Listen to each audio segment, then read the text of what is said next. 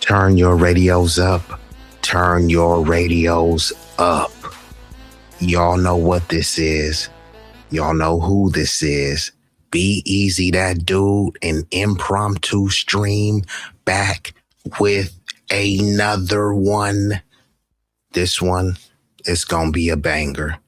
It's gonna be a doozy. But look, before we get this thing started, you know I don't like to keep y'all waiting. So, you know, I gotta hit you. If you know the song, sing along. Yeah, you're right. 私も地元民。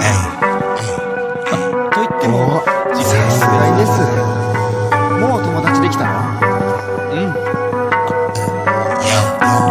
ぶったまんまこっち見ろ。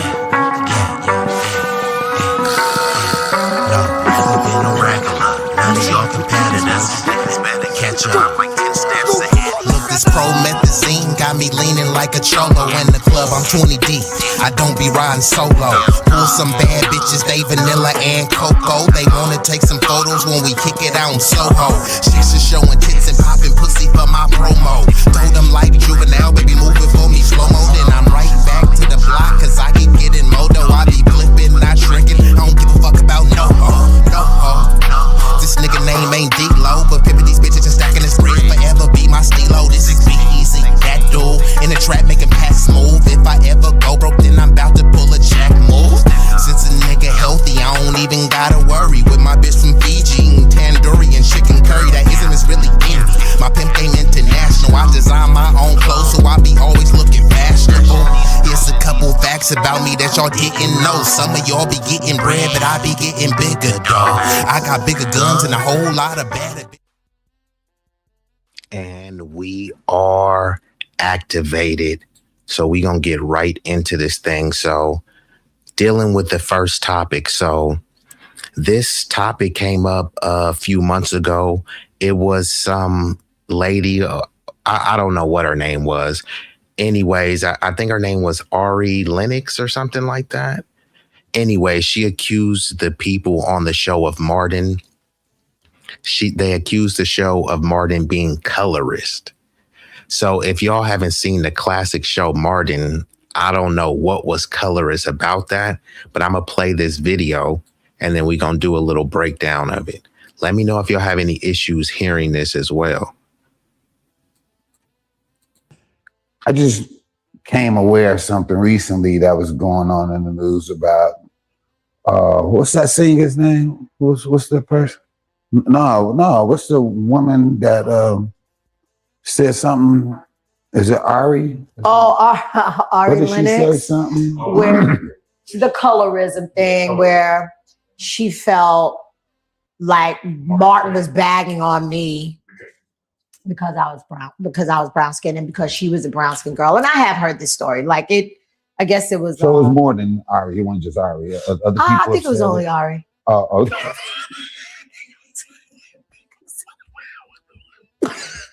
Don't laugh, because now she gonna be mad at me. I'm not being mad. Shout out to Ari. No, I love Ari. Shout out to Ari. I like her. I mean, I don't know her personally, but I like her music, and I met her one time when I was hosting Soul Train. I understand completely what she said, and I get it. She did do a disclaimer saying that she is like a a shit starter, I guess. Like, you know, she does cause controversy. I get it. But we've already moved past that. Yeah. And Martin never ever. So this is a little backstory. Pam was originally for a heavyset girl. So all the jokes on my audition were fat jokes. So I'm literally auditioning saying like with fat jokes, right? They ended up changing it when I got the role, obviously. So let's just unpack that real quick. I'm going to get into it. But first of all, this singer is stirring up things from an iconic show, a classic show, talking about Martin was colorist because he was cracking on Pam. None of his jokes were about her skin tone, right? And that's part of our culture is roasting. But she's saying that he was ragging on her because she was a dark-skinned black woman or a brown-skinned black woman. Meanwhile, Gina was light-skinned. But even with that logic, they used to clown on Gina for having a humongous head. So everybody got it. When they were clowning on Gina, they weren't talking about her skin tone. And when they were clowning on Pam, they weren't talking about her skin tone. But I want to address what she said, that Pam's role on the show, Martin, she was originally supposed to be a heavy set woman. Now picture that, right? I'm glad that Pam went in there and did her thing and she was able to win the role. But really think about that, though, because I'm going to do another video, too, of why black women and specifically dark-skinned black women need to gatekeep their image because they want to be all inclusive and let anyone represent them in the name of body positivity.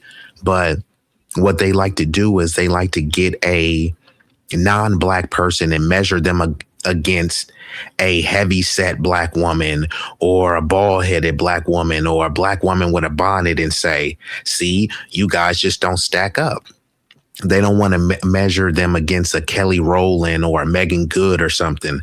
They want to look at the biggest stereotypical caricature mammy and say, look, and compare them to some blonde hair, blue eyed beauty and say, you know, black women just don't muster up. That's why they have sayings like so-and-so is fine for a black girl. Like, what does that even mean?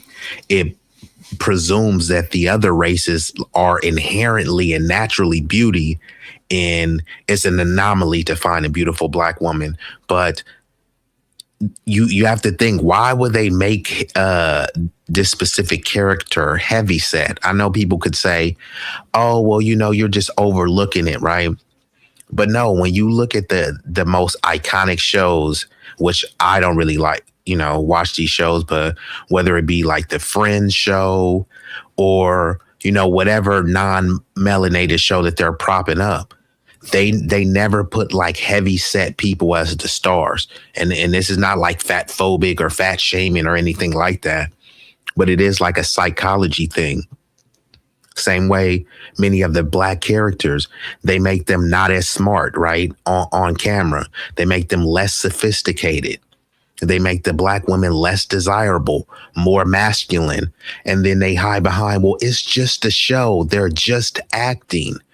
But if you do that towards their community, then they'll say, hey, why are you painting us in this bad light? So they'll paint us in a bad light, give you the biggest opportunity that you ever had to do a movie like Precious. They'll give Halle Berry. Halle Berry did amazing roles as an actress, but guess what they want to give her a Grammy for? When she was like a crackhead getting her back blown out in Monsters Ball. Denzel Washington has done amazing work, but guess what he gets a Grammy for? Playing a thugged out drug dealer. That chick Gabrielle Sidibe, who's not FBA, right? She gets a award for Precious. I haven't even seen that movie, but y'all know how disgusting the movie Precious is. Why do non-black people see that movie and say, oh my God, it's so riveting? But then they see something where it uplifts black people and they say, well, that's woke and that's we was kangs and all this stuff. So they really want the dysfunction so they can juxtapose and say, look, we're much better than them. It helps reinforce the racial stratification system. But I thought that was interesting that Pam's character was slated to be a fat woman and it was all supposed to be fat jokes. You have to ask, why would they want that character to be fat? But let me rewind it back. Sorry. Oh, okay.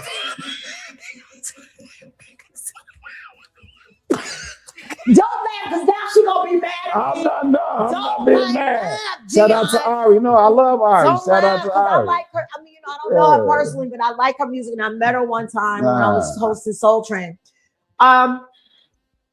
I understand completely. And I would be remiss without giving a shout out to some illustrious guests. We got Sha Ra King. You back in the #1 spot. You was the first to slide through. Or maybe it was a tie between me, you, and Roger. Both y'all slid through. I sincerely appreciate y'all in the building. Completely what she said, and I get it. She did do a disclaimer saying that she is like a shit starter, I guess. Like, she does cause controversy. I get it, but we've already moved past that. Yeah. And Martin never ever. So this is a little backstory. Pam was originally for a heavyset girl, so all the jokes on my audition were fat jokes. So I'm literally auditioning saying with fat jokes, right? They ended up changing it when I got the role, obviously, because that's when my body was banging. I was thin. I was like, yeah, what y'all doing with these jokes? Because Hey, just like right on cue, Roger, she said back then her body was banging. And I don't think Tachina gets enough credit for how fine she was, right? Gina was the cute little light-skinned chick with the big old head, and she was the red bone, and people were still feeling her from the was that Spike Lee movie School Days or something like that. But Tachina, I don't think she gets enough credit for being a little fine chocolate sister. Now, Martin was clowning her, but he was clowning her for her kitchen and her B2Bs. He wasn't clowning her for her body or nothing like that. So salute to Tachina, you know what I mean? She definitely would have been a jet beauty in the 90s and now. She's getting up in age, but they say black don't crack. It bends, but it don't break. Yeah. And Martin never ever. So this is a little backstory. Pam was originally for a heavyset girl, so all the jokes on my audition were fat jokes.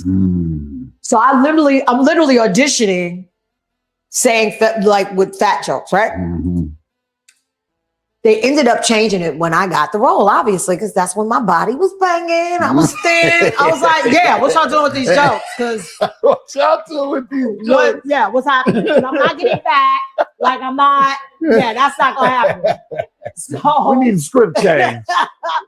So what happened was they ended up changing the jokes, but we was when I tell you, if you were around on Martin days and on that set, all the funny really happened when those cameras weren't rolling. When I tell you we were cold, it was bad. Like the way we used to crack. So I used to be around a lot of gay men as well. So my reads and my cracks were quick. I was like, do.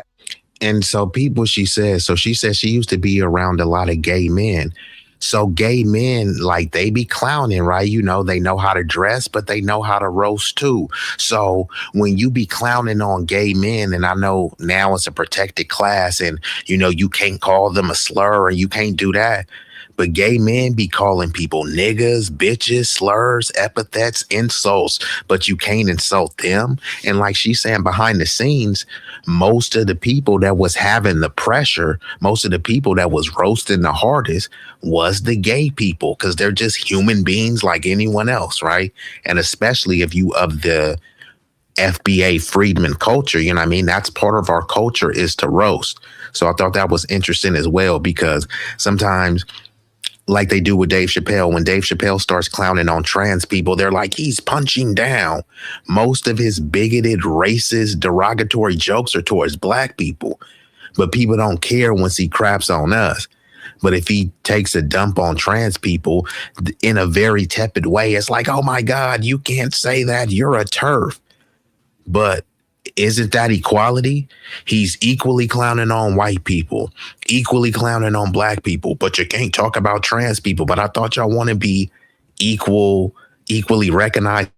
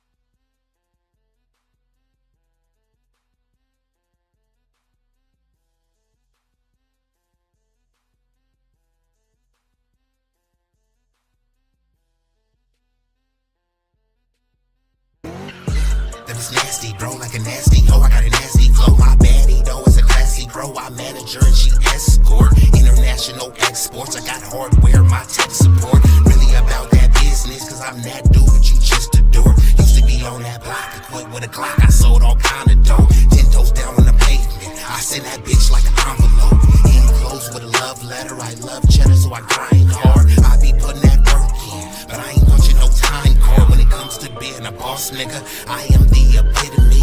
You keep hating, belly aching, but it takes more to get rid of me. I am full of energy, but I ain't feeling jittery. I'm just grinding, shining like a diamond, looking glittery. Literally, I just left the bank to deposit racks. Holla back, don't want no shoes and clothes because my closet's packed. I got hella different kicks just like Lionel Messi. Still be rocking Jordans, but I prefer Giuseppe.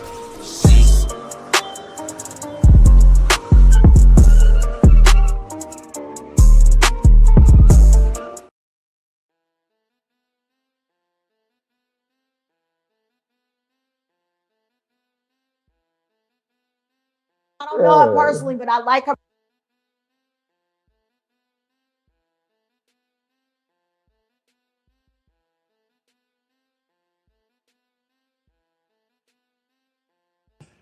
I just came aware of something recently that was going on in the news about what's that singer's name? What's the person? No, what's the woman that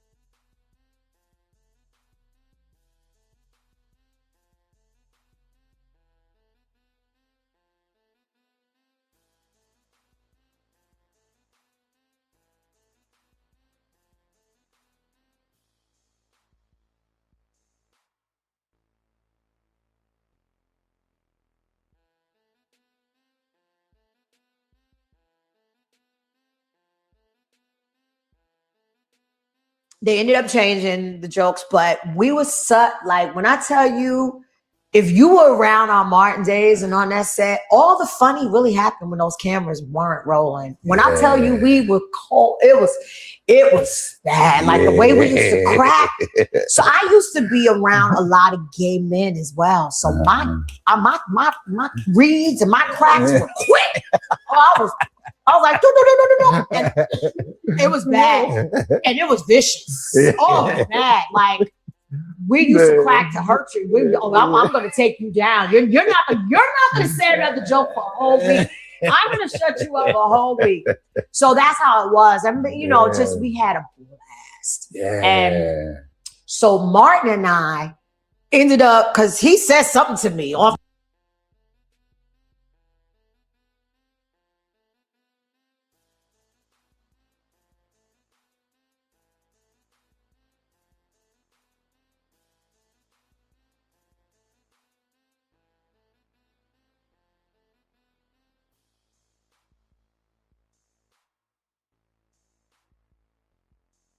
Like when we weren't even working, I was like, and I cracked back at him, and he looked, and I was like, "Yeah, you didn't think I'm not just an actor, nigga. You got me all the way messed up. So they just started so the writers would see it. You know, he had a bunch of his boys around, you know, helping pump up the scripts and stuff and pump him up. And they just started incorporating. So it never, ever, ever came from a brown skin thing. It started when I really had BBs in the back of my head. I never knew I had pepper balls. We call them pepper balls. I didn't know I had pepper balls in the back of my head. Cause like,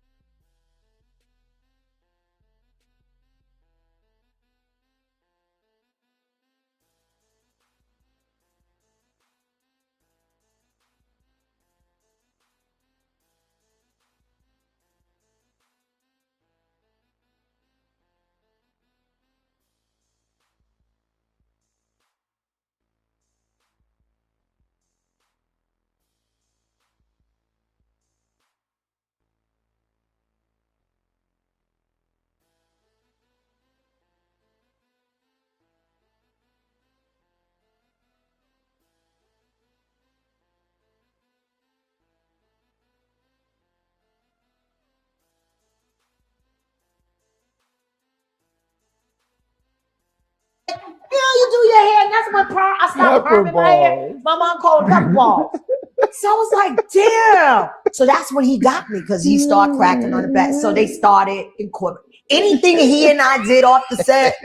It would be in the script. Right. And then, you know, once the cameras start rolling with him, you don't know what the hell's going to come out of his mouth.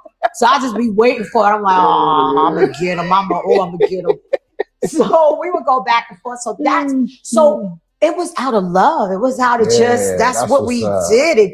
It had nothing to do with color. It's a shout out to Ari, man. Yeah. Ari, we understand how you feel. Yeah, we just want to be sure. It wasn't meant that. And so maybe, Ari, you need to talk to your friends and the people that you were around during that time.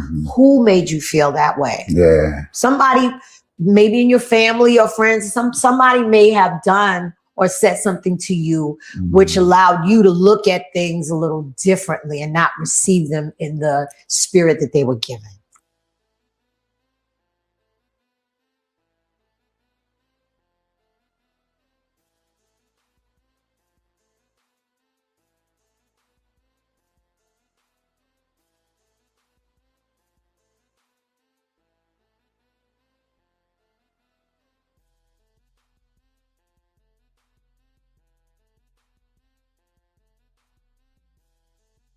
Black girls would come in and they were there for Martin, you know, and that was Martin, like this Def Comedy Jam and stuff. So it was that kind of crowd that would come to our shows, and they would laugh so hard, they would bang on the floor like you would hear. It was just crazy from the laughter of the audience. And every time, the whole first season, every time Tisha would walk out, all you hear was. They would not laugh at her jokes. Wow. They treated her horribly. That's crazy. And I was treated fine because, you know, you would think they would be me because I'm going back and forth with him. But no, they did not want Martin having a girlfriend. Wow. She just so happened to be light skinned. Yeah. You know, the way we used to crap on Tisha about being light skinned, oh my God. It was bad. So we have jokes, but my relationship with that show was never ever, those jokes were never written from malice. It was written from who's got the best joke. Who's got the best shit, right? Yeah.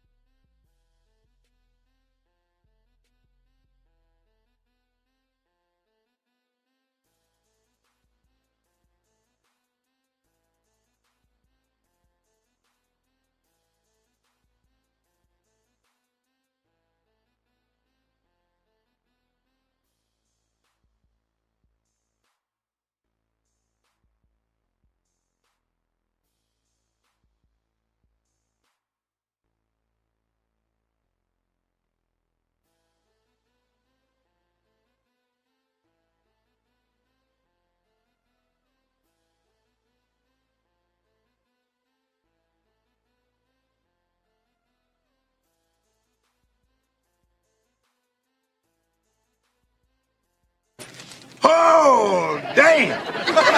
Dr. Brett, wait a minute. I know you. Wait a minute.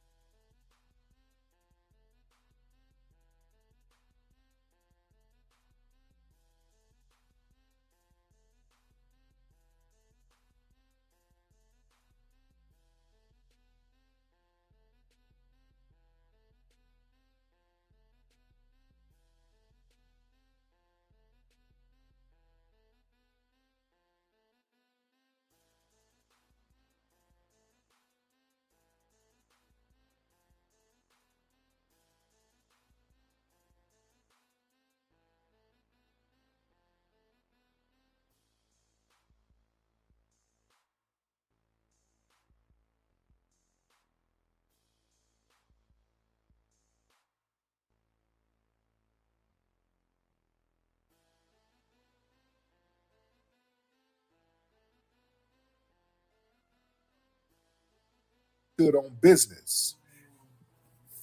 These dudes, y'all made these little janky deals for your own little individual survival.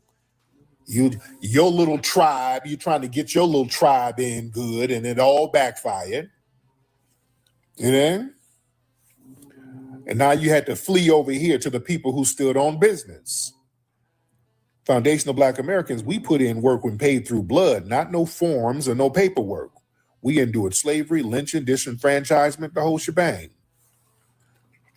Our rights were won through mass sacrifice and resistance. You understand? Not fleeing and being refugees. You understand? The Constitution, that was the battlefield. That wasn't a bargaining table where we weren't trying to negotiate. We weren't negotiating. We weren't giving up anything. When we went to get them to ratify that Constitution, we weren't giving up shit. We're like, no, you about to make this shit equal. We forced America to rewrite itself. We made them get them amendments right. We made them say, hey, everything is going to be equal for every damn body, at least on paper. That's my dog. My dog is snoring.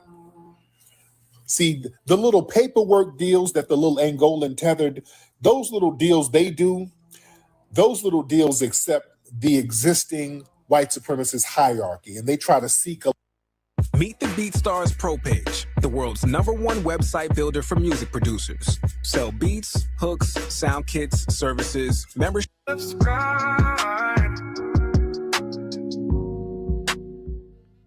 You know, got a lot of weirdos out here. You know, shout out to I love Halo. Halo be going in. Absolutely, y'all got to follow Halo. You know, y'all got to follow her. Yeah.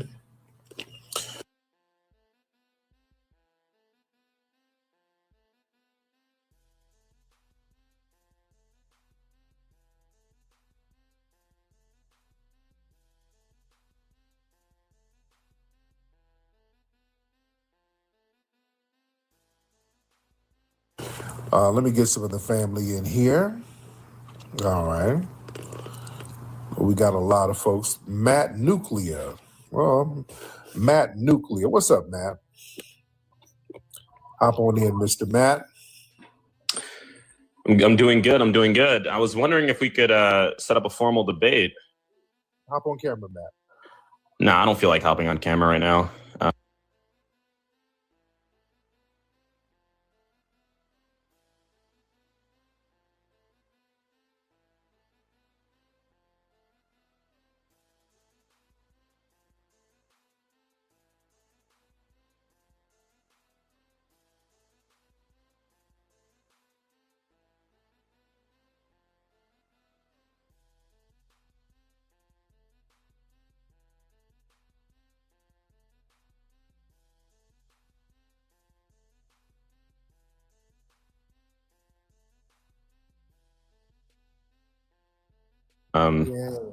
But everyone knows how I look like. It's on my account. Why don't you want to hop on camera, Matt?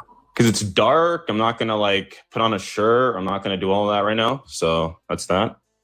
Got it. By the way, Matt is an Angolan. His family's Angolan. All right. I mean, by that same logic, your family is Ghanaian. So that's that. I don't get the point. Wow.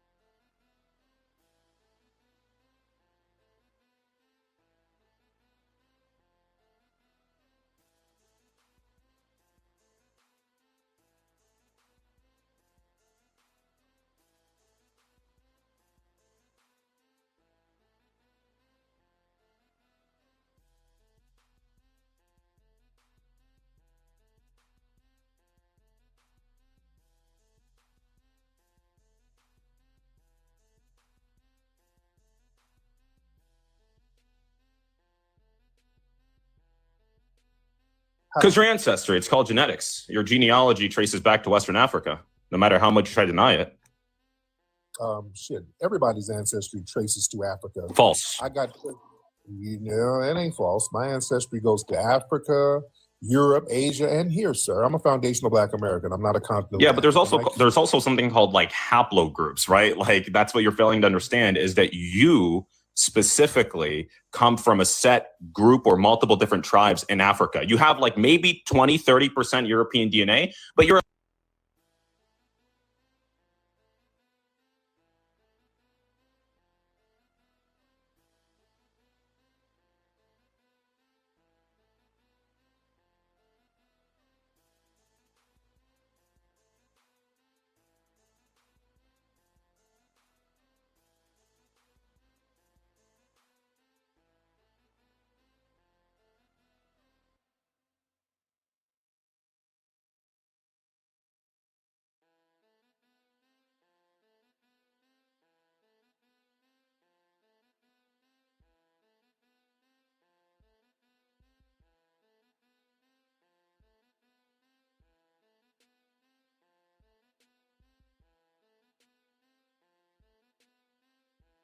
least 70% Western African.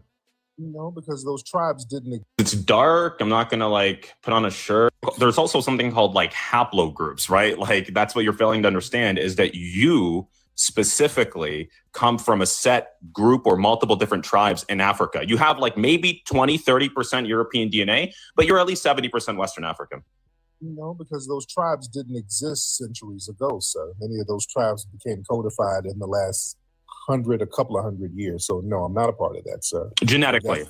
Yeah, you are. Genetically, I'm part of some of the Native American tribes too, going by that logic. 4 to 5% maybe, but you're 70% West African. Bro, we can look at you. The same way I can look at a Native American and Chelly's Native American, same way I look at a Chinese, Chelly's Chinese, same way that I can see a Halo be going in.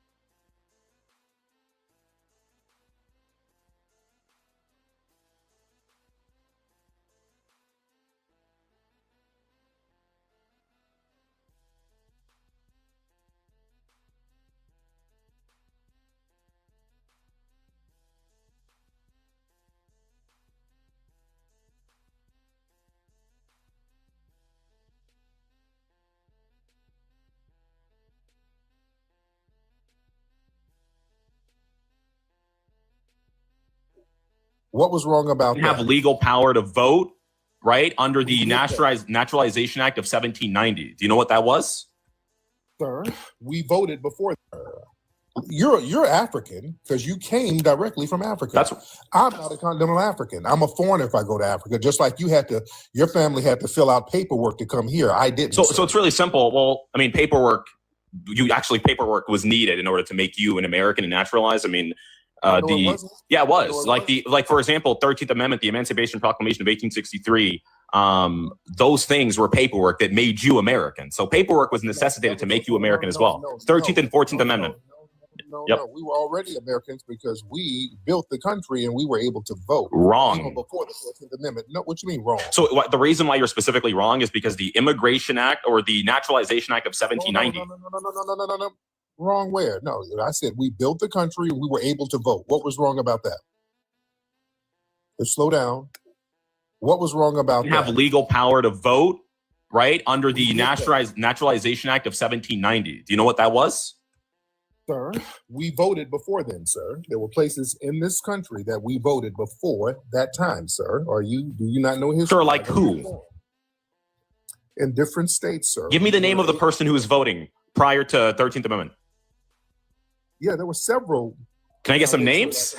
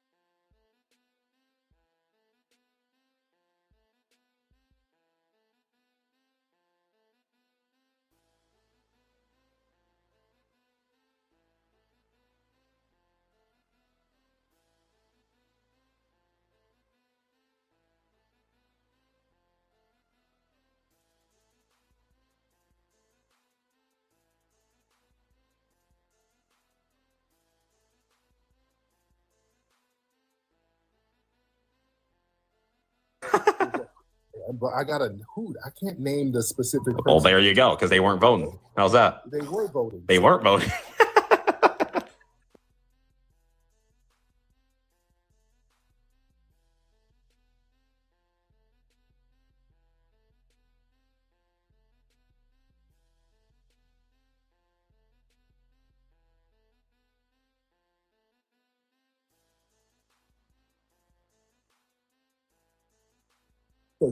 So yeah, you're not even arguing in bad faith. Paper women.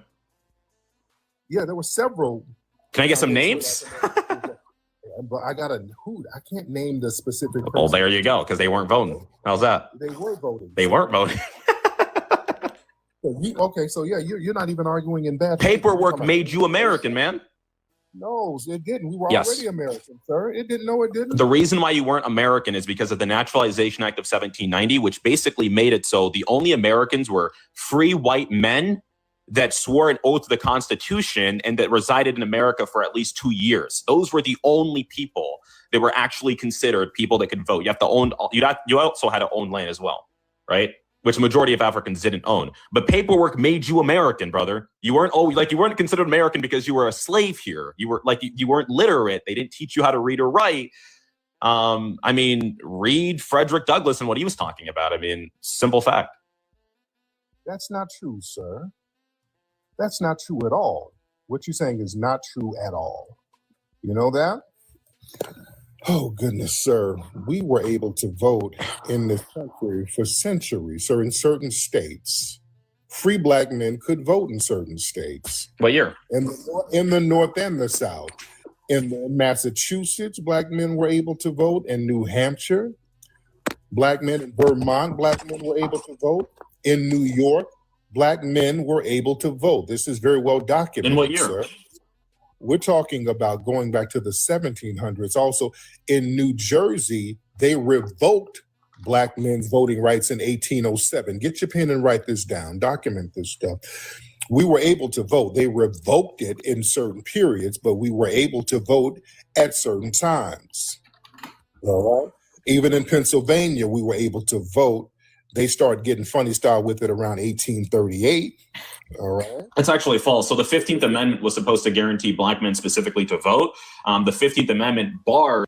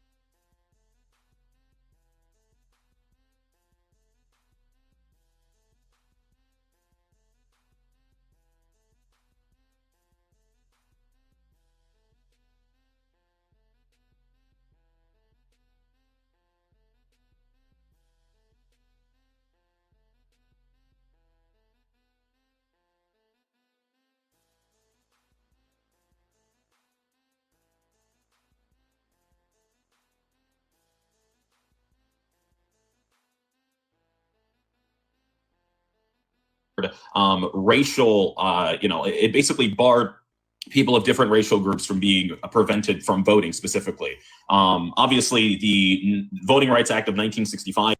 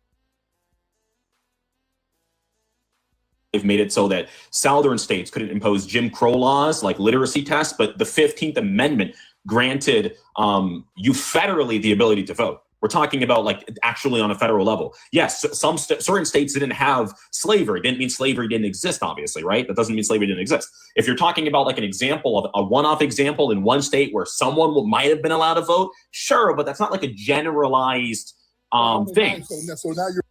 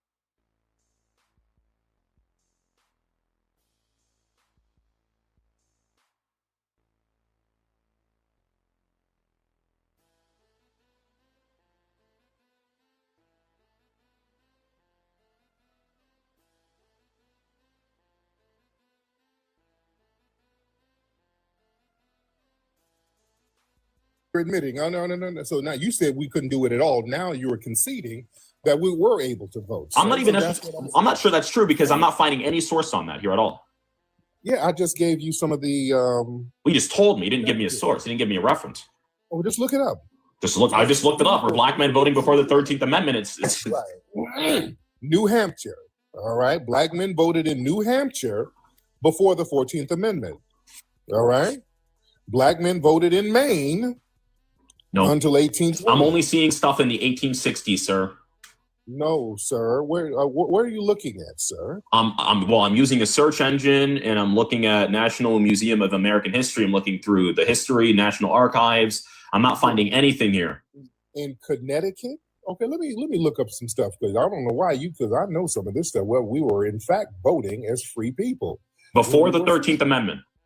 Yes, I'm talking about going back into the 1700s, sir. Okay. Yeah. Absolutely. I mean, what are you looking up?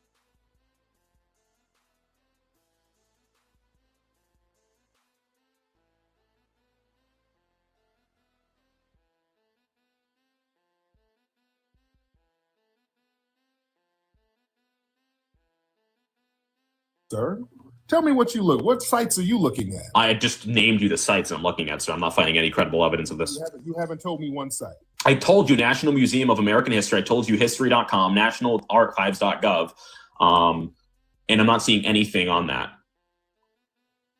Okay. But I'm reading here from the archives.gov. It says that the 15th Amendment was passed by Congress and ratified during the Reconstruction era when the progressive wing of the Republican Party dominated Congress during the decade following the end of this U.S. Civil War. So again, the 15th Amendment barred, racial discrimination and specifically reference to voting, right? And in states, like southern states specifically, imposed Jim Crow laws. And the only way that was able to be essentially destroyed was with the Voting Rights Act of 1965, which banned like any sort of like tests to prevent adults from voting, like literacy tests or competency tests. Right. But if you were able to own land in certain places and you were black, some black people in certain states were able to vote. Well, I'm not seeing any evidence of that, but even if that was true, some black people own slaves. That doesn't change like the general narrative and the general situation, right? Name them. Who are the black people who own slaves? Over 3,000 of them. I can give you the names. Hold on.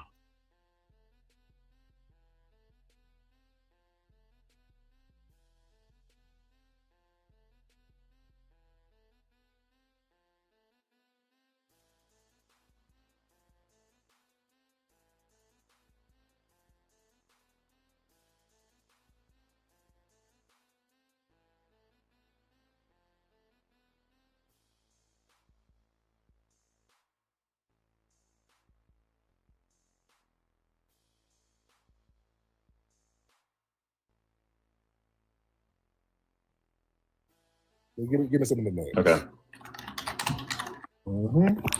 Give me some of the names of these black people who owned these slaves, the 3,000 black people. I'll give it to you. Hold on.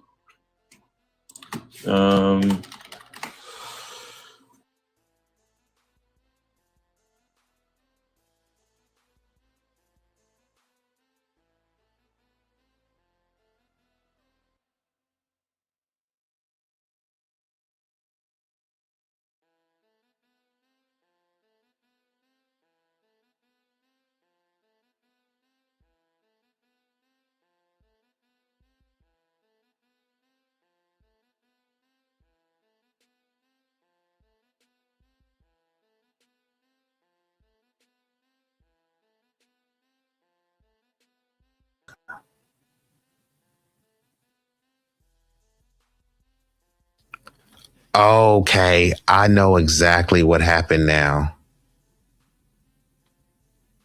You can hear me now, right? I know exactly what happened.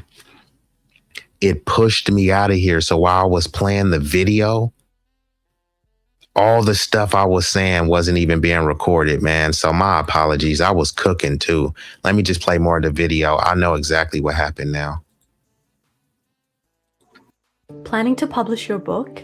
You could reach 3 billion more readers. If you've written a book and you're thinking about publishing it, you have to watch this video. So Antoine Duplet, William Ellison, these were some of the people that owned slaves, not to mention Anthony Johnson. So this is actually interesting. You mentioned Angola. This is really interesting. The first slave owner in America was technically a black person from Angola named Anthony Johnson. He came here into the 1600s. And in the 1600s, there wasn't necessarily slavery. There was indentured servitude. So you would work only for like a certain period of time that you gain your freedom. Anthony Johnson was able to gain freedom, and then he made one of his black, indentured servants for life because they tried to escape, and he became the first slave owner in America. He was a black man. That's not true. Yeah, Anthony Johnson. Look up a story. So Okay, before I I'm proceed, telling you, it's real history. We have the documents. I'm about to cook because this has been a struggle stream. So let me just make sure that y'all can hear me clear. Yeah, so here this dude is lying over here. He's saying that the first slave owner in America was Anthony Johnson, a black dude from Angola. And they like to push this lie. Let's just say that was true. Does that excuse them from being enslavers and being pedos? We only enslaved you guys because some Angolan black dude did it. Like, come on now. That doesn't make any sense. But Tariq is going to bring it up. The dude actually was Hugh Gwynn. He owned a slave called John Punch, who was a enslaved African He also had 2 indentured servants that were non-black. I'm assuming they were white. Now, when they went before the court of law, they showed white privilege. They said, hey, look, these 2 people, they can be indentured servants, but only for a period of time. But they said the black African, this person has to be a slave for life. So that's what truly codified the chattel slavery and also the racial hierarchy and stratification when it comes to slavery. So this dude is lying, talking about Anthony Johnson. He was the first slave owner in America. No, that doesn't even make sense. Do you think that the white, rich, wealthy slave owners would like let a black dude be the first slave? And Anthony Johnson was a former slave himself. But let's get more into the debate and we'll see. The first slave owner technically was Hugh Gwynn. All right. His slave was John Punch. That was before Anthony Johnson. Google what I just said. So I just Googled it. So if you want me to read AI overview, I can. I mean, I can show you my screen. Hold on. Okay. Google what I just said. It was Hugh Gwynn. And it was okay, I just Googled it. So it says here, yes, Anthony Johnson is widely considered to be one of the first, if not the first, black slave owners in the British American colonies. A black man who came as an enslaved servant in 1621, gained freedom, became a prosperous landowner, and in 1655 successfully sued for a black indentured servant, like I told you earlier, John Kaser, to become his slave for life. So maybe he wasn't the first, but he was at least one of the first. Right. Okay. Unless you can find me one prior to 1621. Yeah. So now he's trying to backtrack. He said he was the first, and now he's saying, well, maybe he wasn't the first. You know what I mean? It's like if a chick gave you some cooch and say, you were the first, you know what I mean? And then you say, oh, really? You wasn't with nobody else before me? Well, you wasn't the first. Okay, so why'd you say that I was the first? I mean, that's just a lie. Or what you can say, a misrepresentation of facts, which is a euphemism for a lie. So here he is caught up in a lie, and then now he's trying to just kind of explain his way out of it. Bro, you were lying. Own it up.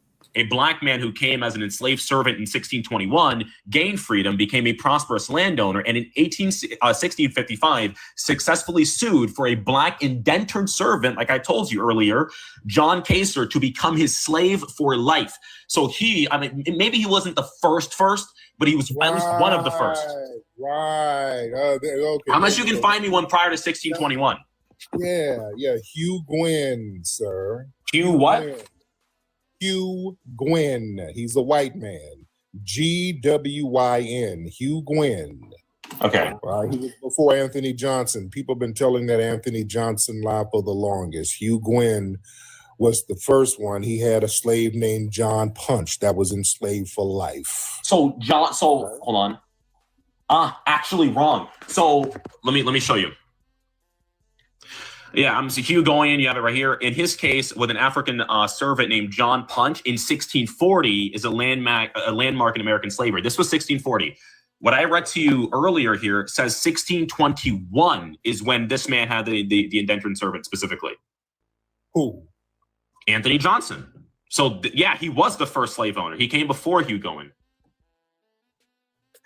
It's a fact. People don't know history, man. It's a fact. It's actually a rare fact that the first black man to have slaves in America was black. No, from Angola too.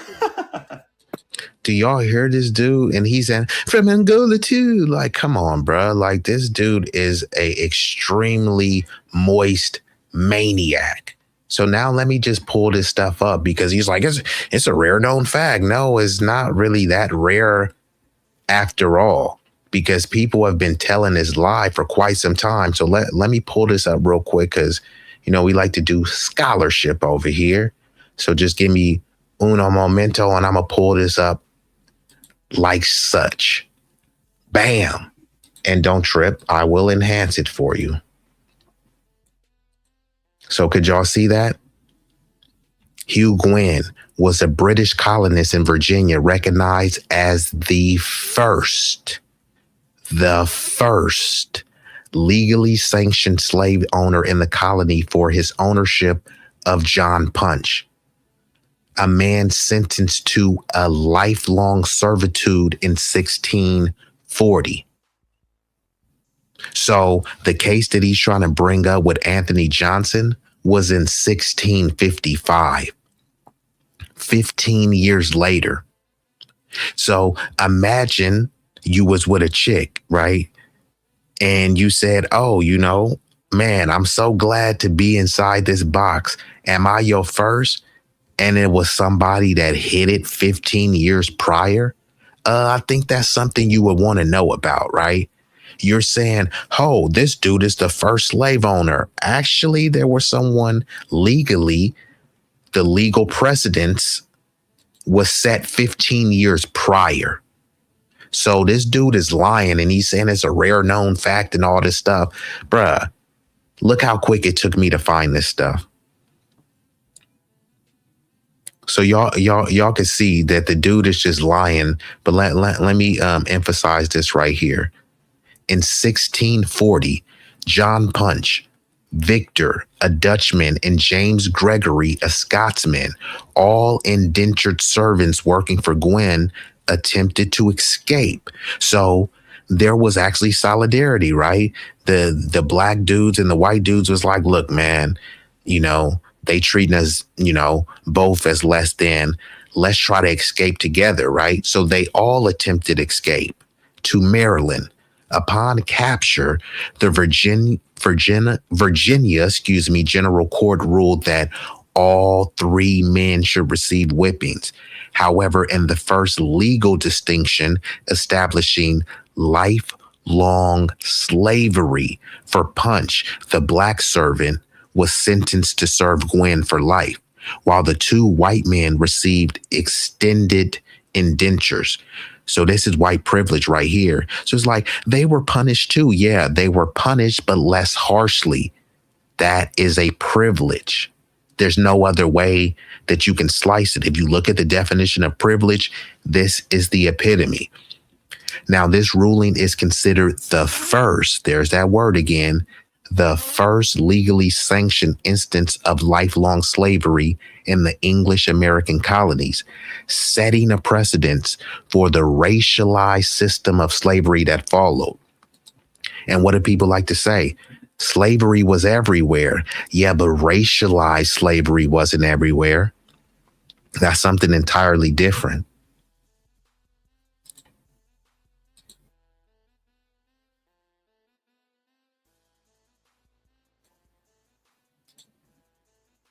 So hold on. So now let me pull that video back up now that I've shown y'all this.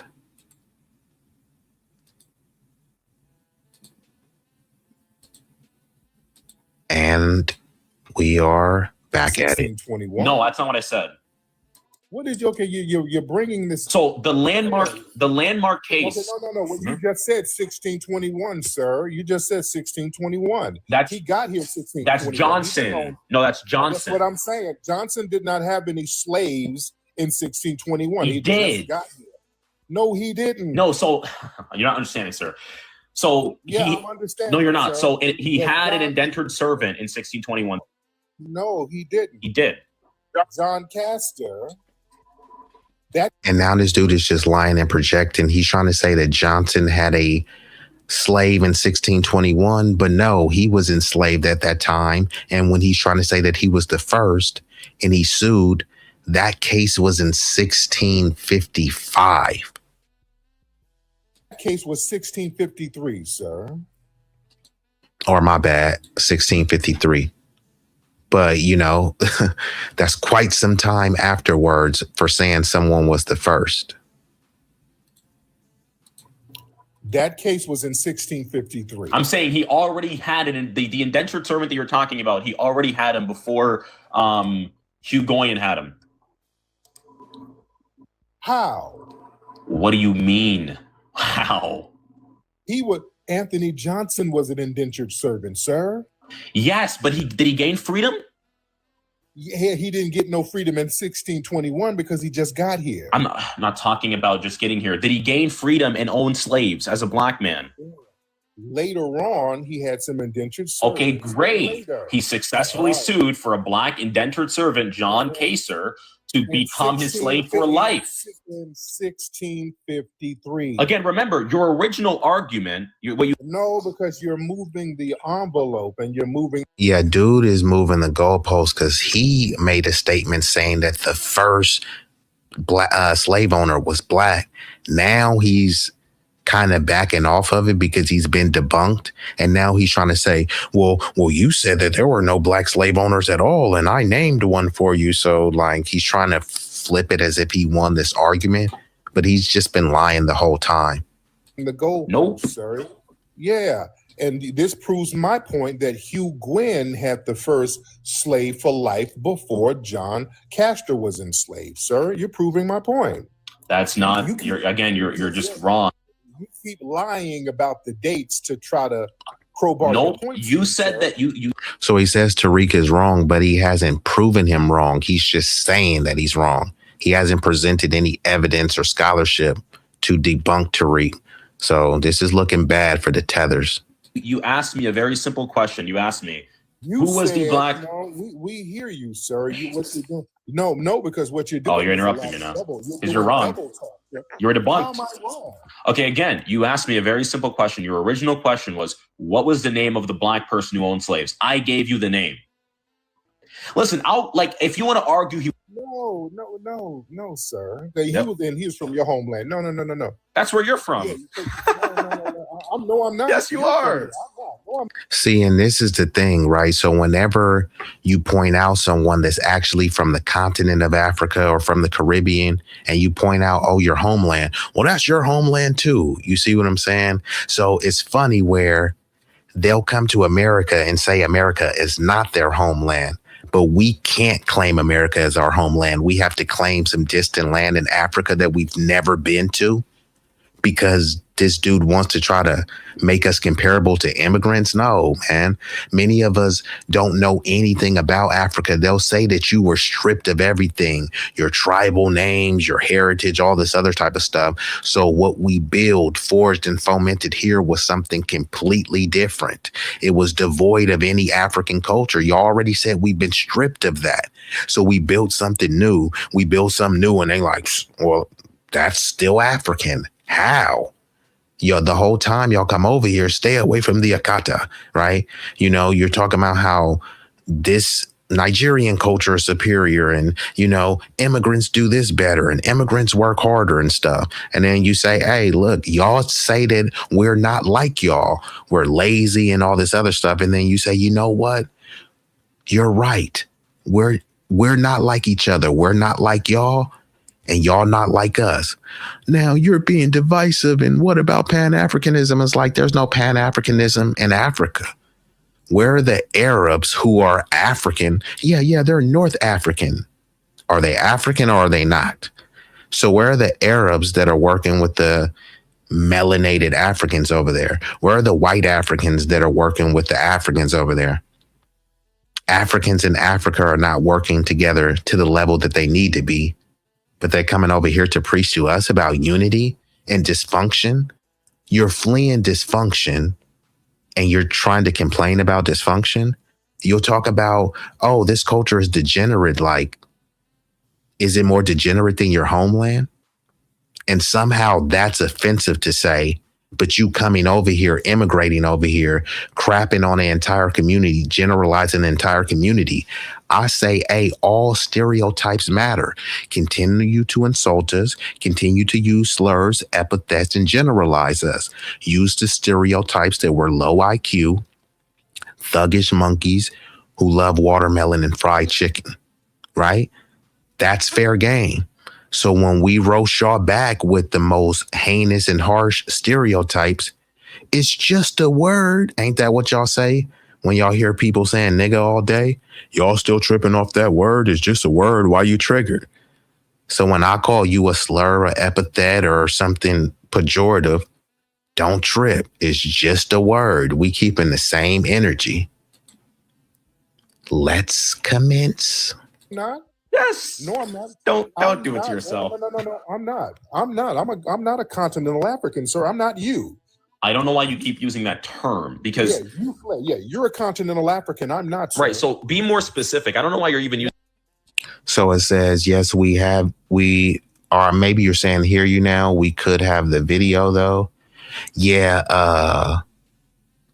I think you're saying you could hear the video, but you couldn't hear me. Yeah, I was cooking too. I can't even remember what I said. So I'm a little bit disappointed. It's just a lot going on with this stream, but I appreciate y'all being here. Sincerely, love y'all. Using the term continental African because there's North Africans, there's East Africans, there's West Africans, there's many Africans. Somebody who had to fill out paperwork to come. You had to fill out paperwork in order to become a citizen. Yes. No. And you see how they just keep trying to make us comparable to immigrants, people that are foundational Black American Negro freedmen, where they can trace their lineage back to U.S. chattel slavery, where you look at your mom's birth certificate and it says Negro or colored on that. None of us had to fill out paperwork to become a citizen. We're not in any immigrant database. And this is unfortunate because people try to make it seem, well, that is your motherland. No, that's my homeland is right here. So they don't try to tell Native Americans who allegedly immigrated from some Siberia area. They don't try to tell them that that's their homeland. Their homeland is here, right? Then they'll say that, hey, they were genocided and whatever they allegedly built was wiped out. Okay, so it was wiped out. There was a lot of barren land. There was no United States, right? We built the United States. Always give the analogy of the railroad, right? When they say who built the railroad, before you can even ask that question, the Chinese built the railroad. When the Chinese people built the least amount of railroad, but they get the most amount of credit. Why do you think that is? We built more railroad than anybody else, but when it comes to who built the railroad, we're not even mentioned. Does that make any sense to you?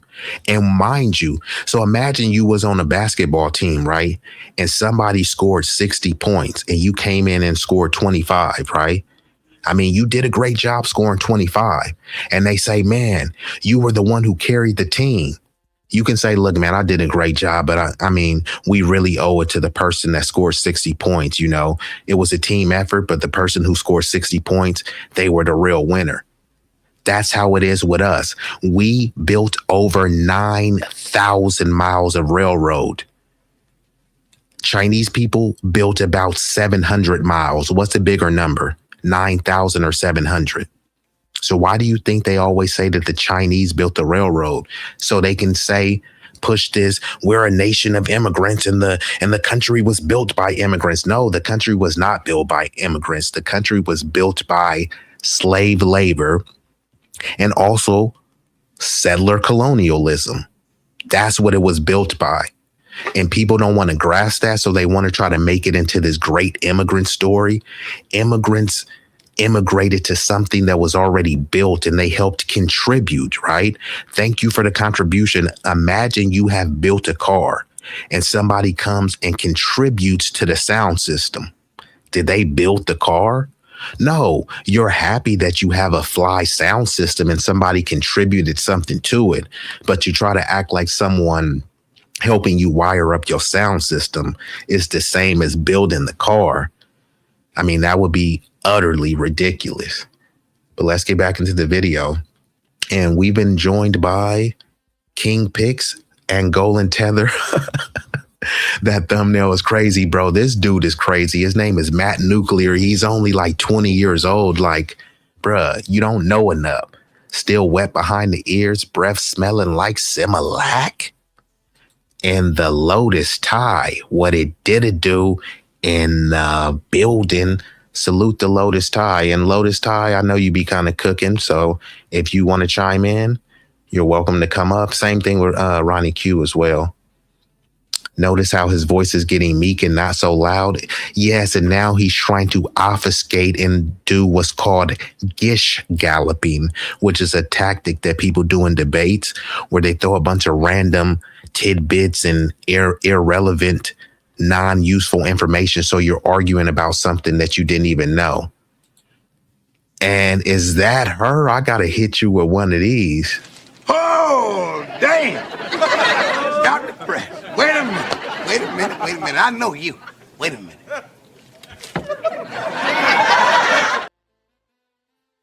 We got none other than the Lady Quantum Love in building. Where you been hiding at?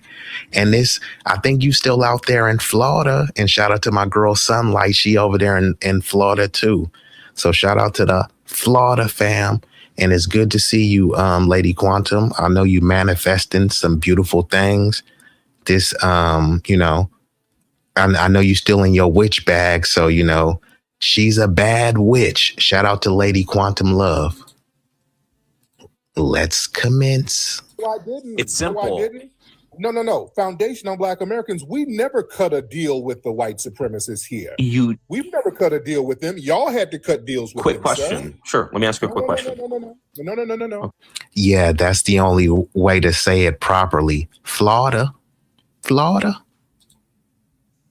Ooh. We've never had to cut deals with them. And by the way, hold on one second. Family, is my mic good? Somebody said my mic is low. It's fine.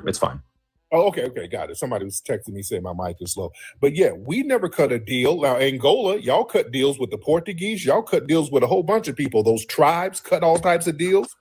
We never cut a paperwork deal to legitimize. Let me ask you a question then. What was the American Colonization Society? That was a whole bunch of white supremacists and a couple of their Sambos sending a handful of people over there to Liberia. In what year? Most of us didn't go. With who gives a shit? Most of us didn't go over there. That's not the question. You said you never cut a deal with the white supremacists. You did. In 1826, you did. No, we didn't. You did. So let me finish. No. See? Oh, how? No, see nothing. We didn't cut no deal. I'll tell you how. No. Most of us. Why are you freaking out? I'll tell you how. No. You're not gonna lie. Most of us. Finish, brother. No, you're not. Let me put this shit in the right. Yeah, dude is lying. And before we proceed, this whole American Colonization Society, where there was a handful of Black Americans that went over to Liberia, the colonization, my bad, got a little tongue tied, but they went over there to send a bunch of Sambos over there and say, here, look, go colonize these other people. But the majority of us, and there's countless, whether it was Frederick Douglass, Harriet Tubman, they're saying we're too rooted here, man. We ain't African. Like what would we go back over there for? You know what I mean? And the ones that did go over there, there's like, yeah, this ain't the lick. We coming back. So because a handful of people went over there to be Sambos and try to colonize the area, they want to try to act like, well, y'all all was trying to flee to Liberia. Who in your family went to Liberia, knows about Liberia? We're not Liberian. We didn't give a flying flip about Liberia. It's just real. We're trying to build our foothold here, our political stronghold here, build generational wealth here. We wasn't looking to go back to the motherland. This whole Wakanda package, timeshare package, that's all some stuff to just kind of strip us of our birthrights and allow somebody else to come assume our role. Those days are over. The context before you start lying. Most foundational Black Americans were not with the American. I didn't say most. I never said most. I never mentioned. You cut a deal. No, we didn't. Hold on. So this is the thing. He said he never say most. So if he didn't say most, he's automatically conceding that it was a minority of people. Now, he won't get into how minuscule of that minority is, but they say majority rule, right? Not the minority. So why is he trying to generalize us based on a minority to try to prove a point where you guys, you said you never cut a deal or whatever? Like a few people cutting a deal or not really even cutting a deal, just agreeing to whatever, colonial project, that doesn't speak to the collective. Let me finish. Thank you. No, brother, let me finish, man. Why are you getting so? No, you ain't going. Why are you panicking? Just let me finish.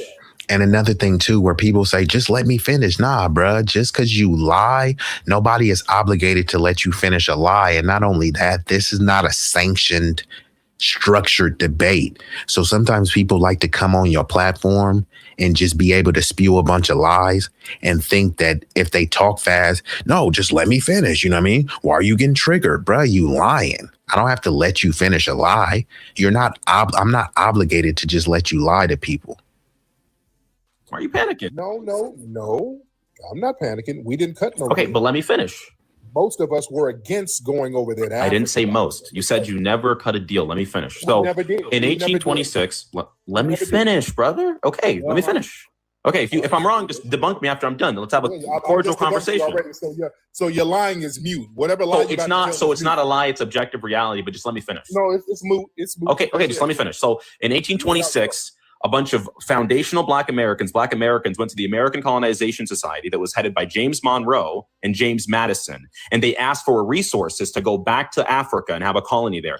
James Monroe and James Madison gave them the resources to go back to Africa, and they did. You guys were the original fleeing tethers, not to mention, you guys were the original fleeing tethers, the original ones.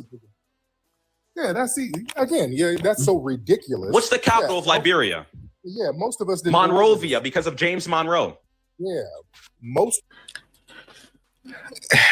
Are you serious? You know what? I gotta hit this dude. Like this is utterly pathetic. Hey, Matt Nuclear. And you know what, nigga? You acting like a little bitch right now. You acting like a little bitch right now, nigga. Man, fuck that. I ain't letting that shit ride. Hey, bro, come on now, dog. Come on, man. What? Hope, please. Nigga, please. Hope. Nigga, what? Nigga, please. Nigga, please. What? So this dude is over here giving some random information that nobody asked for. What's the capital of Liberia? Like, okay. And then he says it's Monrovia because James Monroe was like, okay, like, what does that do for you? Like, do you want a cookie for that? He's giving information that nobody really cares about and that's not really useful in your life in any type of way. But let me give you some information that is useful so we can also debunk his lies in real time. Because that's how we like to do. We bring scholarship. Most, there's that word again, most would mean the majority. He tried to say that we were, FBA's tried to flee to Liberia. Okay, let's see what this has to say. Most Black Americans opposed immigration to Liberia because they considered America their true home. Oh, wow. So we considered America our homeland and not Africa? No wonder they wanted to make us African American and say, we're all immigrants and this is a nation of immigrants, right? When you lean into saying, nah, man, I'm not an immigrant. This is my homeland. We built this thing here. They want you looking to some distant Wakanda and say, you can be the Prince of Zamunda. Just go ahead and go over there. But this is the cold hard facts. Most of us said, man, we ain't going to no Liberia. We ain't African. So why will we go there? And there were multiple reasons. One, they considered this our true homeland, which it is. They distrusted the motives behind colonization. Also, they were facing harsh and often deadly conditions in Liberia that made the relocation unappealing and risky. So we already building here, we grinding here, we making it pop here. Why will we go to a distant land that we know nothing about? That's going to be worse in harsher conditions. Doesn't make any sense. So anybody could look this up. So kill that. We weren't trying to flee. We don't flee. We fight. No matter how harsh the conditions get here, we stay and fight. And that's the difference from all of these other people. They'll say, well, America destroyed our country. Well, why didn't you fight your government and have your government stop selling out your people to U.S. and Western imperialism? Instead, you'll say the U.S. is an imperialist nation that destroyed my country, so therefore I have to flee to the U.S.? Does that make any sense? America is this big, bad, evil empire that you want to flee to? You'll fly the flag of your homeland and say that it's so much better. But when somebody tries to send you back, some of y'all damn near want to try to slit your wrists instead of going back. I mean, does that sound like you're proud of your homeland? We're proud of our homeland, and we're proud of our blackness as well. We have been the only one standing on blackness. Every other person, I'm not Haitian, I'm not black, I'm Haitian. I'm not black, I'm Nigerian. I'm not black, I'm Dominican, right? I'm not black, I'm Fulani, Igbo, right? And then when we stand on blackness and say, yeah, y'all not black, y'all, whatever y'all said y'all was, turns into the you can't gatekeep blackness. But y'all was telling us there's no country called black. Why do you call yourself black? Black means absence of color. Y'all was giving us all the excuses for us to not call ourselves black. And when we said, go call yourself whatever you want, African American, Hebrew, Israelite, Moor, call yourself whatever you want. We're standing on B1 business, foundational Black American Negro freedom. I'd rather be called a Negro than an African American. I'd rather be called a Negro than a person of color. We've been the only one. It's funny because they'll say, why y'all call yourselves black? It's just a color. And then you'll say person of color. At least black is specific with a color. What the hell is a POC? A person of color. Yeah, but what color? Right? That simple question just leaves people stumped. You quick to call someone a person of color, and then when you ask them, hey, what color are you? Because most black people are brown, but they don't go around saying that their color is brown because they use black as a racial and a ethnonym identifier. But these other groups, they just say they're POC and minority and marginalized only when it benefits them. Any other time, they saying with they full chest, whatever ethnic nationality they represent. And all we saying in the delineation process and the hold your own nuts season is just do it all the time. That's all. Is that too much to ask?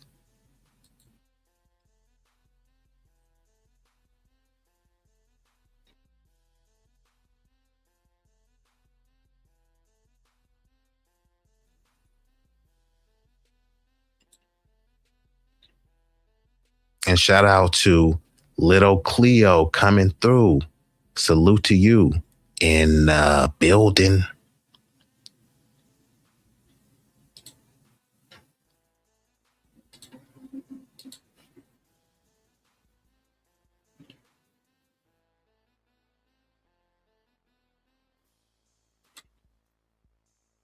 So now let's get into obnoxious territory. Tariq is muting him because he just keeps yelling. And mind you, this dude is like 19 or 20 years old. So like I said, still wet behind the ears, breath smelling like Similac.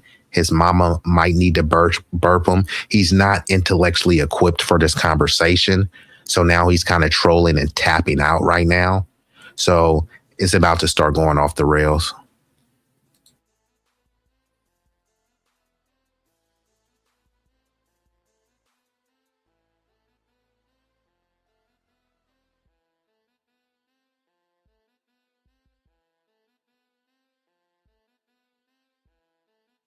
Oh, and actually, I just realized I got to pull the other video up. My bad. Give me one moment.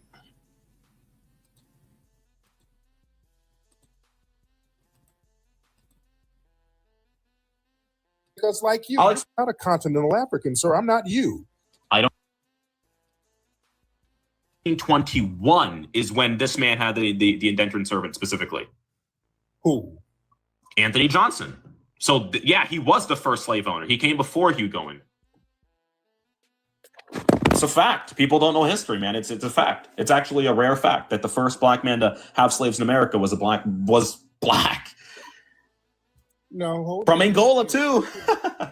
Wait, Hugh Gwyn got here in 1621. He didn't have no slave in 1621. No, that's not what I said. What did you? Okay, you're bringing this. So the landmark case. Okay, no. What you just said 1621, sir. You just said 1621. He got here 1621. That's Johnson. No, that's Johnson. That's what I'm saying. Johnson did not have any slaves in 1621. He did. Just got here. No, he didn't. No, so you're not understanding, sir. So I'm understanding. No, you're not. Sir. So he had an indentured servant in 1621. No, he didn't. He did. John Castor. That case was 1653, sir. That case was in 1653. I'm saying he already had it in the indentured servant that you're talking about. He already had him before Hugh Goyen had him. How? What do you mean? How? Anthony Johnson was an indentured servant, sir. Yes, but did he gain freedom? Yeah, he didn't get no freedom in 1621 because he just got here. I'm not talking about just getting here. Did he gain freedom and own slaves as a black man? Later on, he had some indentured servants. Okay, great. He successfully sued for a black indentured servant, John Kaser, to become his slave for life. In 1653. Again, remember, your original argument... No, because you're moving the envelope and you're moving the goal. Nope. Sir. Yeah. And this proves my point that Hugh Gwynn had the first slave for life before John Castor was enslaved. Sir, you're proving my point. That's not... You're just wrong. You keep lying about the dates to try to crowbar your point. You said that you asked me a very simple question. You asked me, who was the black... No, we hear you, sir. No, because what you're doing... Oh, you're interrupting me now. Because you're wrong. You're debunked. How am I wrong? Okay, again, you asked me a very simple question. Your original question was, what was the name of the black person who owned slaves? I gave you the name. Listen, if you want to argue... No, sir. He was from your home. So now he's trying to do a little bit of gaslighting because he said that Anthony Johnson was the first slave owner. He said the first slave owner in America was a black Angolan man. Tariq debunked him and proved that wasn't true. And now he's saying, well, I just said that there was a black slave owner. So now he's trying to say that, oh, you said that there were no slave owners at all. And I just proved that there was. And y'all can look it up. Not all of the slave ownership was equal, right? There were many black people that had to buy a slave in order to free their family. So if their family member was a slave, in order for them to free their family member, they had to buy them, making them a slave owner. But that doesn't mean that they were treated as chattel property. If you want to free your family member, you had to buy them as a slave and then you can grant them freedom. So it's not the same as someone enslaving someone based on their racial makeup. So this dude is being extremely disingenuous, and I don't really know how much more of this dude I can take. So I'm going to just play a little bit more of this Angolan Tether who is about to tap out. No. That's where you're from. No, I'm not. Yes, you are. No, I'm not. Yes. No, I'm not. Don't do it to yourself. No, I'm not. I'm not a continental African, sir. I'm not you. I don't know why you keep using that term because... you're a continental African. I'm not, sir. Right, so be more specific. I don't know why you're even using the term continental African because there's North Africans, there's East Africans, there's West Africans. There's many Africans. It doesn't matter. North Africans are not united with West Africans, Central Africans. There's no Pan-Africanism on the continent of Africa. And Superfly says, actually, here's a real fact. There were actual black slave owners that owned about 11,000 slaves, and it wasn't so they can free them. Okay, let's just say even if this was true, like, what is your point of bringing this up, right? Do you think this absolves people?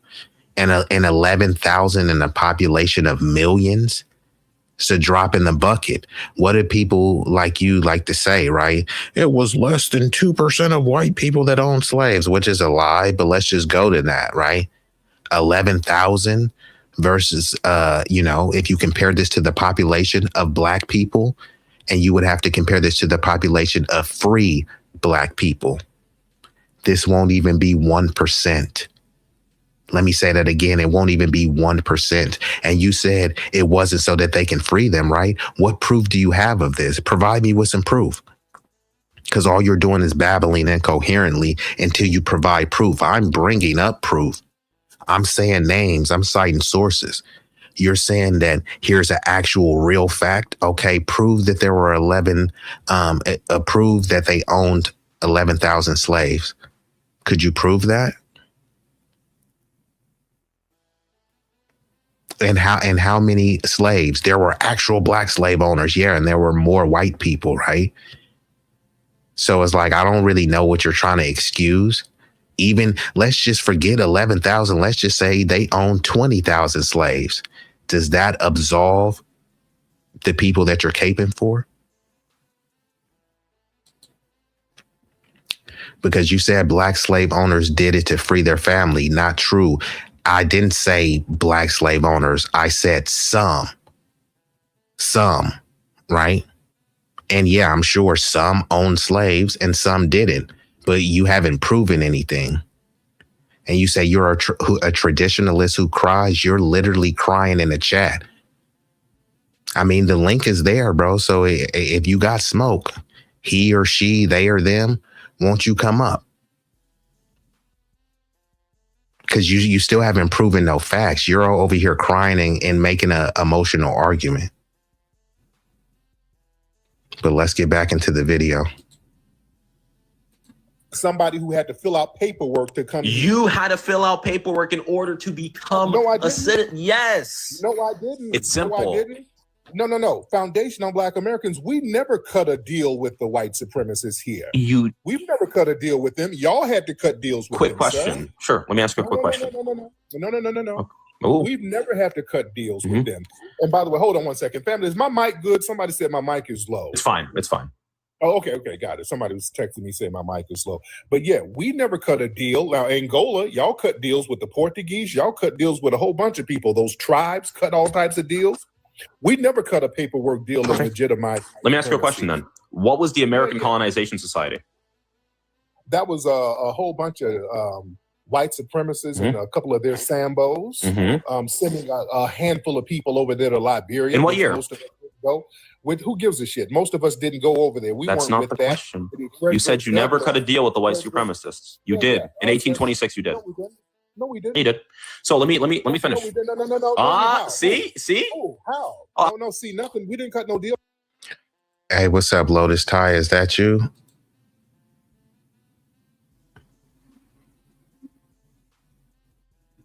Who the hell are you? Hello? Is that you, Lotus? Yes, it's me. I'm here. Okay, that I had to hit you with. Who the hell are you? I had to make sure it wasn't a troll because the trolls is starting to troll in the chat already. It said, I ain't crying. You're the one crying. Can you just get on with your life? You're literally on my live stream whining to me. And I'll just pull this up. So I'm over here debunking them. And then they want to whine because I was talking about how many black slave owners, in order to free their family, they had to buy a slave. And he's over here saying, well, there's a fact. And there were actual black slave owners. Okay, name the names, right? Since you know so many of the slave owners, why didn't he name a name? And he said, yeah, there were slave owners that owned about 11,000 slaves. And it wasn't even 1% of the black population, of the freedman population. So I don't even know what the point of this is. He's trying to make it seem like that this is a justification for his people or the people that he's broken into enslaving. Like a lot of these arguments are, oh, and then it says as a black man. And usually when someone says as a black man, I know you're not of the lineage. Where's your family from? What part of the Caribbean is your family from, bro? Where did your family immigrate from? And then if you're truly a black man, why didn't you capitalize the B? Have some respect for yourself, bro. But it says, as a black man, this sounds like identity politics. Identity politics. As a black man, I have peace. If you have peace, why are you over here? You feel me? Why aren't you with your wife or your significant other? You sound moist, so why aren't you with your, Aren't you with your bussy brother? So it says, been many slaves in this world over the See, and look at these goofy arguments. We're talking about America, and he wants to talk about how many slaves there were in the world. There's pedophilia all over the world. But if someone is trying a rape case in America, do they need to bring up a rape case in Romania? No. It's like these arguments is like, come on, man. And it says it doesn't matter if it's 1%, you got no argument. No, you literally don't got no argument. And you are just and you know what? I got to hit you like this. You said you a black man. You don't sound like a black man. This is what you sound like. You know what, nigga? You acting like a little bitch right now. You acting like a little bitch right now, nigga. Man, fuck that. I ain't letting that shit ride. Yeah, bro, because you over here like whining in the chat and everything. It's like, come on, bro. And mind you, he says he's a black man, but he's trying to cape for white people and slavery, saying slavery was everywhere and black people own slaves too. Like, if you are a black dude, you are clearly a buck broken, pathetic. With that freaky ass shit, nigga. You some freaky ass nigga. Get your moist ass out of here. Go ahead, Lotus Tie. You can pick it up wherever. You know, it's people like that I'm like starting to really notice you can't even pay much attention. You pretty much dropped the link, and he had an opportunity to come up, but he didn't. And then you have people in the chat also that are being quite disgusting. And so look at I'm reading it. This is crazy. But see, he's saying he's laughing at my dumbass argument, but he won't come up here and debunk me. He hasn't put any fact in the chat, right? He hasn't said anything factual, just emotional stuff. He said, my people that are black get the capital letter B, but you don't. Sorrow ass, get over it. Does that even make any sense? Like, bro, you're illiterate, bro. It is. You know, when somebody starts a conversation, actually, you know, with the finger, you know, I don't see that being anybody FBA doing that. Actually, here's a real fact. But you see what I'm saying? Exactly. To try to debunk me on slavery and then try to say, well, slavery was everywhere, right? I mean, incest was everywhere. Would that be an excuse for you to be an incestuous person? So like, what argument are you trying to make? And then he tried to say that I have no argument, but it is facts that many black people bought their family members out of slavery. And he's trying to say, well, they weren't all doing that. Okay, name some names. He has no names. He's just saying I'm whining. But he has no facts. And you could always tell when he says, I'm a black man, but you have no picture. You can clearly tell that this dude is a moist incel. What reputable figure won't even show their face? At least even make an avatar version of your face. So Superfly, you sounded super dry. I can't even say how you look because you're too scared to show your face. You're too scared to even have your voice be put out in the public, and you're scared to show your face. So why would anyone respect what you have to say? You're a coward to me. But I'm gonna play a little bit more of the video, and then you can chime in anytime, Lotus Tie. I'll tell you how. No. Most of us. Why are you freaking out? I'll tell you how. No. You're not gonna lie. Most of us. Finish, brother. No, you're not. Let me put this shit in the right context before you start lying.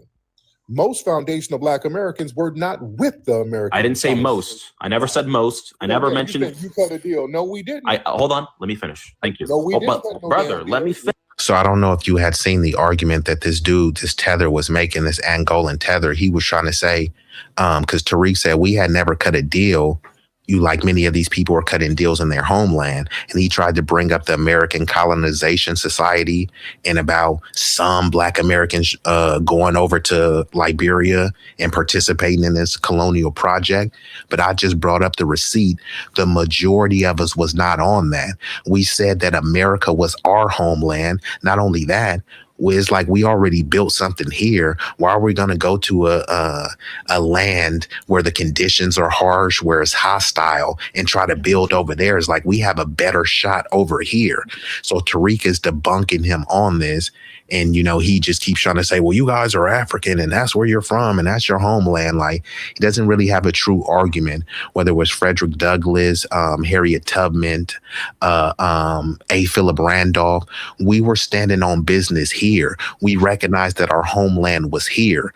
That's why we were always pushing blackness. We weren't pushing like Africanness, right? That was until it was imposed on us by Jesse Jackson and the DNC elites, where they're just like, here, that, it was a form of paper erasure and like I'll say cultural infringement, where they say, here, look, you guys are African, even though we was cool being called Negro. Remember in the 90s, they used to have something called the United Negro Fund, and they had Negro and all this other type of stuff. When Martin Luther King got assassinated in 1968, he wasn't assassinated as an African American. You see what I'm saying? So I'd rather be called a Negro than be called African American or be called a person of color. But people love that African term, so they can just try to culturally tether us to Africa, a place that you like. Have you ever been? Do you know anything about it? They'll tell us that we don't know anything about Africa, and you say that's right, because this is our homeland and we're American. So everything we forged and fomented and built here is inherently American. Is foundational Black American sauce. And I get it. Other people have different terms. Israelite, Moors, Abo. I get it. You know what I mean? But what I'm saying is there was a distinct culture built here. It's extremely disrespectful to just abdicate that and just give it to some lost generic landmass that you never been to. What do you feel about that, Lotus? I agree.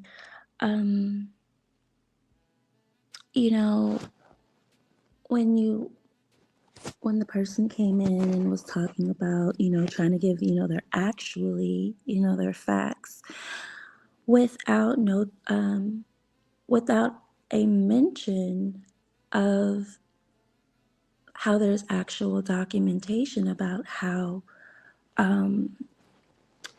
those of us or our ancestors who were wealthy, and as a protection, they would buy their family members. So on paper, it appears that they own slaves. But that wasn't the case. It was merely a protection for you to be able to go out in town by yourself. And it was transactional, right? Because, and this is the thing, if in this hypothetical scenario, right, if you have the status of a slave, in order for you to not be a slave, I would need to buy you, which means I bought a slave. Now I'm a slave owner, but I can do what I want with that slave, right? I can give the slave freedom. Just because they'll say, hey, a Black person bought some other Black people and owned slaves, but they can't give you definitive proof that they were being treated as chattel stock.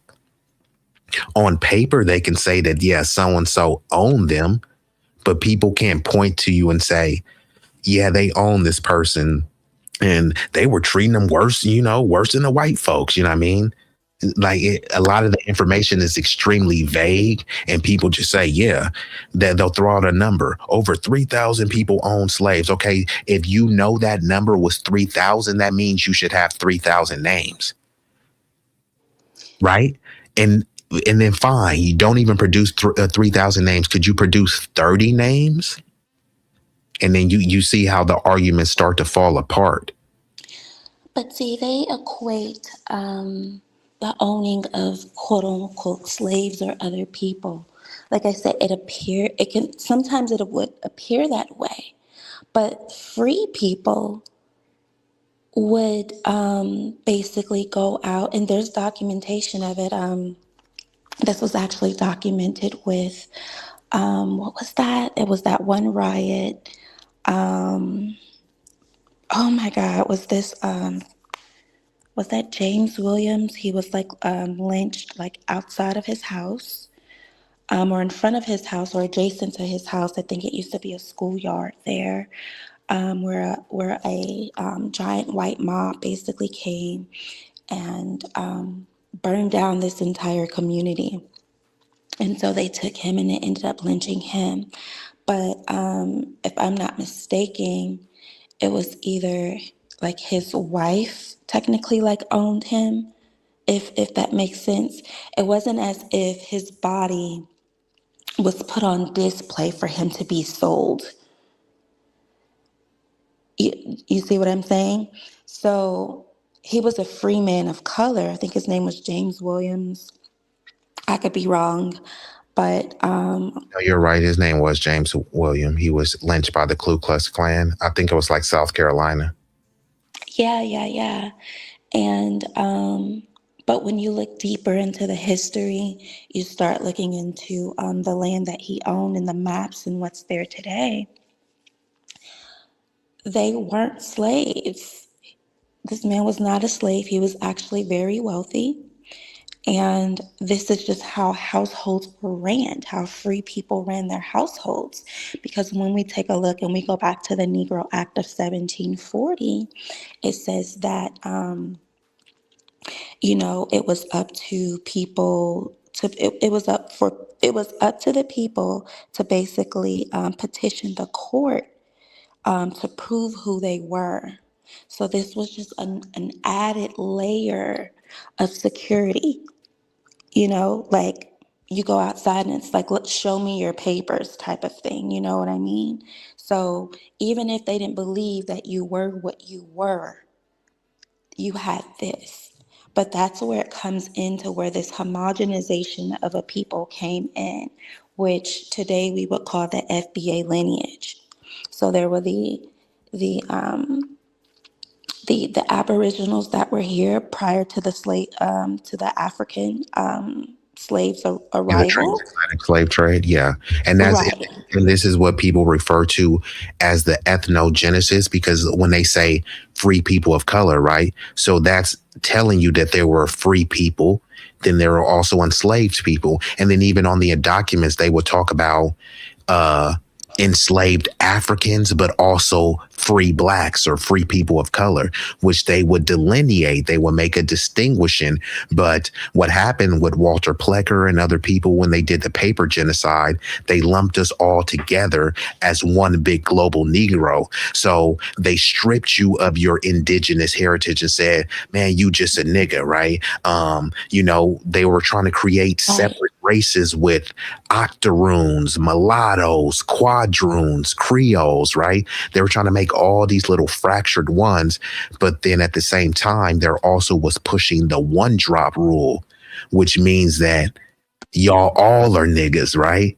We'll weaponize you against each other. But ultimately, if you have one drop of Negro blood, then hey, you're black. And so that's why, we've subscribed to it, which I don't necessarily agree with, but we've subscribed to that. And that's where the ethnogenesis comes in, because there's the admixture of people that have indigenous roots, people that have enslaved African roots and European roots, right?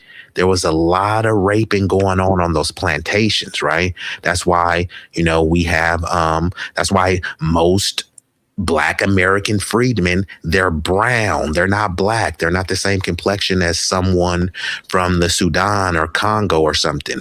Even us have a lot of light-skinned black people, right? There's a difference between a biracial person who has a black and most likely a white or non-black parent, and people who have two black parents who are light skinned.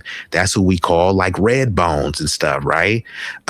So people kind of get those things mixed up because it's been so loose with the one drop rule and not having strict I guess like cultural standards in terms of who is accepted, because these other, like the tribes and stuff, some of them have blood quantum laws. Some of them is like you're only accepted if you're mom, you know what I mean? It's matrilineal. We're kind of loose with that. We just subscribe to the one drop, and you like, even if you don't look, some people try to say Rachel Dolezal is black, you know what I mean? So it's kind of complex, but now there's more of a cultural renaissance and awareness where people are saying, you know what, we truly are black. We're proud to be black, and everybody that don't want nothing to do with this, then you can just kick rock and flip flops with no pit stops. But yeah, so like, could you speak to a little bit more about the ethnogenesis too? Because people try to completely erase the indigeneity of black people who don't come from a immigrant lineage. Like, as soon as you say that, you will be met with, you must be a pretendian, and then they immediately try to pivot and try to make you into an immigrant. Could you speak on that a little bit, like the arguments that you face and stuff?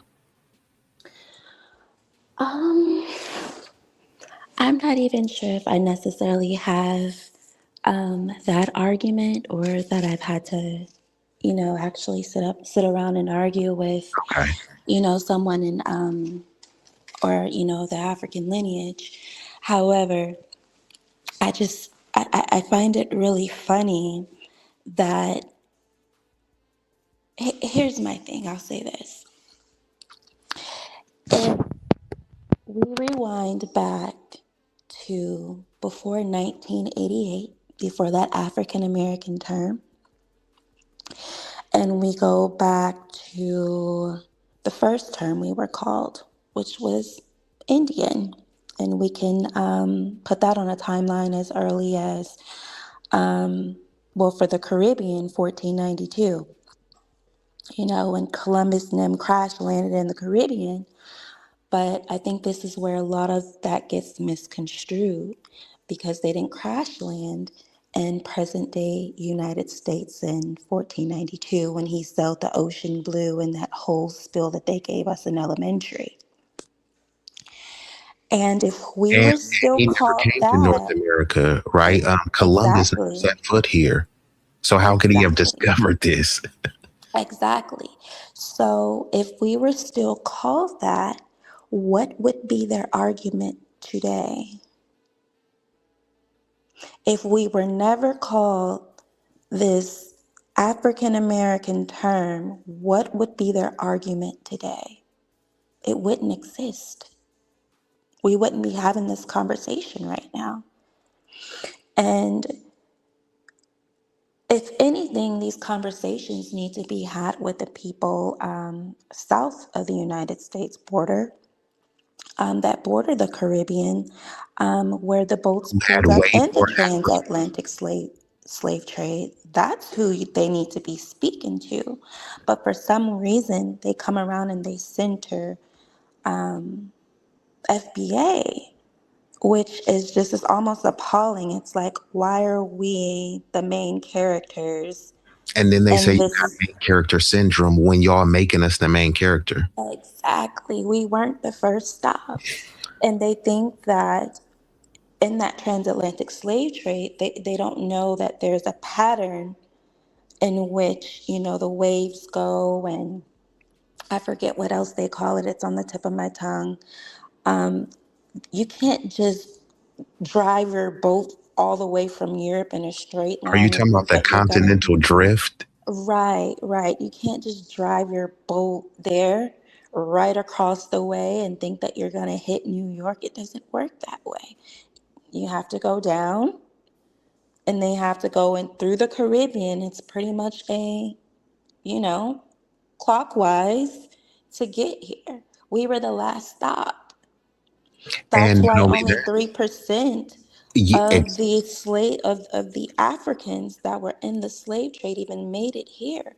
But and what they're that was gonna be my forgetting, point. right, and what they're forgetting to mention is that they came later.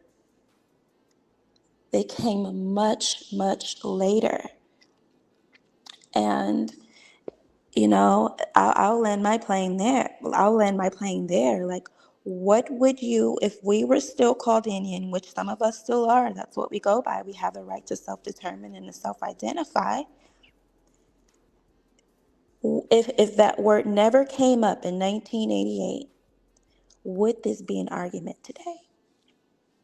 It wouldn't. And this is the whole thing, right? When they'll try to downplay if you want to be called black, right? But then they want you to uphold African, right? They'll say like, oh, well, they gave you that term black. Well, they can't. Wasn't some black dude that came up with the term African? Africa wasn't called Africa, right? Just like Egypt wasn't called Egypt. How many people are trying to say, nah, forget Egypt. Let's go back to ancient Kemet. Are they just accepting that it's called Egypt because the Arabs came through later, invaded and colonized? So when they try to tell us, why are you calling yourselves African? It's like, why are you calling yourself Brazilian? Your people didn't come up with that term. Your people didn't come up with the term Nigerian, right? All of the places that they saying, you don't know who you are. Your place was named by a white person as well. And they say in Nigeria, they say it's even diabolical. There's a rumor that it was a play on words that they wanted to call it the nigger area. So it's, they kind of, well, Nigeria will work. You know what I mean? So what I'm saying is they have their right to self-determination, right? Why aren't they trying to rename their country? There's many of those, they still be wearing those British wigs. You know what I'm talking about? Yes, when they're like in court, I guess that would be the equivalent of, our courts, their judges, their magistrates. Is that what they call Yes, it? the parliament and everything. Like, come on now. How pathetic and how buck broken is that? How are you going to build with something like that? Right? You can't unite with anything like that because they're not united over there. And that's fine. Y'all got to figure that stuff out over there. And like you said earlier, right? If there's only alleged 3 to 5% of the enslaved Africans that made it here, where did these millions upon millions just come from, right? Yes, there were a lot of births, from naturally being here, being bred like cattle. But the thing is, they just reclassified a bunch of people all at once. You know what I mean? It wasn't that, it wasn't that many millions and millions of births going on in that period of time. It was a combination of them just mixing people who was already here. You know what I mean? Just reclassifying them. And just the math ain't math. And when you try to make it seem like, millions just came over here on these rickety ships. You know what I mean? And I want to read something to you, a little small excerpt. So I'm actually looking at the Negro Act, and I want to preface Section 3, and it says the Indians and descendants of Indians are regarded as free Indians in amity with this government until the contrary be shown. And it says in the second proviso of Section 1 of the Act of 1740, it is declared that every Negro, Indian, mulatto, and mestizo is a slave unless the contrary can be made to appear. Yet in the same, it is immediately thereafter provided the Indians in amity with the government expected or accepted, in which case the burden of proof shall lie on the defendant that this is on the person claiming the Indian plaintiff to be a slave. And so basically what that means is even if you were Indian, you had to go into the courts and petition to the court and show proof of what you were. But here's the thing, they can look at you and tell you what they thought that you were.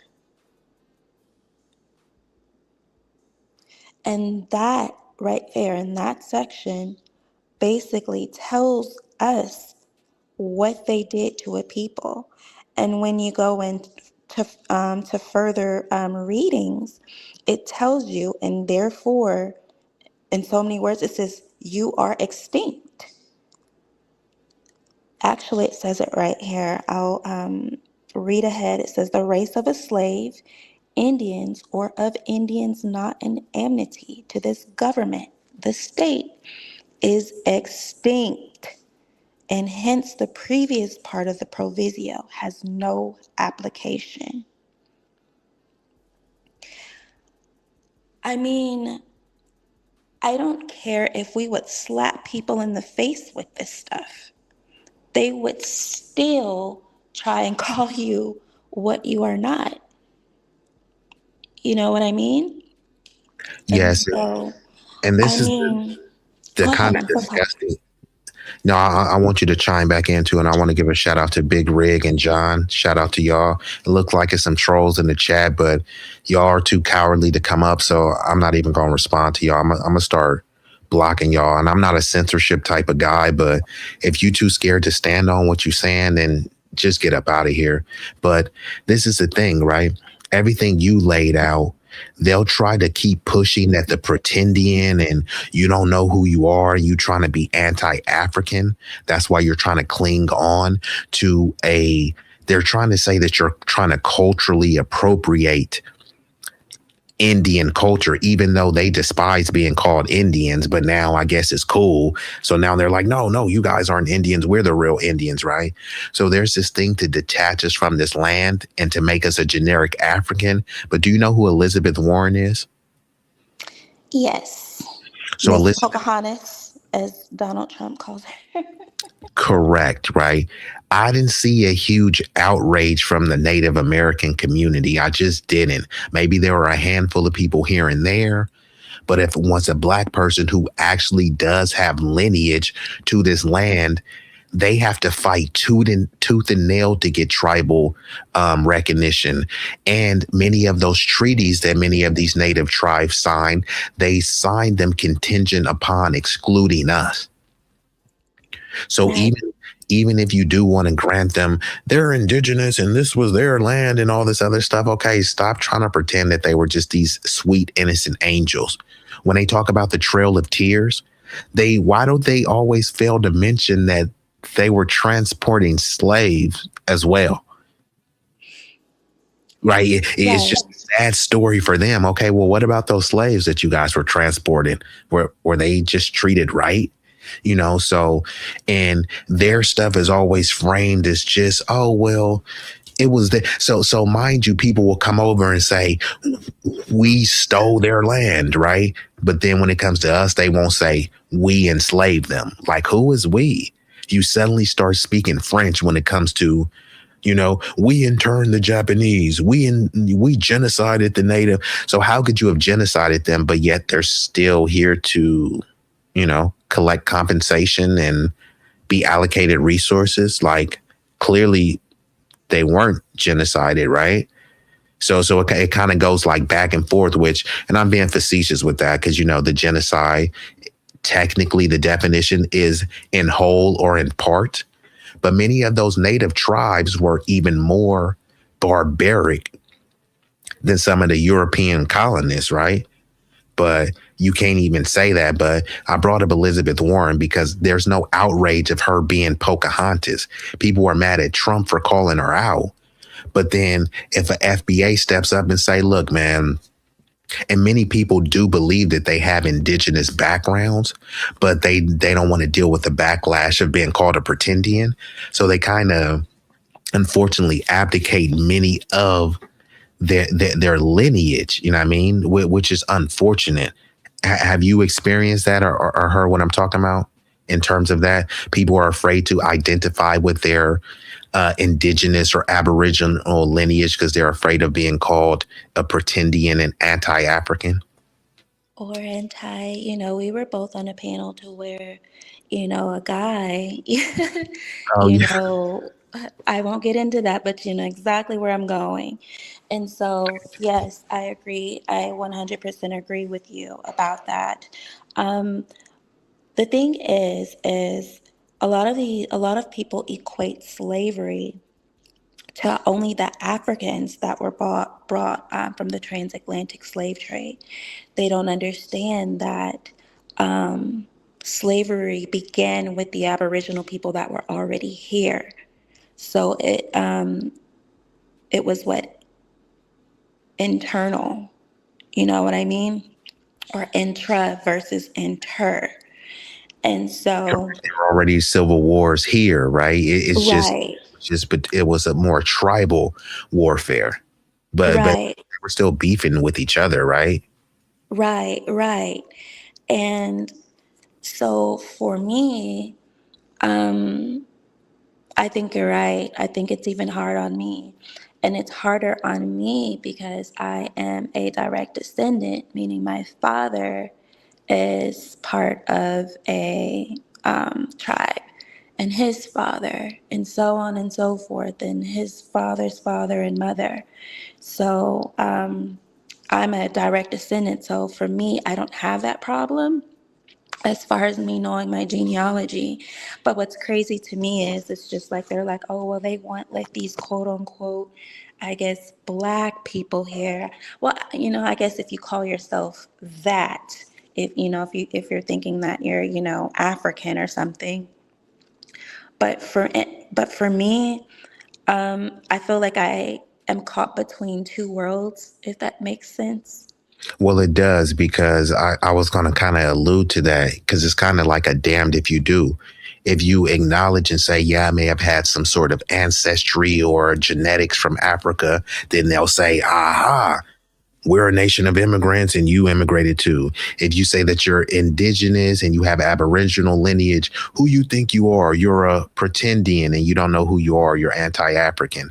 If you say that you're FBA, then it's just like you're a hate group and you're grifting and you don't know who you are. So it's like there's no way that you can truly, they don't want you to claim the land, but they do want you to claim, Pan-Africanism in a distant land. Because once you claim that, then they say, look, you don't have the same birthrights as me. They want to put you in this immigrant box. You know what I mean? Right. And it's just that there's no definition that's on the books, whether it's Merriam, Oxford, that they can legally justify. And I say we all didn't come on the transatlantic slave trade, but hypothetically, let's just say that we did for a thought experiment. That's not immigration.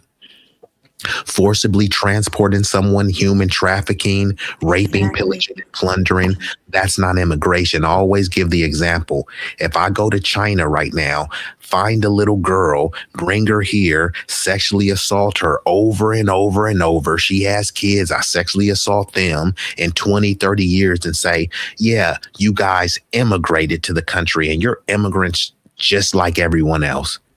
There's no definition or scenario where that would be justified, but that's what they're doing to us. Immigration, by the definition, is a voluntary choice that you have autonomy. And they'll try to say, hey, these people came over and were treated bad as immigrants, but that was a choice that they made, almost like a chick choosing an abusive dude, right?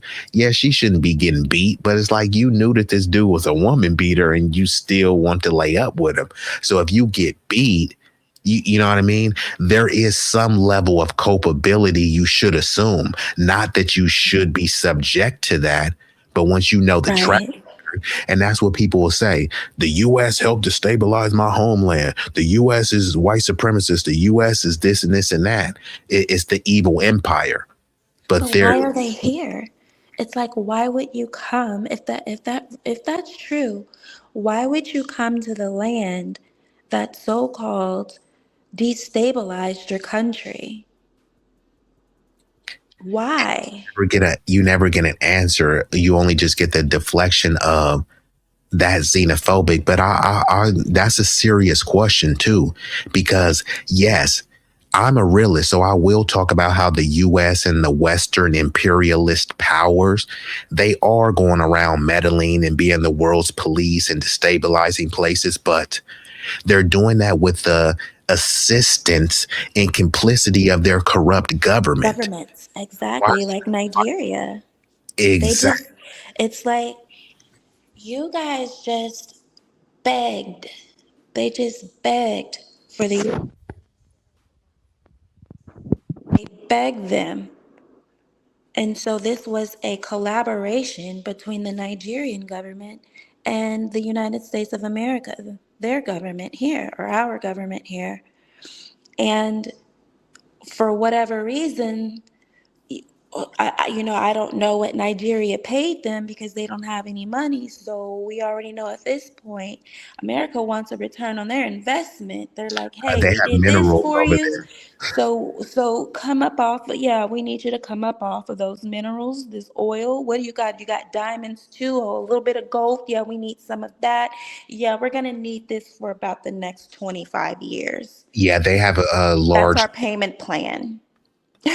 and Trump kind of alluded to something like that as well. And this also shows you why Pan-Africanism is scam Africanism, right?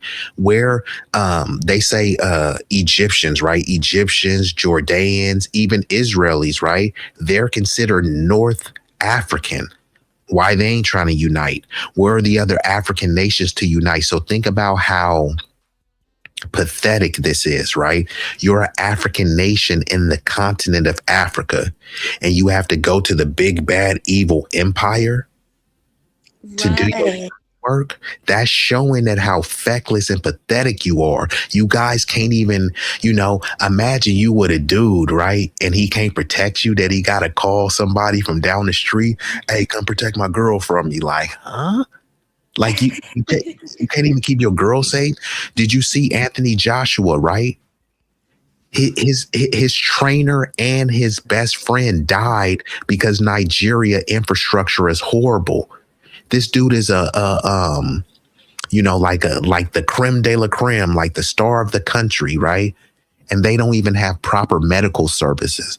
They don't even have a proper 911. And this is not to crap on them or denigrate them, but many of them come over here and start flying their flags and degrees. Why aren't you taking those degrees back to your homeland and helping to build the infrastructure over there? Instead, they're trying to come over here and say, y'all been here for how many years and we came over here and got a degree. Yeah, but what is that degree doing for your homeland? It's doing absolutely nothing. But if we're going to be honest about what's happening, they're making it seem as if they're going into debt by coming to schools here, when a lot of them can tap into a lot of these funds just They for be using meeting. those African American things.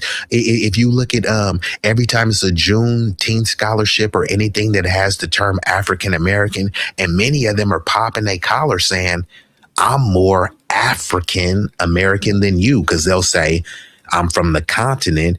I know my language and tribe, so I'm more African than you. And based on the U.S. Constitution, I'm just as American as you. So they'll start trying to flex that way. And then you see a lot of these scholarships and affirmative action that was designed to go to us, then suddenly is going to Ineke Matumbo. And then you're not supposed to care because it's like, we all black and stop being divisive. And you just listening to Tariq Nasheed. It's like, this has nothing to do with Tariq. Here's the thing, and I really hate to use this, but it really makes sense that I hate that they feel that it's a negative connotation, but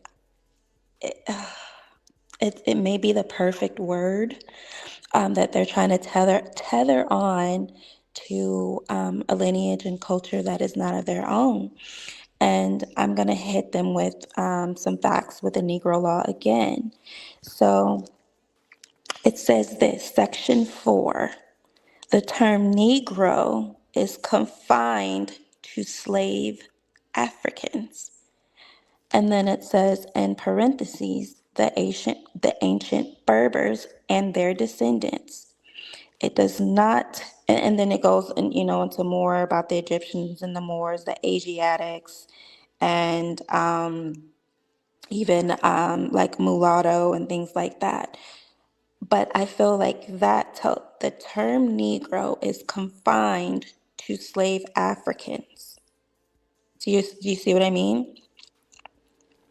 So what these acts were doing were homogenizing people even before Walter Plecker decided him and his parents or even, before his parents were born, before his granddaddy and them were born, before he came on the scene, and he made this permanent, basically a nationwide paper genocide, because a lot of these laws were enacted within the states, that they were in, because a lot of the states held the power, individually. And I They just just wanted use to his point that face. out. I really wanted to point that out because it tells you who the Negro was. It doesn't say that you're this. It literally tells you we are homogenizing these people. And Walter Plecker went and made that pretty much nationwide for birth certificates and things like that. And I mean, that's the truth. This is the Negro Law of 1740 in South Carolina. Anyone can look it up. But, these are the same people where'd you get it from? Where'd you get it from? You send me the link. They want you to do all the work for them. It's like I did the work and I dug into this stuff and I went and I studied and, literally studied. I've had sleepless nights, many sleepless nights. And it's like, but you want me to basically hand it over to you. But meanwhile, you're regurgitating things that aren't true when I can pull up several laws that predates Walter Plecker that shows this homogenization and And who just was who. and just from a common sense standpoint, like they're trying to erase us right now in real time. So you think they wouldn't have done it back then? The only thing now is that we have more access to information at the tips of our fingertips, so we can debunk or we can research something in real time. Back then, it was just a paper genocide where you just write something, and it is the way, you know what I mean? But now people can just, have a supercomputer in their pockets and say, I don't know if that's true. You know what I mean? So people know that they've actually so for instance, there's something called intellectual sovereignty that it applies to any group, but they specifically try to hone in with the so-called Native Americans and say that they have a right to, name themselves, their cultural, their ethnic sovereignty, right? But with us, they try to act like we have to be named, right? We called you Right. African American, and you have to accept that. No, because we already said for any other group that they have the right to name themselves. Like if people don't like black, but we come and say, you know what? It had a negative connotation. We gonna make it have a positive connotation.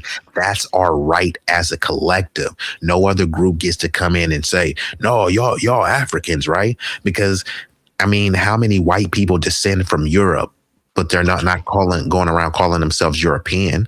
When people say there's no country called black, name the country called white. And it's not stopping them from dominating you. There's no country called white and they're dominating you with a global system. So get out of the terms, right? All of these terms where they say this and this and that. Race is a social construct. Yeah, so is calling yourself a Mexican. That's a social construct. Saying that you're a Puerto Rican is a social construct. Italian, Irish, all of these are social constructs that people adhere to when they believe it benefits them or the narrative is comfortable for them, right? Right. But I mean, at the end of the day, you don't even have to get into this whole act, the Negro Act, that is, pertaining to law and legislation. I mean, quite simply, people just don't like to read. I'm just going to be honest. No one likes to read.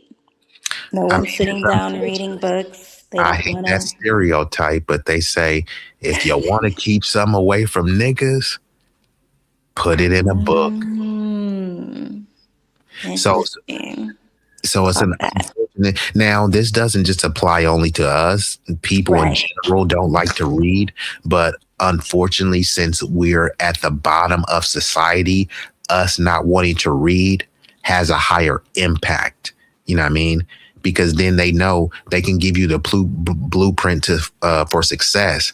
But if you ain't gonna read it, then you know you're not a threat to them. But we've been joined by an illustrious guest, none other than my bro, Big Rig in the building. I'm up here with the lovely Lotus Tie. What up with it, Big Rig? What's up with it, bro? Hey, Lotus, you don't have a picture up on your avatar, just to let you know. It's just a white circle. But what's going on, man? Yeah, if you can fix that, Lotus, because I know you do. The last profile pic that you had was looking quite exquisite and ravishing. So if you can put that back up, that would be great. But otherwise, Big Rig, what do you feel about the conversation? Because I know Big Rig was kind of popping his collar too, and he was questioning some things about, I mean, did we all come on a slave ship?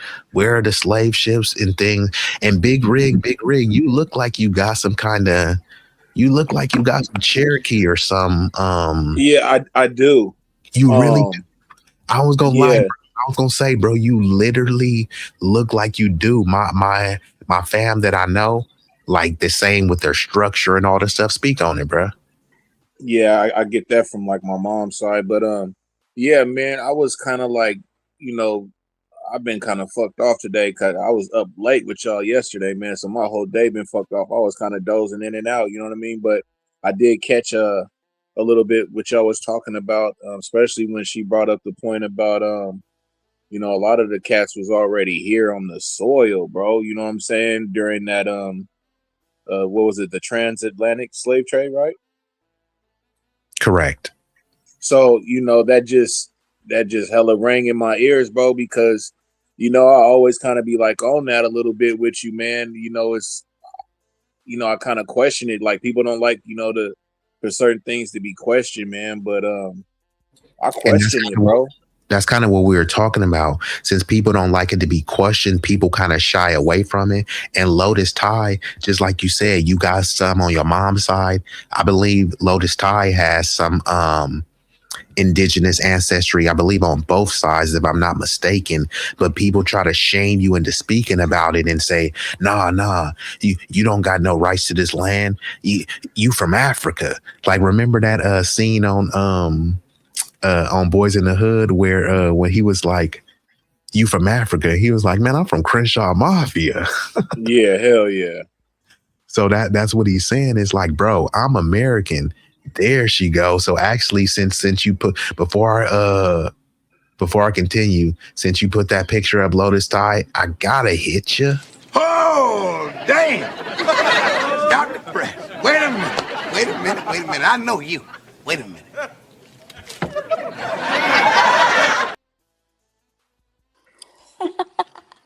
Let's go. Yeah. Respectfully, that's a good looking woman. Shit. Hey, but hit her. Like go ahead. But for sure, bro. Like I kind of feel the same way. I think that there was a lot of people already here. I really question those ships, man. Like I just question it, bro. Like I need some type of proof. Just a lot of things, man. And I actually was gonna get at you, B, because I wanted to, to pop my shit like on that shit, bro. And I know you got some really good insight on that, you know what I mean? Because I think people need to hear about this shit, bro. Like it's like, we've been told so many things, man. And it's just like we believe the lies, bro. It's like the whole history is made up of lies, bro.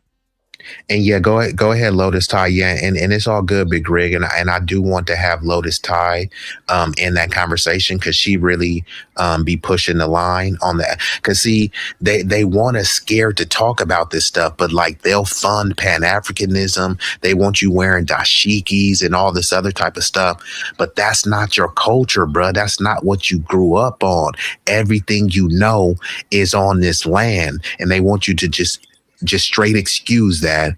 And it's like, let's just say like, we out in the Bay Area, right? And Big Rig, he like to trick out his cars. He got low riders and all that stuff, right? You do all the deck, your beat and stuff. And then when you got your car flipped up and you like, man, where'd you get that style from? And then people be like, well, he's African. That's where he got it from.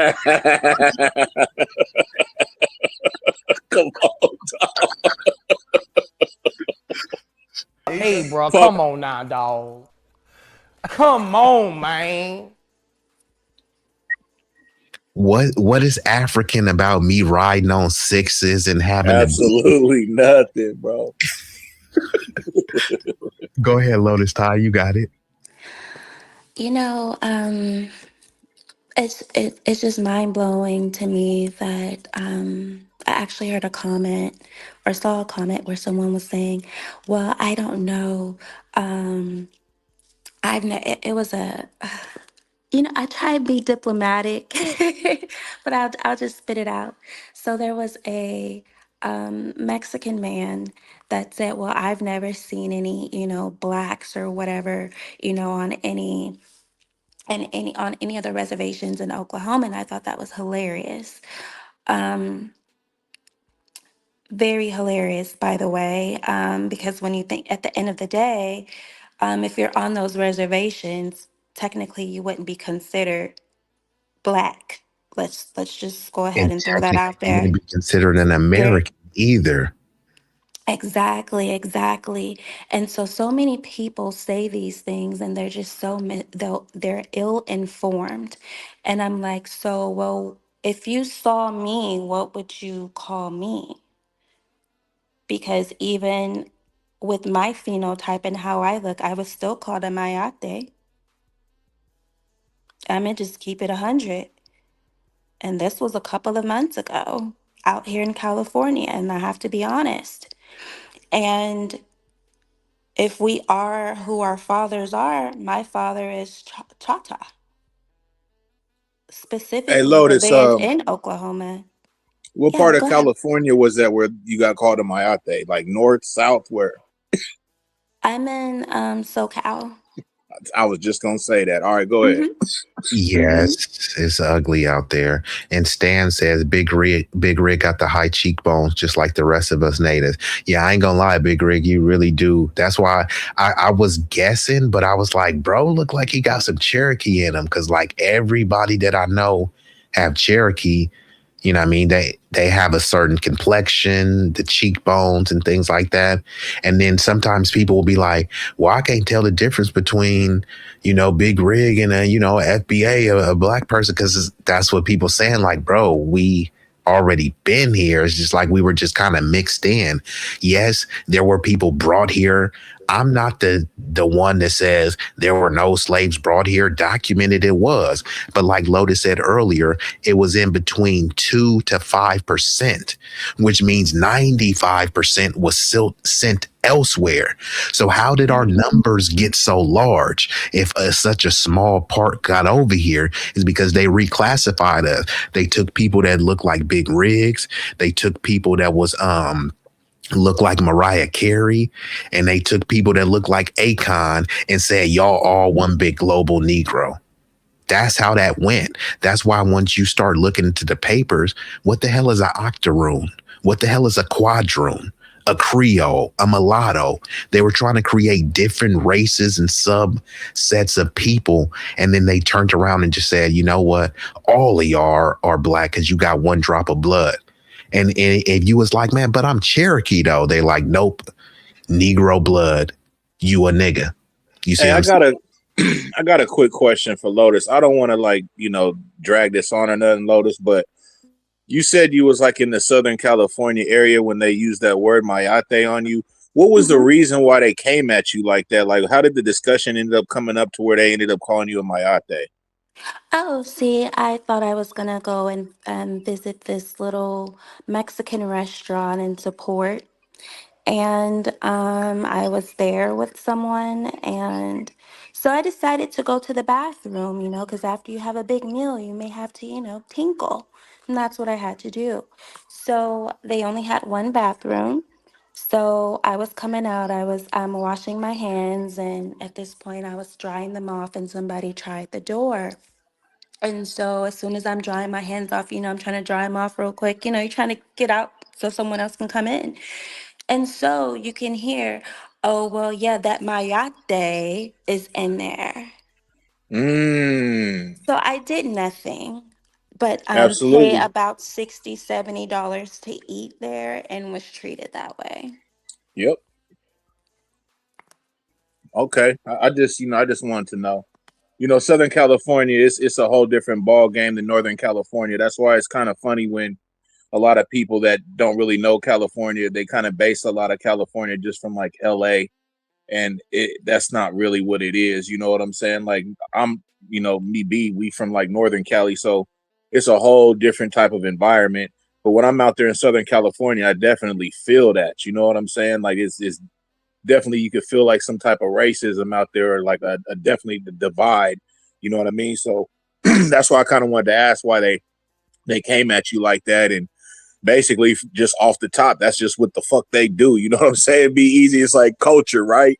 It's like that's their culture, bro. It's very disrespectful, bro. You know what I'm saying? But I'm done with that. I just wanted to kind of know how that happened, though, Lotus. I appreciate you. You know what I'm saying? Let me know. Oh yeah, no problem. It's most definitely unfortunate because it's not something that you would want to hear because and I just find it really funny because when we own businesses, we hire them. When we take Absolutely. Marathon Burger, for example, and how, Nipsey's brother, runs that and how he basically pretty much mass hired them, right? To work at Marathon Burger. And that's fine. You can run your business how you want to run it. But this is what happens. So we'll bring them in while these same people will push us out.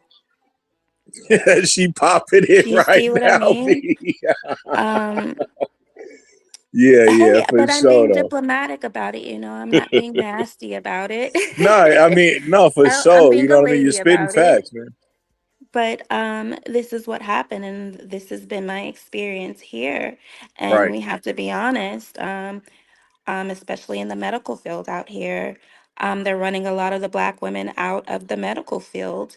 Mm. They won't hire us. And I have to be honest about that. It's hard to find jobs out here for us. So yeah, California does have this allure. It's beautiful, it's gorgeous, it's usually sunny and at least 70 degrees out here.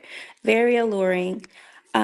However, the fact of the matter is if you're not a specific person or specific type, they don't want you working here. Meanwhile, they're illegal.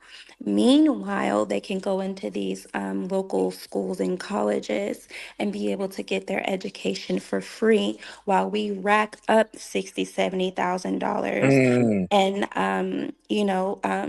financial aid. And this is just the fact of the matter. And it's not fair to any American, if you ask me. If anything, we should be the ones that are afforded to be able to have some sort of stipend to be able to come into these institutions. I could dig it, man. That's you on it. Yeah, yeah. Shit, I'm on But mute, man. I'm gonna let y'all cook. I'm on mute. but I want to bring this up again. Because this basically shows um, our paper genocide. So I'll read it again.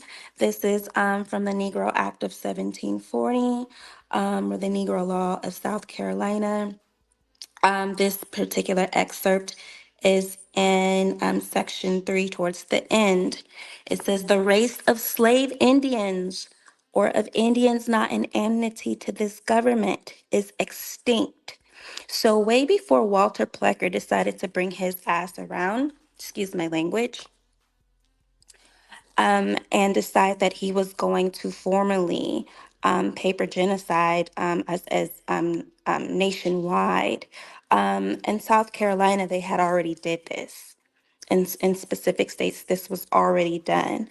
So if you did not petition the courts to show who you were, um, then well, you know what? I'll switch that up. If you went and you Hey, my bad, petitioned the y'all. courts, Hi, welcome back. Hey, I'm glad y'all kept this seat warm for me. Y'all got it. Go ahead. Yeah, as long as you went and you petitioned the courts to be able to prove that you were Indian, they could still say that, you know what, no, you're not. So this was the paper genocide of our people in the year of 1740. It happened prior to Walter Plecker. Yeah, and these people, they were playing the long game, right? So they already had planned, you know, of a way to strip us from, you know, our birthright. And many of those people, right, that they consider indigenous or Native American. So on one hand, like I said, I always like to bring this up. People say, no one's illegal on stolen land, and this was Turtle Island and all this stuff. So it's like, y'all wasn't calling yourselves American. The whole reason why those reservations were considered sovereign nations, which means it wasn't America. It was a different nation. That's why they had I can't remember what amendment. I think it was like the 14th or the other amendment where they had to like kind of write air quote natives into the Constitution because they were saying no, like we're not that's why they says subject to the jurisdiction thereof. Thereof. Correct. Right?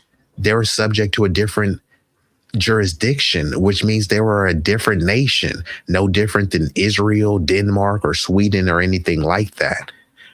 So, you know, a lot of this stuff, like you said, it's out there, but they are trying to remix it, rewrite it, and just flat out bury the information. But it's too much information, and we've been rooted on this land for too long for us to be truly erased unless we allow ourselves to be erased. Before were allowing it, not just us in general, but as a collective, because many people are like, there's no signs that says no niggers allowed and all, you know what I mean? People were able to interracially date and mate. So it's like, well, it must not be no racism if I got a snow bunny sucking on my, you know what I mean?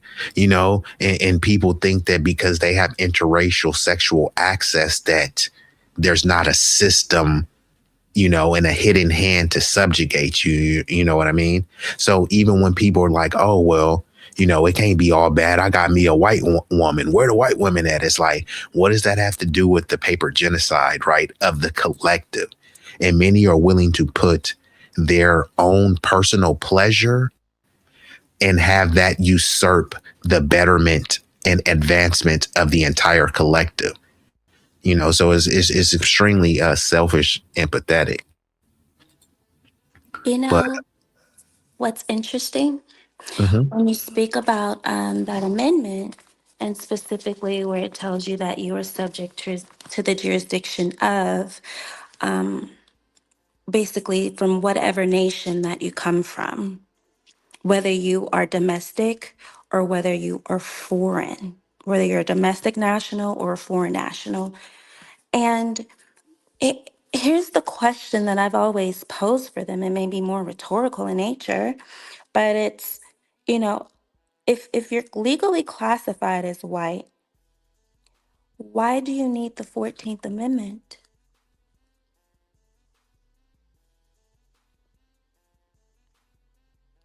That's what I want to know. Um, why not find another avenue to keep you here? Because you're legally classified as white.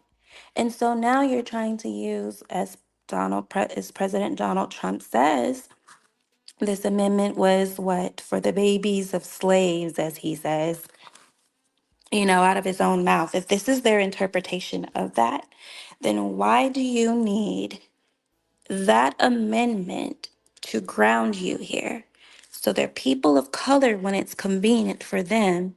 And then on the other hand, they're white when it's convenient for them. Mind you, these are the people that went and they fought tooth and nail through LULAC to become legally white.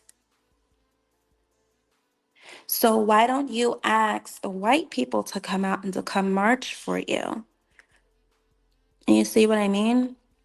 So it's just really interesting that this is there, and then they want to use civil rights. They want to be able to use the NAACP, for colored peoples, right? They want to use all, anything that's considered urban, and we know what the word urban means. It means us. Anything that does not consider them, they use every resource that they can. And by they, I'm meaning illegal immigrants, illegal aliens, Correct. whatever you want to call them, whatever, whatever cutesy name they want to, dress Well, it up in today. the legal term is illegal alien, and this is where people get triggered. But it's like, where is the petition? Where is the legal movement to get that eradicated as a legal terminology, right? Like Right. this is a terminology they've always used. Obama deported more than Trump, and they were using illegal aliens now because they're pushing this. We're a nation of immigrants. Not only that, they want you to accept your replacement. See, when Tucker Carlson talks about the great replacement, he's coming from it from a bigoted view, and he's calling it the great replacement theory. I call it the strategy because it's no longer a theory, it's an actual strategy. When they have all of these undocumented people, but they dump them right into a black neighborhood, so many of them that the black neighborhood is not even a black neighborhood anymore. That's not a theory. That's a strategy. Because all of these bleeding hearts that love immigrants, you saw what happened when they got dropped off in Martha Vineyard. They gave them some water bottles and said, hey, get the hell out of here. But what happened to when they love to say, give us you're sick, you're tired, you're poor, which that wasn't for illegal immigrants. That was for FBAs. But they've turned everything that we fought, bled, and died for and turned it into here. This means for immigrants. And this is what Martin Luther King fought for, right? They'll quote everything that he said, judge people by the what is that? The content of their character, right? How many times have you heard that till you blew in the face? Why they won't talk about him saying that we need our reparations and we're coming to get our check? Why they keep leaving that part out? Yeah, like I said, just like they use color, and things that are, they use things that weren't necessarily meant for them, as a resource.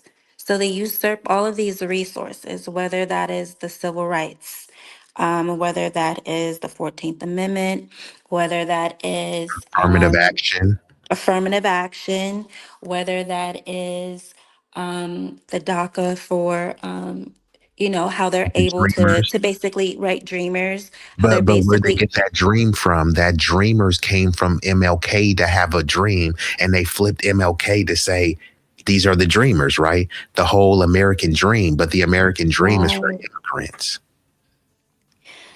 Yeah, I think his dream.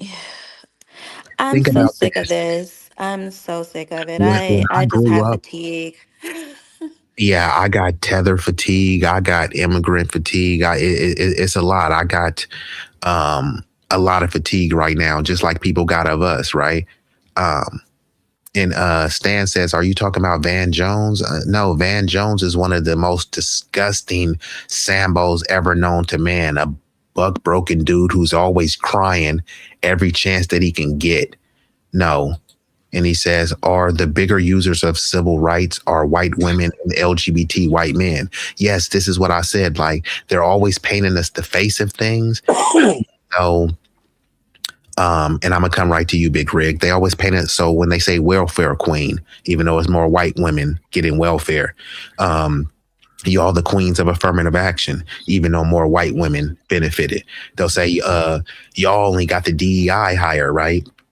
But if a white dude breaks his leg and becomes handicapped, they're entitled to the same DEI benefits as you.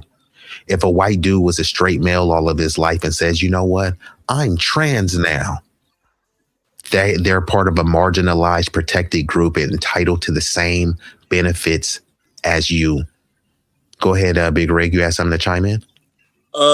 It's something a little bit different, but oh yeah, whatever, wherever you want to take it. but I'm sure y'all may have some good insight on this because I don't really be watching a lot of TV or nothing, so I just kind of been getting on the little political thing, on YouTube with certain people, and the thing that's really been tripping me out, bro, is like how they've been when it comes to that TPSU or whatever USA, the Charlie Kirk people. Yeah, Turning Point USA. Turning Point. It's just weird to me how they're really pushing like this, like the religion with it, bro, with the politics. You know what I'm saying? Have you noticed that though, bro? Like they're really pushing the whole Christian like thing behind it, and the church, and it's like they're it's almost like how Manosphere was when they kind of pushed they fucking how men should be and women and all. It's like they doing the same shit, bro. And this is where they push that the kids out of wedlock thing, and this is why I always bring up that example. Why I bring up Big Rig, who I know is an active father, loves his son, would jump in front of a moving train for his son. Same thing with John, right? But John is not married. So on the books, if you want to get biblical, and I'm not saying this, I'm just using this as an example. In a biblical sense, those kids are considered bastard children. Right. In the Bible, they're considered illegitimate. What the fuck is illegitimate about your son? Well, right, bro. And that's why I want to get on this topic, bro. Oh my God, man. They gonna hate me, bro. You know what I'm saying? But you're right, bro. No, because it's really a shot at your manhood based on a book. Because based on the biblical principles, since you didn't marry his mom, your son is illegitimate. So when you raise your son and giving him gifts and you giving him advice, right? You putting a roof over his head, nigga. What is illegitimate about that? So that's That's why I always tell people, and based on this too, even if somebody, if you have a kids with somebody and y'all live in the same house, if you're not married, that woman is considered single, and it will say that those kids were out of wedlock, being raised by a single mother. Right. Right. It's crazy, bro. Growing up, I've never heard these type of views pimping like at all, bro. You know what I'm saying? And then like it's just really, really weird. But the reason why I brought up the Turning Point though is because they put this religion behind it, bro. But their money schemes, bro, is just crazy. Like now they asking where all this money is and how much money they've been making since this dude done died, and the merch that they sell, like the shirt he was wearing when he got peeled. Like, you know what I'm saying? Like the way they did the whole fucking funeral shit, bro, with shit look like a wrestling fucking match, bro. Like just really different, bro. Like just really different. But the religion thing is just crazy to me, bro. And then when I've been watching how they've been getting on that Vivisami dude, whatever, Vivek, and these motherfuckers was drilling him, bro. Like these white dudes, little young white dudes, bro. Like, you know what I'm saying? Like our God is the best God. If he ain't Lord Jesus Christ, he's a demon and yada yada yada, bro. I'm like, what the fuck is this shit, bro?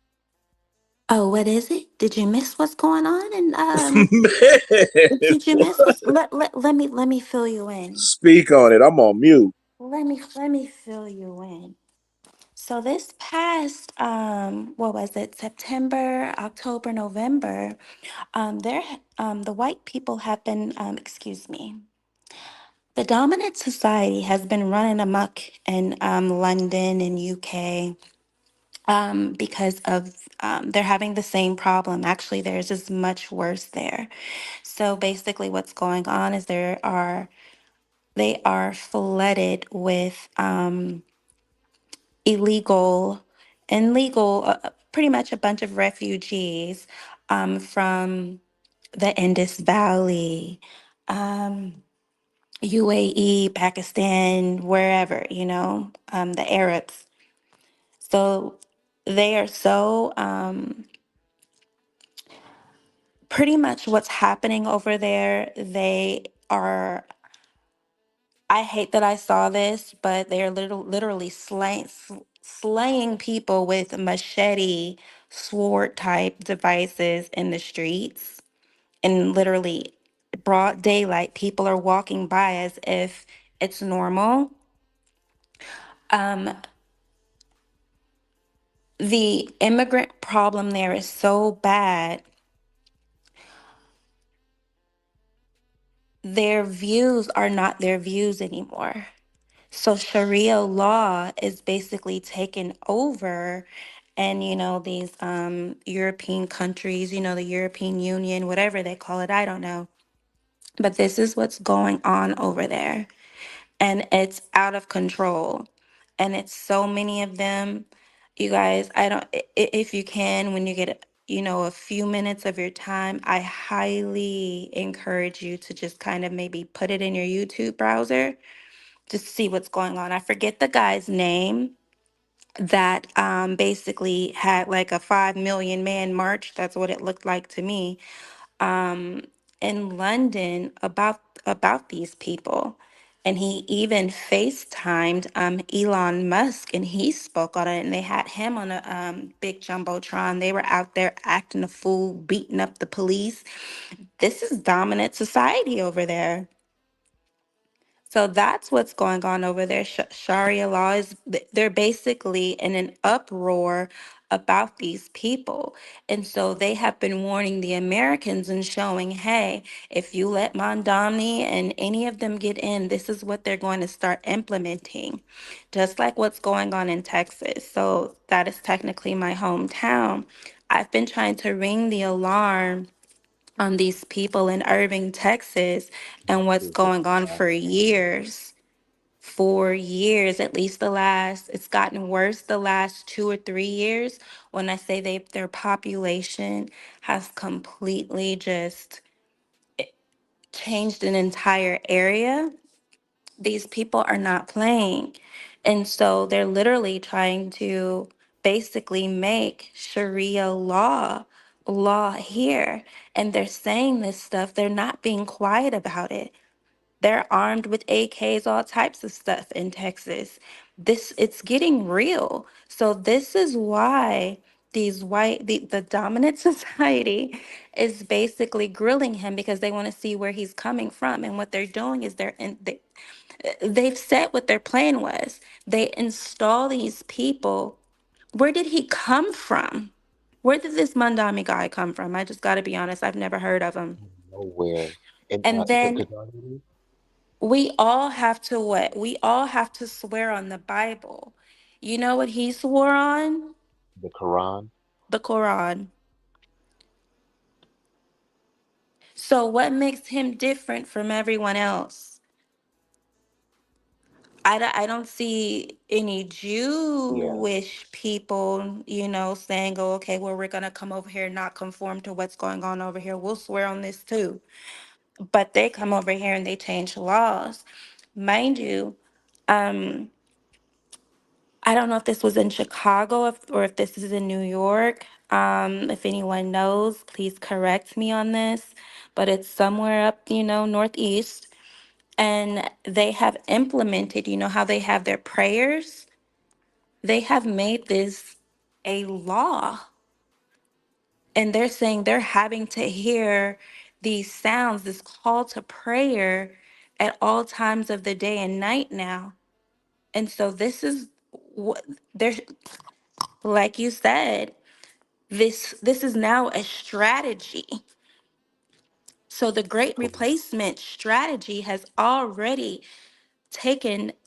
is already in effect Yeah, it's over in in full these swing. European countries.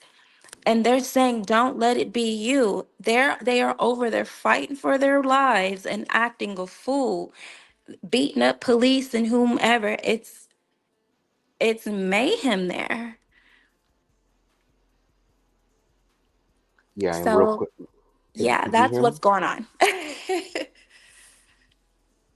Could y'all hear me? Were you talking? No, I'm asking, could you hear me? I Yeah, can I can hear hear you you. now. Yeah, Okay, I'm okay. sorry.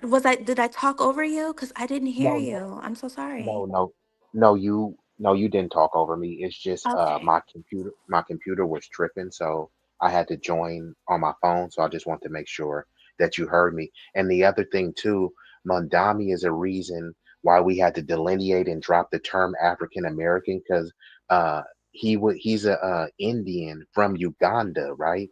Or he was born in Uganda. So when he was getting into college, he one of the applications he filled out that he was Asian because Middle Eastern people they'll try to say they're Asian because there's no race called Middle Eastern. But then he also checked that he was African American. You see what I'm saying? Like people But will the, like try to culturally tether onto that term, and it's just so nebulous that French Montana, who is Moroccan, but is French Montana black? No, but he's African and he's an American. How is he not African American? Well, this is what happens. This is what they do when they get into these schools. There's a school. They call it's a historically black medical college, but they've expanded the college. Um, and when you go on their website, it's in Watts. I'll just leave it at that for other people to maybe do a little bit more digging. I don't want to say the name of the school and, deter anyone. Um, but I was looking into one of their programs. And so, as I'm browsing, their website, and it's like, oh, okay, if you're DACA, if you're illegal, basically click here. So, I'm clicking. I'm not illegal. I know I'm clicking. I'm wanting to know what's over here. And so it just proved my point of what I already thought and the things that I've already seen in the California systems out here as far as, quote unquote higher education. And they don't have to fill out FAFSA. The dreamers, they don't pay for school either.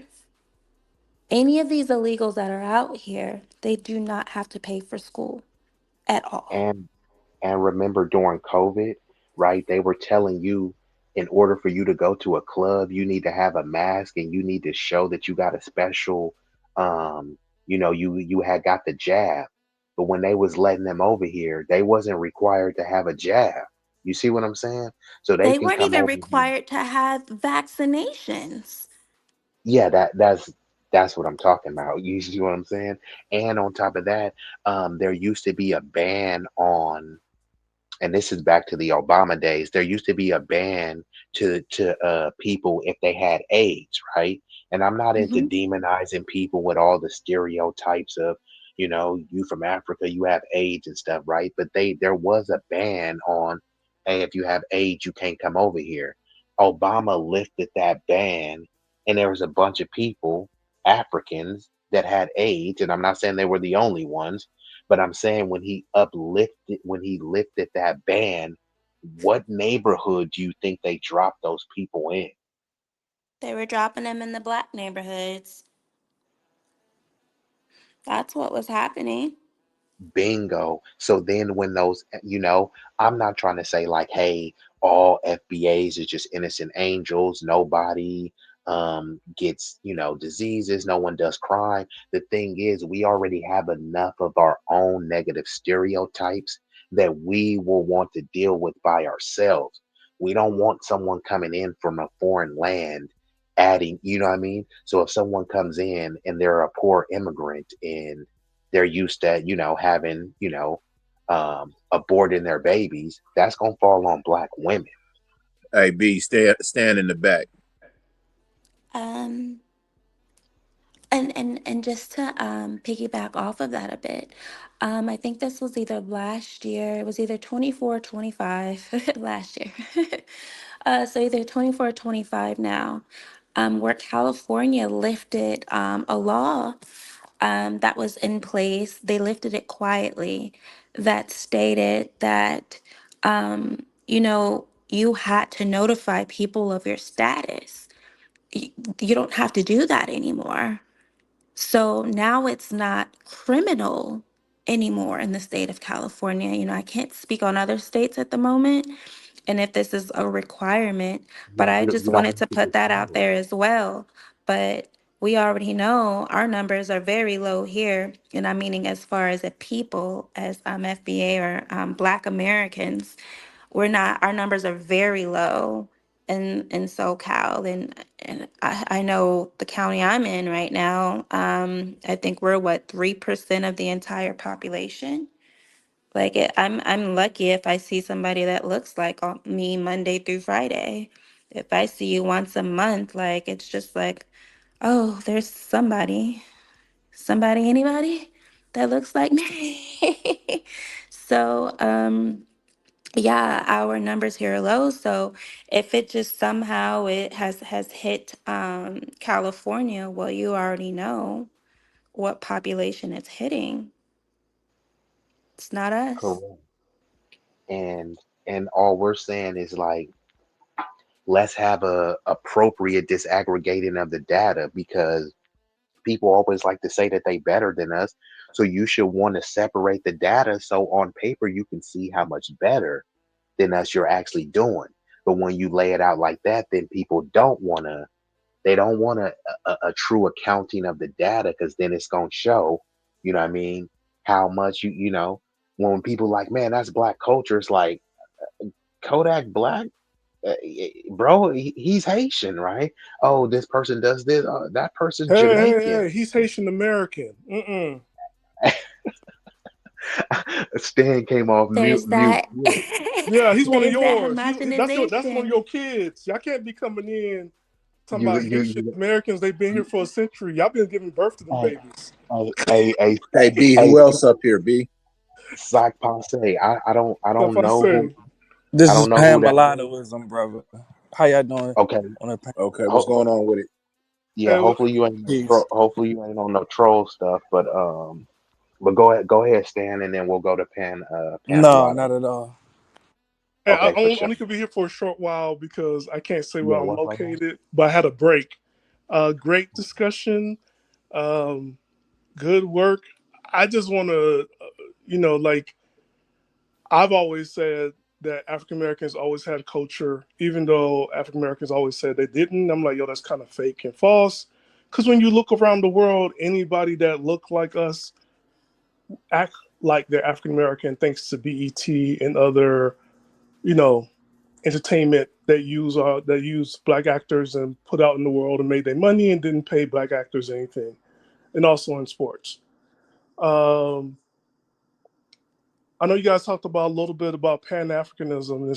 It's crazy to hear it because like on the other side, when I'm Caribbean and Afro Latino, when we try to get ourselves involved with Pan Africanism, it was always a negative because they're like, well, you're not African.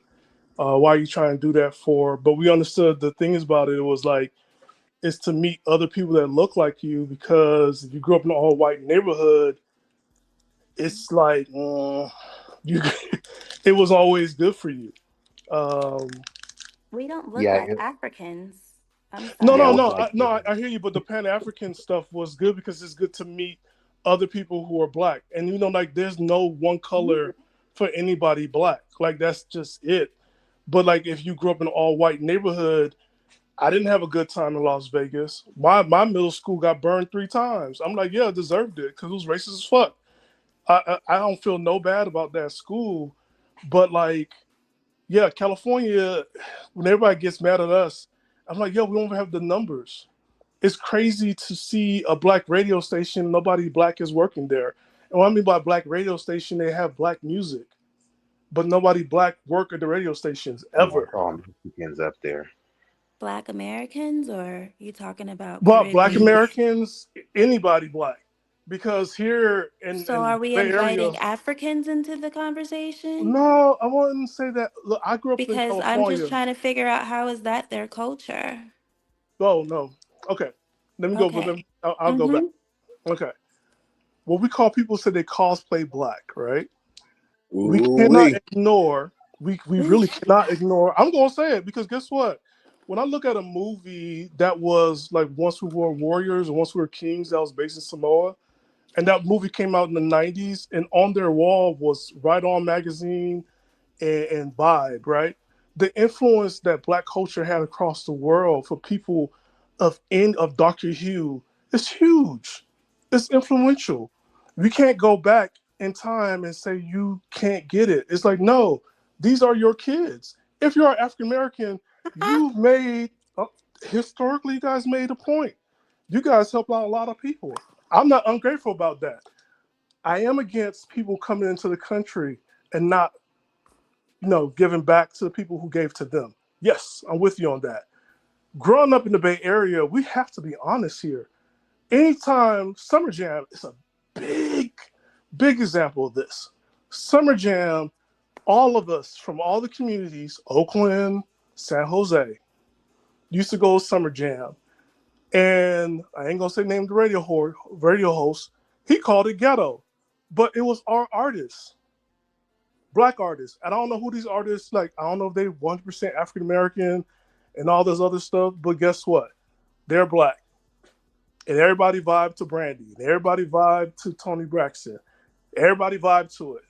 But when we're showing up to see these artists, we got like, oh, it's ghetto, and we were not winning the award. We weren't winning the contest to go see it for free. And when them bands just come around and pass out free CDs and DVDs, we weren't showing no love.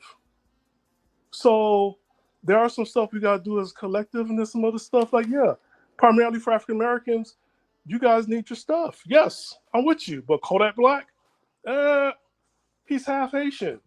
He's also part of African American culture because look at his parents. They're not pure. So that's where we at nowadays. Now, I forgot your name. Is it Lotus? Lotus Tie. Lotus Tie. Yeah, the same thing happens in Miami with us with Latinos. They act like we don't exist. We also get called the N word too. Who is they? I'm not. So like I'm a bit confused because you're saying we, then you're separating yourself, then it's okay. I don't know what you're saying. Okay, I'll make the connection for you. No, I'll make the I connection like for you. this, man. I'm gonna make the Hey, connection B-Eazy, for you. you on one, bro? I got you though. I'm with you on this. Okay, I'm gonna help you out. When you mentioned that the Mexicans are not allowing Black people, African Americans, to work in the hospitals, I put in the chat, this is the same playbook that the Cubans have done in Dade County. They have done this for decades. Black people could never work in Dade County. All of us had to leave Dade County to find jobs because Cubans have taken over Dade County. But aren't and you I'm disagreeing Caribbean with you. too? Yeah, we're not. Oh, Yes. And to also other Latinos, because Cubans do not see themselves as Argentinians. Argentinians can't work in Dade County. Puerto Ricans can't work in Dade County. They say the requirement is Spanish, but we're talking about fourth generation Cubans who can't even speak Spanish or understand Spanish. They don't even do Spanglish. Stan, when you said Kodak's parents weren't pure, what did you mean by that? Yeah, we're getting Okay. Now we're talking about Cubans and shit. Well, when I'm talking about the Cubans and shit, I'm making the correlation between what's going on for you. And you know what? Here's something I also put in the chat. Not only do people don't want to read, and I agree with you guys, but also we got to this point where we're like, when we're talking and communicating, we're not listening, or we're not trying to make communication or connections. And like what's happening in LA, has been happening in Florida, also happening in New York, also happening, what you say was going on in Texas. A lot of these things are happening everywhere, and it's ironic that Mexicans don't allow people to go through Mexico to get to America to get the same opportunities that they say they're fighting for.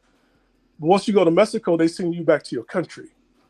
And that's why a lot of people don't like Mexicans that are from Latin America. So yeah, because they be pushing that no one's illegal on stolen land. Well, Mexico was stolen, and then you try to go to Mexico and they get you up out of there and call you a mayate while they do it. So Lotus knows about that, boy. That shit crazy than a motherfucker, man. Yeah, we just done with the hypocrisy. But Stan, Yeah, that Go ahead. the other dude up here too. I forgot his name, man. What's your name again, boss? Peace. My name is Pan Mulattoism, and I Pan try to be brief. Mulattoism. Yes, sir. That's Pan Hi. And Mulattoism. shout out to Peace. Sincere out there in the chat. yeah. Shout out to Sincere. Sincere is goaded. But Stan, you can chime back in, but let Pan Mulatto say Oh something no, because I'm he on been break, waiting. so I just want to say shout out. I like the chat. Hey, I'm sorry if you guys felt confused. I just like it's all connected and I see it. I just welcome everybody to read like world magazines and world politics and just get involved. You see how everything is connected. You're not the only one that's going through it. Me and B always talk, and I'll send him some Oh, stuff Lord. on IG. And then you can let me know what you meant by Kodak's parents pure is not pure, Oh, because I still I'll be need. Yeah, real you quick. No, still I'll be real didn't. quick about it. I'll be real quick because I get it. Because this is West Coast. But listen, when you're not born on the country and you say Haitian, Haitians don't see you as being Haitian. There's a word for Haitians not born in Haiti, and what that means is you're a bastard child. Oh What wow. is that word? Because I know some Oh, places Timon they Deo. call it a Timon Fet jackal. Deo. So Timon Fet Deo means that you're born outside. You're not legitimately Haitian. You're a bastard. So going around saying you're Haitian, they like, no, you're not. You're a bastard. So when it gets translated, like you're not from here, you're not one of us, get out of our face. So you're looking at a group of people Who's wanting to telling them raise that? The Dominicans?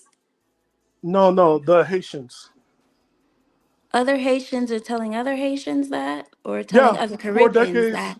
No, they're telling other Haitians That's your kids a are not from here. Tether on Tether conflict. Respectfully, that has nothing to do with us. Yeah. We. Okay, and listen to this. So Haitians been around in America for close to 100 years, right? A lot of us did not marry another Haitian. Some of us got married with African Americans, and you're looking at third generations or three generations down. So it comes down like people will say, "Okay, you're not pure." That's it. A lot of times, some Africans will say, "Like I'm African American." They're like, "Well, you're a hybrid, or you colored." That's how Africans see us. We also don't have that concept. Like a lot of Africans don't see themselves as Africans. They see themselves within their tribes or within their nations. They don't, it's You know, almost the that's same like factual. Yeah, I'm just trying to That's the figure whole out the thing. connection. We started off at the Summer Jam, then we got to Cuba, and it was the flat black, and it was the I get it. we and the we not we. It's kind of all over the place. And then you I say get that it. I'm confused and He I don't said I understand did it. I get it. communication. I get it. So I get yeah, it. You know what? I'm I get it. fatigued. I get it. Fatigued. It I was get it it. was it was a little No, wild. no, I get it. I get it. You guys don't want Oh, the I get it. connection, I get it. I and you're thought on he your said I own. did Now I he's gonna get it. blame it on us and I'm shift not blame playing. and say That's what that it we don't is. But that's understand what and it all of that is. You don't stuff. want the It's connection. not that we don't understand. You're kind of all over the place. I mean, I don't know if you have a diagnosis with ADHD or whatever, but it's all over the place at this point. Okay, And then the flat that's fair. blackness is just crazy to me. It's we, and then you start talking about, oh no, I mean, us Caribbeans, we're not allowed in the radio, and we couldn't pay for a ticket. We couldn't pay for it. Okay. And then when I'm asking you to elaborate, or can we get to where we were getting, because you were talking about Kodak Black. Now we're on the Summer Jam, and we've made it to Cuba. Then we island hopped from Cuba right on over to Haiti, and from Haiti to the Dominican Republic. Now we're back on the mainland. So it's just all over the place for me. I got you. And you know All what? right. The amazing part about all this, when you guys were doing the conversation earlier, that's exactly what it sounds like. But hey, Oh, we're not there we ready for go. those But you conversations. came up Oh, so we here. But sound But we're you're all not over ready the for here. those place. But conversations. you're here, and you It's just all said, "Oh, good, I But Jasmine. agree. just let him It's I land all his good. plane agree." so he could go. You know, To the I'm Let him Tether, land brother. his Just I'm land your plane. losing plane, brother. brain cells, so I'm gonna sit in the intellectual table. Yeah. And to be honest, this is what Tethers do. And I'm not even saying that to disrespect their brother, but anytime we allow them in our discussions, their goal is to derail us. And really, I just wanted to say one sentence. 2026, I recommend, and this is with all due respect, you don't have to do it, but I recommend you do it. Black Americans, foundational Black Americans, buy real estate in the countries that immigrants come to the U.S. from. They have power in our country. Go get power in their country. get government jobs, get citizenship, start businesses, etc. Everything that they're doing in the U.S., do it in their country. That's at least why I respect the passport brothers. Really.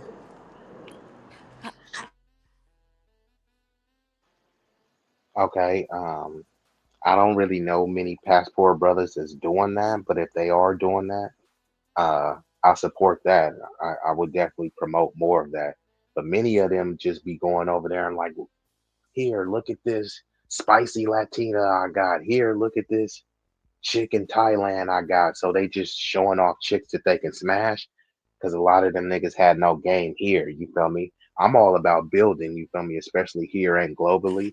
But if those cats are building, they don't show a lot of building. All they show is that here they kind of skirt chasing, which a lot of them niggas look like simps. But I concur with that sentiment. I just would love to see more of that if you said the passport pros is doing that. I haven't been seeing that. And exactly, let's not get stuck on the passport brothers movement. If you don't see them building, just you be the one to build. Really. Huh? Well, I'm speaking English, sis. Respectfully. Everything I'm saying is coherent. What I'm saying is, just as immigrants are in your country, you're only 3% of your state's population in California, right? Go buy real estate in the countries that immigrants came to your state from. It's a very simple concept. Don't get mad, get even. That's all I'm saying. Yeah, I'm with that. We're closer to like 7 to 8% of the total California population, but in SoCal, yeah, it's probably like three to Exactly. four percent. Yeah. That's my So I point. mean, yeah, I mean, We open the door, and I'm talking over you. I apologize. Go no, ahead, you bro. good. What Sincere I'm said, saying who was is that? I think, what's your name again, bro? pan mulattoism. Pamelatoism. So that's who that is, Sincere. So yeah, go ahead. You got it, bro. Yes, and as I'm talking to you all, I'm literally in Puerto Rico. I own real estate in Puerto Rico. I also, when I say this, I'm not saying this to stun on nobody. I own real estate in different Latin American nations. That's my point. Back in 2019, full disclosure, I'm from Maryland. I'm from Columbia, Maryland, zip code 21045. A former slave plantation. I started noticing that the demographic shift in my neighborhood was becoming, it was shifting from majority Black American to Hispanics, Pakistanis, Indians, Asians, etc. And I realized, all right, I could be pissed off that the majority of the businesses is owned by foreigners and the majority of the new home sales is going to foreigners, or I could go buy real estate in the nations that they come from. Really, so I stopped being angry, to be honest with you. And 2026, see, I haven't been really promoting it as much. I promoted it a little bit, Black Americans buying real estate in foreign nations, but now it's a matter of geopolitics. That's one thing that I think we as Black Americans fail to understand. The immigrants, we call them tethers, but they came to our country to take over. They are unapologetic about it. Once they become the majority in our communities, they start offering languages in the schools from their native country. The cafeteria meals that our kids will be subjected to will be Mexican meals and Indian meals, etc. When you call the PTA meetings or you call up to the school board, they have languages. They have the literature in different languages. I realized, hold on, this is an actual conquest that we are experiencing. It's on us to go conquest these foreign nations as well. Really, seriously, man. Or in other words, tether yourselves to the nations that tethers come from.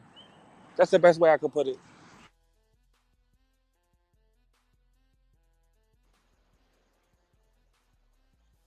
I got you. So it looks like I think Lotus had to drop down. But hold on, let me see. Big Rig, you still there? Yep, I'm still here. I Okay, never cool. heard that before, but I kind of like that though, bro. I ain't even gonna bullshit you. I kind of like that. You know what I'm saying? Go to their area, you know what I'm saying, and open up some businesses and do the same shit that they doing out here. I mean, I'm not mad at that, man. Yes, sir. And with Trump and a lot of us, even me, we are celebrating the mass deportations even though most of the immigrants have not been deported, and we are lacking the Correct. force. We're lacking the Preserve. force. Exactly. That's what I'm saying. And then we're lacking the foresight to realize all it takes is for another Democrat president to get in there and undo all of this and reopen the borders and flood us with 50 more illegal aliens. So, But let me ask you this though, Pan. yes, sir. Yes, Like sir. like how you said to do that, right? I mean, wouldn't you think it would be kind of hard to do something like that in another area like that? Because I mean, if the people there are having a hard time doing it, don't you think there would be even more, you know what I'm saying, on us to try to do the shit? You know, somebody not even coming from their soil? No, actually, I think it'll be easier for us because we're coming with the U.S. dollar. Really. Mm. Seriously, that's a powerful weapon. That U.S. Mm. dollar is a powerful weapon for the most part anywhere you go. So, in my experience, it's been easier for me. I mean, Mm. really, and that's the thing. When immigrants come to the U.S., what they say is, "Well, we live better than you in your own country." But when we as Black Americans, I'm a mulatto, of course, I'm a mulatto American. When we go to foreign nations, we have a higher standard of living than the majority of the native population there. So Mm. really, I mean, it was just common sense to me. I Mm. was taking cruises and taking little trips throughout the Caribbean and Latin America, and I'm like, hold on, this is how much the real estate is worth. You feel? And I don't want to get into particulars of that and act like I'm an expert on that, but all I'm Right, saying right, is, right, right, if I could take my U.S. dollar down here and live better than I was living in the U.S., and I was living quite all right in the U.S. right. I mean, it was common sense to me to just come down here, live at the beach, live with the palm trees, live with beautiful women. I mean, and I'm not So even you've heard of that term then, passport brothers. Do you consider yourself one? well, I'm a married man, so I mean, it's Oh, hard for me okay, okay, to, you know, okay. That's what's up. yeah, I'm a married man, but Your passport heavy. I'm definitely a brother with a passport, though. I'll put Yeah, it for that sure. Okay, okay. way. Oh shit! Look, listen, and I got a phone call coming in. If you live in maybe 30 minutes, I'll be back. But thanks for Hey, having I me up. appreciate you, man. It was For a real, for pleasure real. speaking to y'all. Much love. Right Yeah, Peace. on. pleasure. Thanks for dropping that. Yeah, I'm gonna probably shut it down before then, but salute to bro. And I mean, I agree. I mean, our influence is global, right? So we should have, Yeah, he broke that down kind of cool, bro. Shit. Hey, fuck. well, we say the earth is my turf. You feel me? So America Right. is my homeland, but the earth is my turf. So Yep. I'm all for, yeah, people should be traveling more. You should have your passport, but like travel and be about your business, right? Right. Don't go like you seen Wiz Khalifa. I think he got like 9 months in Romania. Ooh, well, he dodging that bullet right now. You feel me? But yeah, hell yeah. You see what I'm saying? So when you do try to ingratiate yourself with the locals, so you feel me, Right. who the upper echelon of society is, you can't be moving, you feel me? You can't go to Tijuana and try to Come move how on, you bro. would You, move you you here. know you So know the laws of the street, bro. You know how to move. You implement that in every way in life, bro. You feel me? Come on, man. That's off top.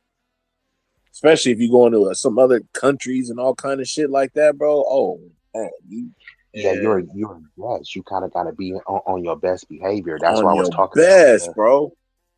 when they try to say no one's illegal on stolen land. I'm like, yeah, if you go to Venezuela and try to say that, bro, they ain't gonna get no fucks Man, you about gonna what get you a talking wake up about. call. But however, I do think that people, do need to be more traveled and more cultured and stuff.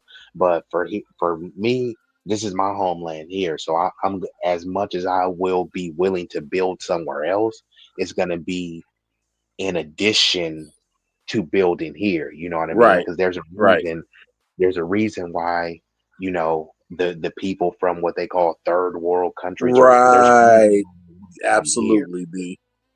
because there's a lot of places where, right now, even if you want to be like, man, fuck America, you know what I mean? I'm not on that type time because it's my homeland, but you Right. can say that.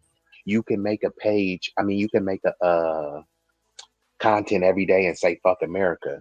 If you go over to Saudi Arabia and say, you know what I mean?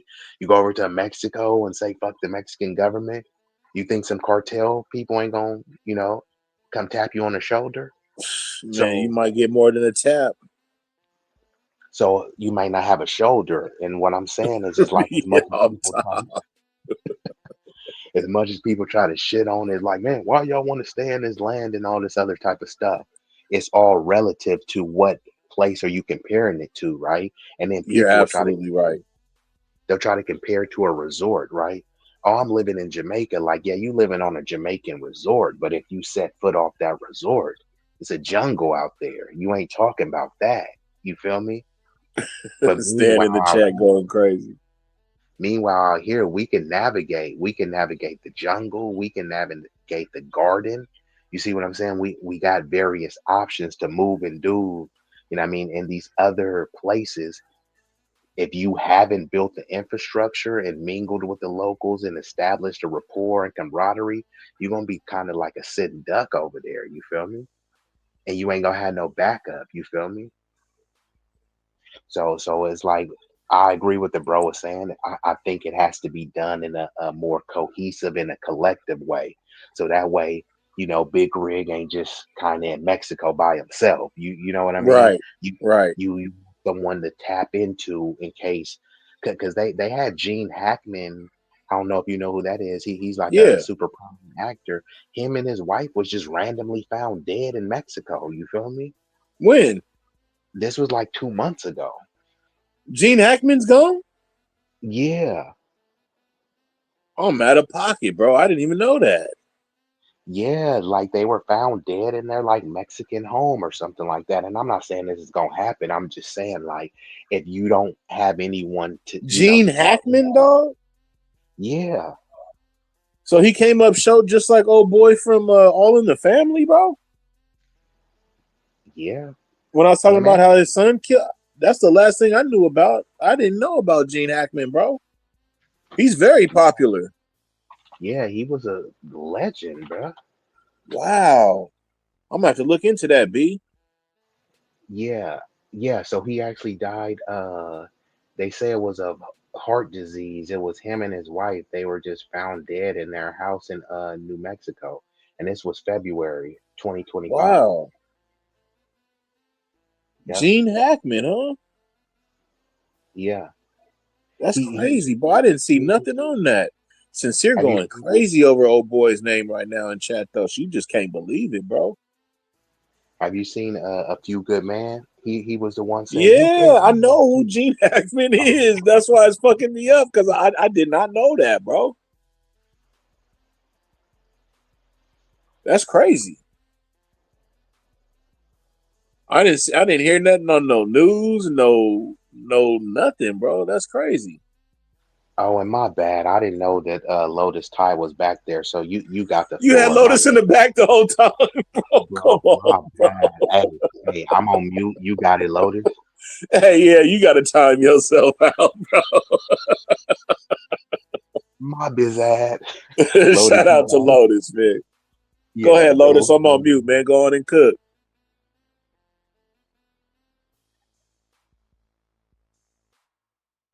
Oh shit, she's still on mute. But yeah, B. Stan was up in the chat going crazy too, man. Stan. He said, fuck around and go to one of them other countries and set up shop, bro, and have a gang of Kodak Black kids, bro. Hey, yeah, no, I hear you. And Lotus, if you there, let us know something, because we about to shut it down. But I definitely want to do another extensive panel with Lotus and where we speak on this. And Stan, when you don't got time, you can come up so you can kind of, lay your case out. But Stan, just don't come up and get cooked. That's all, bro. She said she's trying to unmute. Like, hold on. See if you can unmute now. Oh, and look, we've been joined by an illustrious Stan's in the guest. back. Are my eyes deceiving me? Oh shit! Not that's Sincere. I thought I had cataracts. I was like, is that her? What the fuck? Hey, Sincere worth about 100 in chat. So you know what I mean. Shout out to the, whatever we got in chat right now, times 100. I'm Yeah, trying to shout out understand that man's name. Hey, that name fucking sincere up. Mulattoism. You know what? And I she didn't broke down really a definition in the chat too, though. She going crazy. and I didn't really get into it because there was somebody else that I was talking to, and I brought up the term mulatto, and some people that's considered offensive, like that's like a slur or a derogatory term in some people's mind to call them mulatto, just like some people like don't call me a Negro or something like. So I did want to confirm like what do you mean by mulatto? You know what I mean? Because some people have like a real mixed ancestry. So I'm always fascinated because that term is kind of considered archaic. It came around with the whole one drop and the octoroon and quadroon and stuff. So if I really want to get into it, what's the difference It's kind between of a like calling mulatto? you a donkey, like a mixed breed, a mule. Yeah, that's what it is, a mule and an Mm-hmm. ass. Mm-hmm.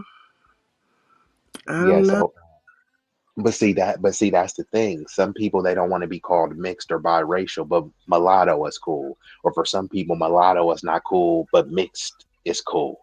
You see what I I'm don't know. saying? Like the biracial people have a whole movement going on right now.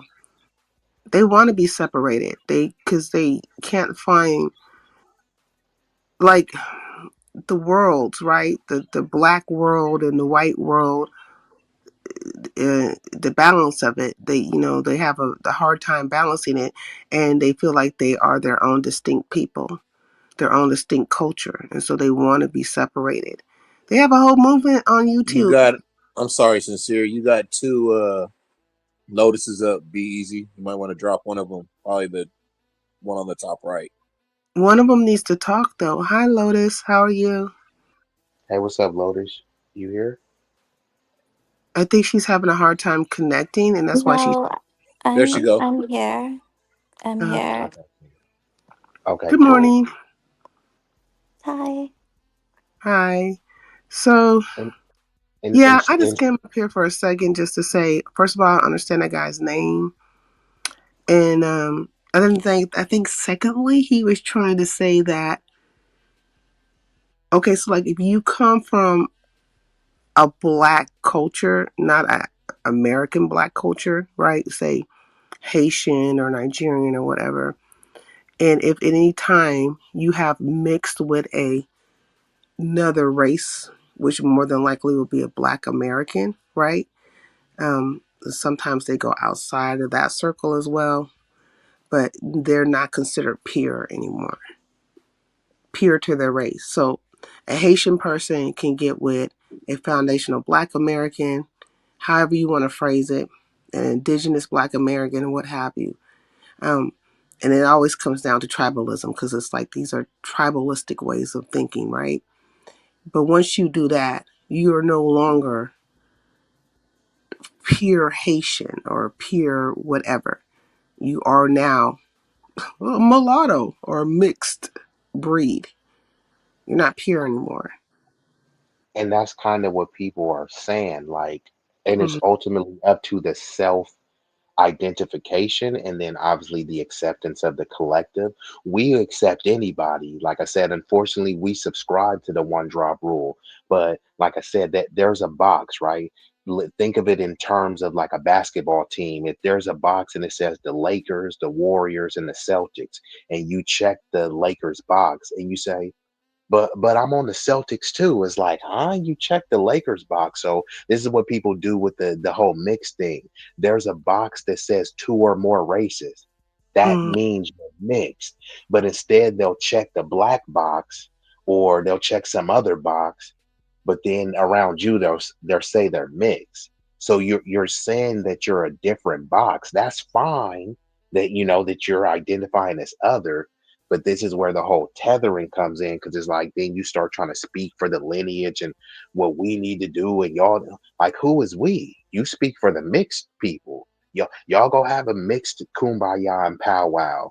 You know what I mean? FBAs, they're having a separate discussion. Could we come together later and meet at the cookout and you know, roast some marshmallows or something like that? Yeah, yeah, possibly. but we ain't doing it under the guise that we're all one big global Negro. Always say a leopard and a leopard looks like a jaguar. They're not the same cat.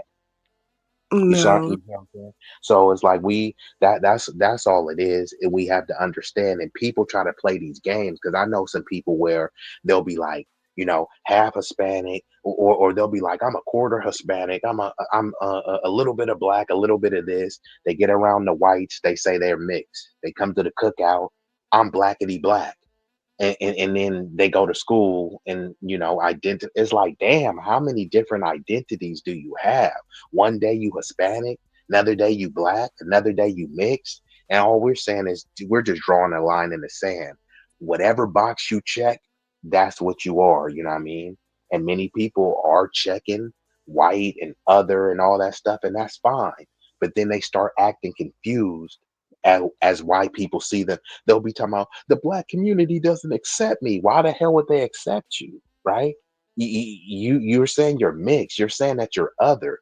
I say black people have black conversations, mixed people have mixed conversations. If you have black, half of your time you should be talking to your other half, whether it's white, Hispanic, but instead they'll spend 100% of the time talking to black people. But it's like you're not telling your other side what they need to do. Mixed people will try to tell black people what they need to do, but you're half white and you ain't telling white people what they need to do. So people is just tired of that, bro. But Stan, you had something to add? Oh yeah, I just want you to know that there are African Americans that are stationed in other countries, and they have built a community there for other Americans to move in, African Americans to move in. Don't forget, you have that resource, O'Shea Du Jackson in Africa, and I'll find you the other ones so you guys can interview them because they're open to talk about it, how they build communities outside of America. African Americans? Yes, or FBAs. Hmm. But I'll send it to your inbox, B-Eazy and Big Rigs. I'm still at work. I mean, he's All not right. telling the story. There has been um a repatriate. What is a repatriation? I can't say it right now. Can't get it out. But there's been a lot of people, And I know African Americans, that have went over to the motherland, if you will, and different other places. They have been invited to do so, and they're going over there to, give it a try, to give it a go. Is it the majority? No, but they are doing it, and they're getting dual citizenship. And right now, I think Ludacris. Where's Ludacris? He's in Ghana. Yeah, Ludacris is in Ghana. Yeah, so it is happening. I mean, I don't know if that is like the global solution. For everybody to go back to Africa, because that's basically Definitely ain't. what is being said. Go back to Africa. I'm from Prince Mafia. Yeah. So you were like, I mean, I'm not from Africa, but I was Me speaking either. earlier. Big, But Big earlier, Rig, Big huh? Rig might want to repatriate. Big Rig, you thinking about going back to the motherland? But how do you Nah, repatriate dog. when you've I never never been there? and exactly. Like there's nothing that made me even think about wanting to go. You know what I'm saying? I mean, why? Would I What is? like to see some shit out there? Of course, but to act like you know what I'm saying I'm from there and that's where I come from, I don't believe that, B. And wouldn't it even be considered repatriation? Like, wouldn't it just be because like you weren't there in the first place? Maybe your ancestors. That would be immigration, and this is Yeah, this the whole repatriation is to try to make you an immigrant, to say that you're not from this land, so you need to Exactly. repatriate back to your yeah. home. But that's Like not my homeland. it They're not doesn't make talking any to the sense. Black Americans, they're talking to those African Americans, the return of someone to their own country. I can't return to a country that I've never been to. I can't return to a country that I've never been a part of. I can't return to a country where my DNA doesn't even lead to that country. So that's their motherland. I guess they're talking to the African Americans because they're damn sure not talking to me. Yeah, they ain't talking to me. They talking to Akon and Cynthia Erivo and Idris Elba. Like that's who you know. Right. Dams in the Drees, like that's who y'all talking to. People that have, and this is just so pathetic that it keeps pissing me off. If you go over there in Africa, they see you as American. But once you're in America, they want you to see yourself as African. Does that shit make any sense to you? It And makes then no like, sense at all, dog. And that's what what you just said is exactly facts, bro. and then I was kind of thinking about the tethers or quote unquote tethers, right? Um, Yeah. I think the problem that lies between them and find that foundational Black Americans is the fact that they actually want to be included with foundational Black Americans, like, but then also they want to dictate policy to the situation. Well, I'm Black like you, but no, no, no. I think it's like when you reject a child or something. They're coming with all these different reasons to be in your face and saying all the most absurd things. But they feel rejected. I think it's a rejection going on. And then what it stems from initially is there was an acceptance at one point in time, correct? Because if we go into like the 50s, the 60s, the 70s, let's even take it from the 30s, when there were Black people from the Caribbeans coming over into the Americas, right? They were amongst us, and we were all Black. Whether we were a Haitian Black or African Black or Blackity Black, we were all Black people, different cultures, true enough, but we were in one setting. And that's kind of like how Pan Africanism kind of built on itself, because there was a time, especially like in the 60s, where Pan Africanism was very, very strong. You know, it, know about the motherland and know about the Caribbeans and, Where huh? was it wrong at? And this is the irony, and this shows you how Mm, much failure is in Pan Africanism, because you would think the most prominent and prolific Pan African is on the continent of Africa, but they're not. The most prolific, prominent Pan Africans are where? In America. Does that mm-hmm. make any sense to you? Right? Even Umar, he calls himself the Prince of Pan Africanism, but he doesn't want to live in any African country. He'll go get some citizenship and then bring his ass right back to America. You're the prince. Imagine me saying I'm the Prince of Oakland. Hey, where you at, man? I'm in Philadelphia. Huh? Well, How what I'm you be saying, the Prince of I Oakland, think nigga? what I'm trying to say is that there was a time, because Black Americans have always been very inclusive, right? But a lot of times we were forced to be inclusive. We didn't have any other choice. If we look at the history of our history of our communities have always been other nations of Black people and Latinos, because they weren't letting the Latinos over there with the white people either. But what do they And have in common? the fact that they weren't white, Right, and that they're all they all had immigrants. to live in Black communities. Right, they dump them in Black communities. So you're right. There's most definitely, they've been forced upon us. So this is that homogenization that we were talking about earlier.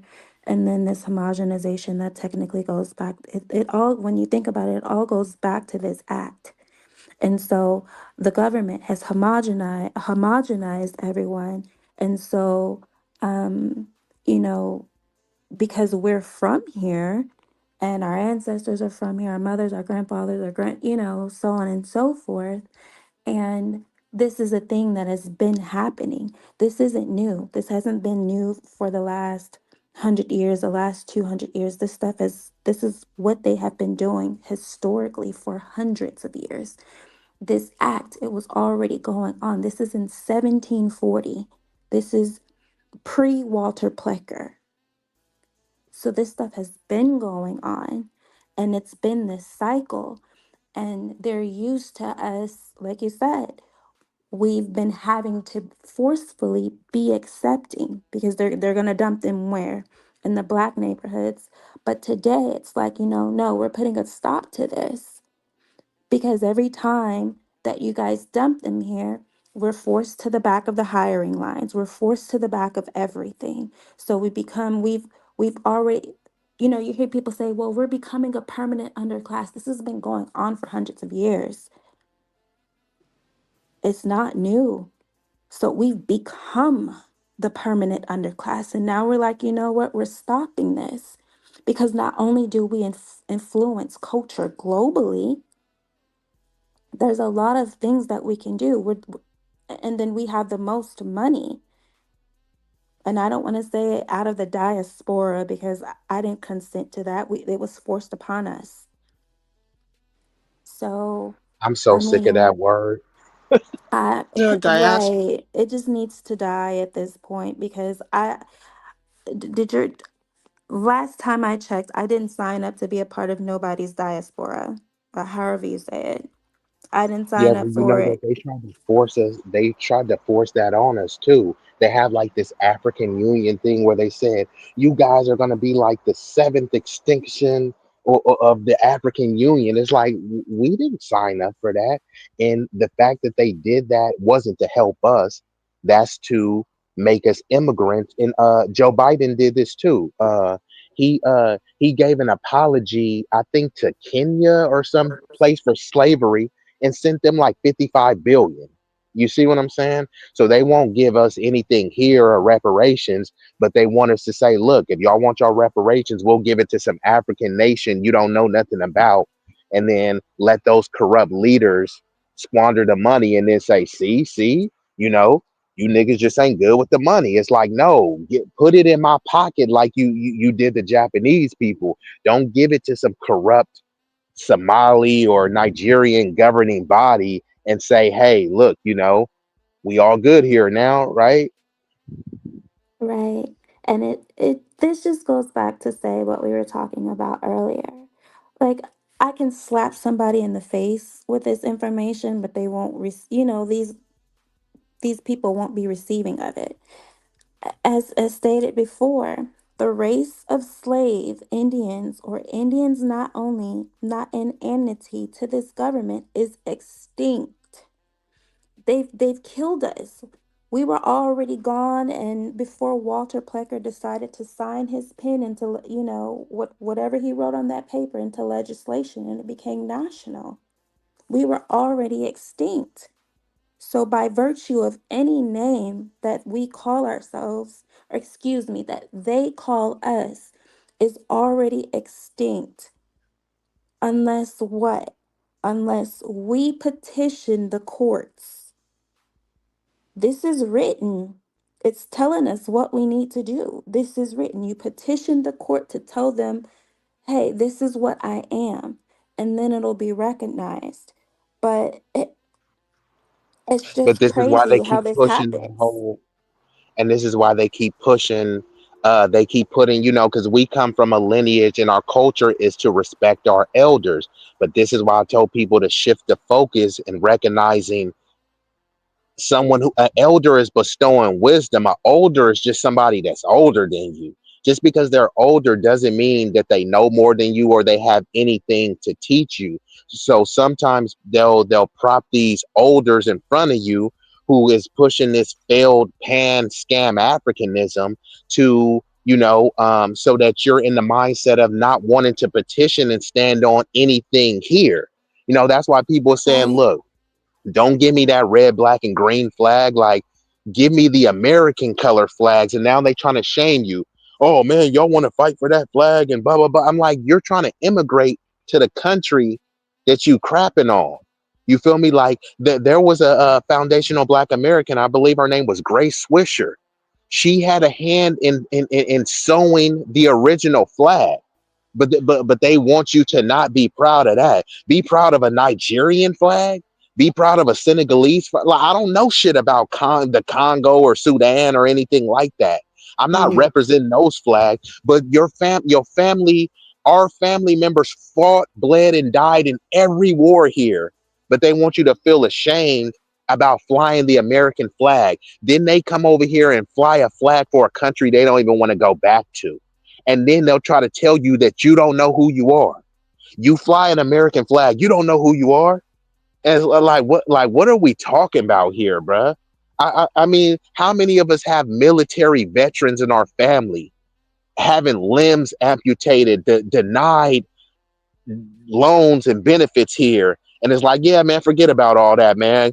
Go worried about help Akon build a city in Senegal. Like, no, man, I ain't doing that shit. They be complaining about all our cities here. What about Chicago? What about Oakland? You know how we can fix Oakland? By sending money to Angola. Like, that shit don't make no sense. No, man. We're tired of this Pan-Africanism. We need to focus on here, right? They say all the metrics. You guys are at the bottom. Okay, fine. If we're at the bottom, I mean, that's not a ringing endorsement for Pan-Africanism. How am I going to be looking to a distant land in Africa if y'all saying we got all these issues here, right? All those kids out of wedlock and black on black crime. Okay, cool. You know what? I need to be focused on black crime here. I can't focus on Sudan. I can't be focused on Haiti or any other place. Like, sorry, right? Because those places that they ain't focused on us. So I mean, it just kind of is what it is. And we should have been on this a long time ago because every other group was on it. That's why they come over here and want to have ethnic enclaves, right? They don't come over here and say, let's build an African American town. No, they want a little Cuba, a little Haiti, a Spanish Harlem, a little Korea, a Chinatown. But I thought we were all people of color. Where's the people of color town? Where's the African American town? So since y'all don't want that, that's fine. So we want our own town too, where y'all ain't infringing upon our stuff. It's fine, you know. So people will act like segregation is such a bad thing, but like people are living in times that are more segregated than Jim Crow. I agree. And that's And basically what Lotus, happened.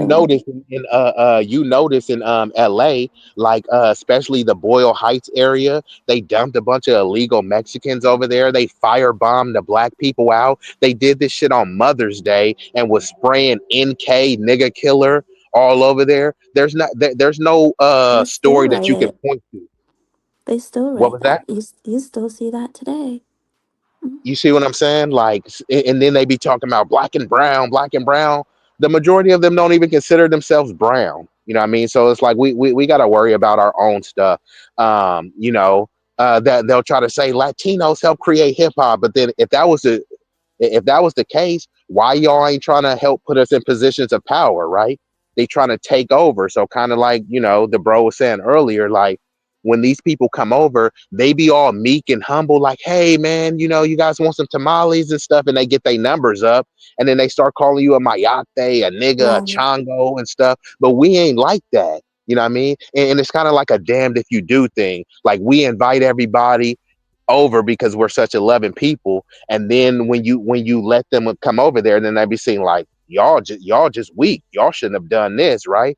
They spray NK and it's just like, oh well what did the blacks do? And then when you respond back to them, it turns into like you have a violent culture, but you just responded to the hatred that you received from them.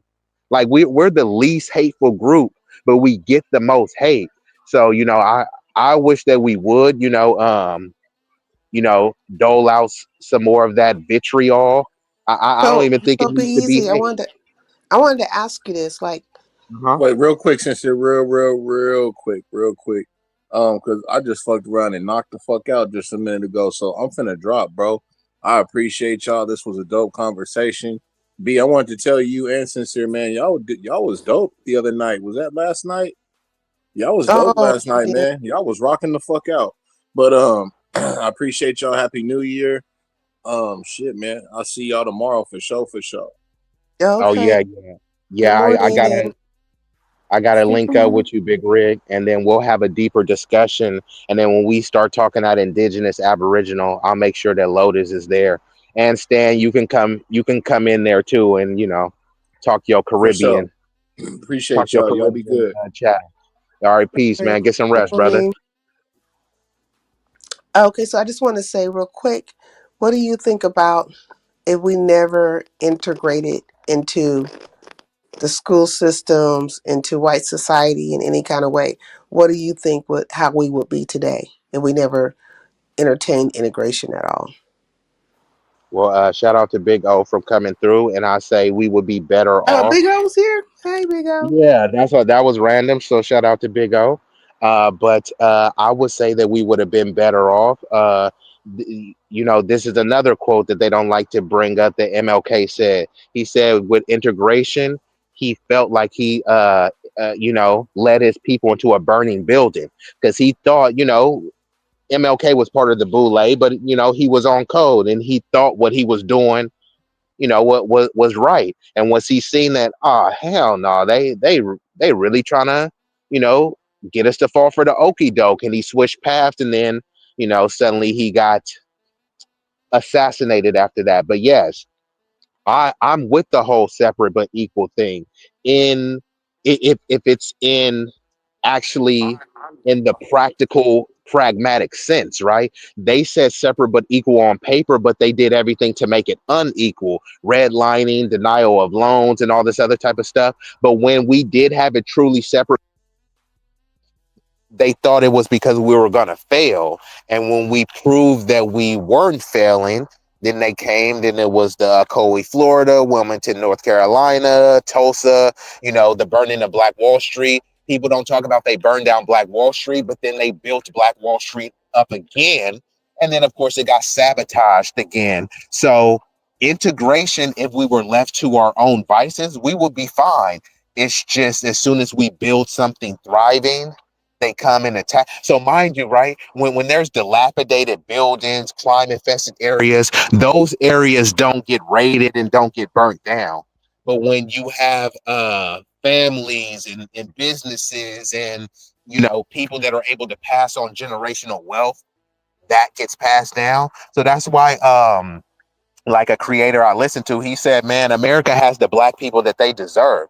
They did everything on every turn to destabilize us, disenfranchise us. So, like, what type of people are you expecting to come out? It's almost like you chain a dog up in junkyard dog conditions, and then you like, this dog should be acting just the way Lassie acts. This ain't no fucking Lassie dog. You got him on a chain, malnourished and all this shit. Like, how do you think this dog is gonna act? So yeah, you know, you putting people in projects, depriving them of resources. Like, how do you think people gonna act? And not all of us live in the jacks and all this shit, but I'm talking about the segment of the population that they demonize. But overall, for integration, it would be better for, because we're already segregated now. You see what I'm saying? So they try to play these games where on paper, no, we shouldn't be segregated. But then they have redlining and NIMBYs, which means not in my backyard. So we gonna be already segregated. Let's just stop playing these games. Let's truly be separate but equal, because we're already segregated. Mexican, like Latinos are segregated. Mexicans ain't living next to Puerto Ricans like that. You know, Puerto Ricans don't want to live next to Venezuelans like that. But us, we supposed to live next to everybody, let anybody set up shop, right? Here, you got to let the Asian person set up shop, even though they won't let you do it in their neighborhood. So we need to have a healthy level of discrimination, just like these other people do. They say discrimination is bad while they discriminate against you. Yeah, we need to be discriminating more. And, you know, I'm all for Do the Do you segregation. think if we never integrated that that would apply to other nations of Black people as well? Well, the other nations of Black people, they see, we were, and I was talking to somebody about this, we were enslaved, but in many of us got buck broken, either physically or also psychological. But I think that's a difference between the colonized mindset, right? Many of us have the buck breaking trauma, but Mm-hmm. that's different from the colonized mindset on the continent. See, we've been the minority here, so that's why we accepted the flat blackness, and we're all just one big global Negro as a survival mechanism, you know, to enrich, empower, and advance ourselves. Now, back in these other nations where they are the majority, right? A lot of that is about their colonized mindset, where they think the white ice is colder and stuff. That's why many parts of Africa is a graveyard because the leaders ain't there. If they need to get a major healthcare procedure, they're leaving Africa. They want to get a wife, they're probably leaving Africa. And then they try to come back to either wag their fingers or come in some dashiki and African garb like they're the Princess Amunda, and then they leave right back. Look at the bitch ass president in Nigeria. He bent over, spread his cheeks for Trump and said, here, come over here and bomb my country. And then he fled over to Europe or something like that. So yeah, like a lot of these people, that's a colonized mindset where you think that the white ice is colder, you know, whatever white zaddy do, you know, that will lead us to victory. And then if they're around a bunch of black people that's beating them over the head, and then you got one blonde hair, blue eyed chick, and she comes and brings you some Red Cross rice. I mean, Well, I you was just know, wondering, like, if we never integrated, right? And I'm just talking about FBAs or however you want to deem it, right? And we had our own, carved out area. And if other black people came over, immigrated here or whatever the case may be, would they, would we have, would we say, hey, come live with us? Or would we say, no, stay away? And then they would have their own areas. I think in our nature, we would say come stay with us because that's just our nature to be loving, to be invited. And part of us being loving, we kind of also want to be liked and accepted. So part of us is like we accept any and everyone, you know, much to my chagrin, but also we want to be accepted as well because there's a lot of negative narratives about there, you know, whether it's, you know, baby mama culture, black on black crime, all y'all do is you know all the negative stuff, right? So some people, they try to distance themselves from that and try to prove the stereotypes to be wrong. Like, you know, I'm not an angry black guy.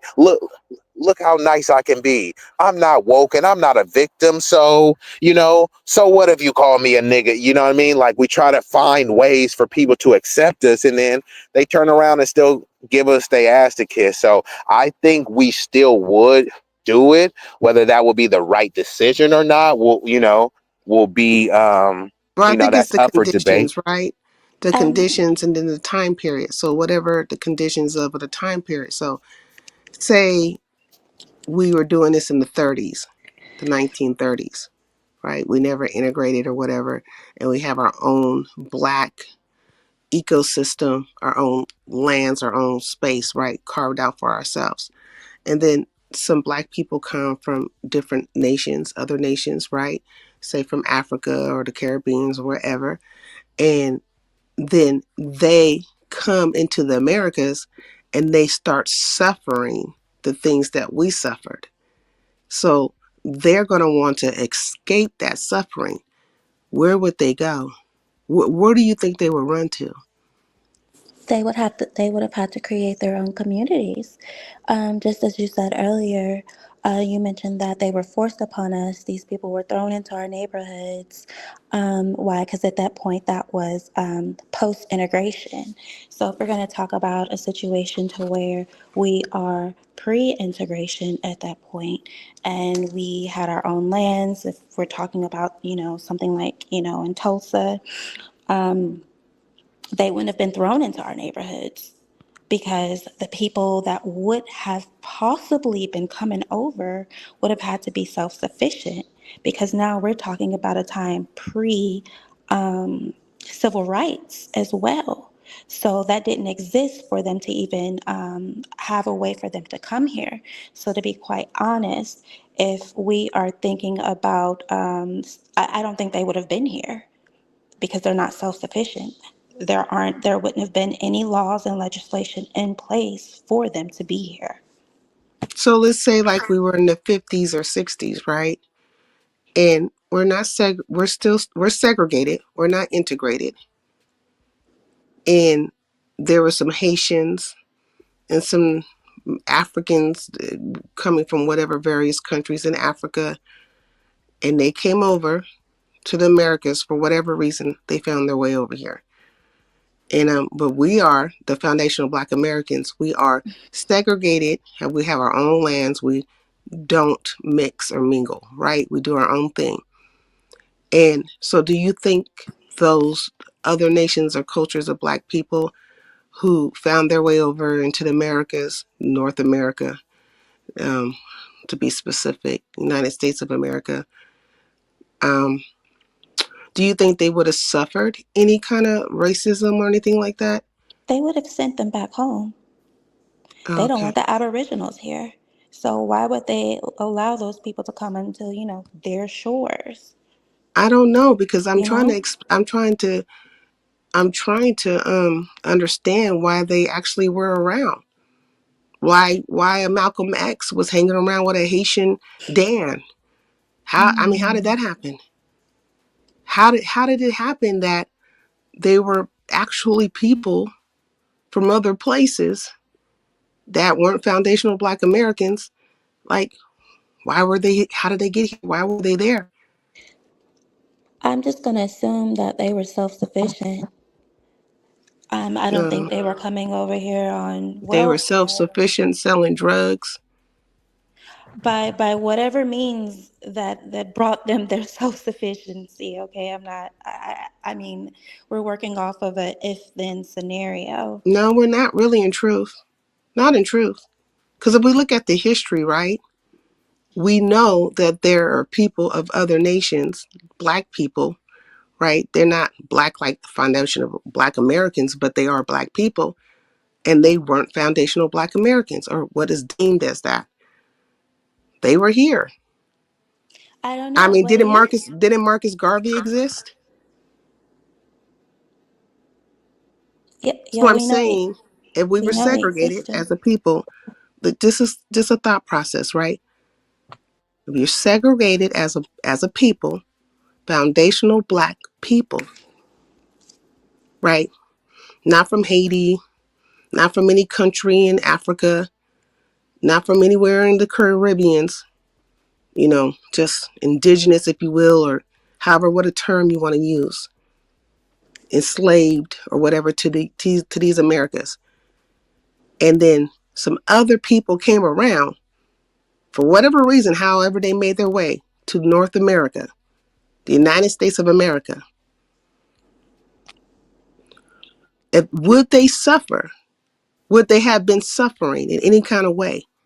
Or would they make their way and create their own, lands and their own system? Or would they immediately be looking for something that kind of looks like them? I mean, who did Marcus Garvey surround himself with? I guess that would be the question. But I think it's more of a Garvey was question kind of for a Caribbeans, and I don't think that's a question to ask us. I think it's a question to ask them, and perhaps what was the state of wherever country or their homeland was in prior to them coming here.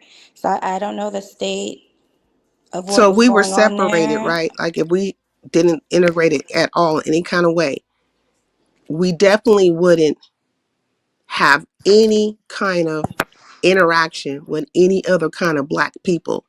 However they made their way, whatever their circumstance was, whatever, we definitely wouldn't have had any kind of interaction with them because that is them and we are we, right? Two separate things. I don't think it would have been as that because realistically the numbers were so small like that there was a racial quota. They didn't want any black immigrants coming over Right. here. But yeah, some of them did make their way here, but the ones did, they came and for the most part many of them got on code with the program that we were pushing here. The other ones that weren't, they start elevating the people that will be like pushing a different agenda, like the Shirley Chisholms, the Bayard Rustins, those type of people. So yeah, we would have had people that will still, been tethering, but I think the most part of it would have just been people they just would have had to conform to whatever we were on, which they do anyway, just because their numbers were so minuscule. Like based on the numbers I think like most African and Caribbean immigrants came after the year 2000. Many of them came, prior to, after 1965, but the bulk of them came like after 2000. You know what I mean? And it will be like the Democrats where they'll let like, okay, we're going to let 300,000 Haitians in and give them temporary protected status, or Biden let 500,000 Venezuelans in, so they weren't having these mass waves of immigration, especially for black people like that. So I think we would have been integrated, just because the one drop rule, they lumped us all together. But like the sister I Lotus mean, was if saying, we were separate, right? Like we're segregated. We uh-huh. created our own little space and stuff. We don't have to accept them. They could have came knocking on the door, and we could have said, "Yeah, you're not black like us." No, I know. I think in our nature, especially, I'm trying to think in the historical context. Like if we was on, what we standing on now, yeah, like I said, we would have told them to kick rocks and flip flops with no pit stops while listening to hip hop. That's what we would have told them. But back then, like I said, I'm sure we would have welcomed them in with open arms, considering that they were being adopted, integrated, and assimilated into our infrastructure. Okay, this is assuming that all of our stuff wasn't destroyed, right? So we have more jobs and things to, to integrate them into, versus them coming over, living in a black neighborhood, but they're really trying to ingratiate themselves into the dominant society. You know what I mean? So they just see us as like an extraction process versus, like an empowerment vessel. I mean, what do you think might have caused them to seek us out? I don't think they're seeking us out. We just have to be quite honest. When a lot of these people come, they're they're on the outskirts of us. If we talk about the quote unquote well, I'm not even gonna quote unquote the African immigrants that come into LA, they don't live in the same neighborhoods.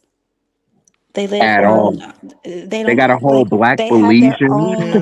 they have No, their I'm own not. But I'm neighborhoods not that really they're talking in. about to date. I'm talking about I know you're not talking in about history. today. In history. I'm just using that as an example.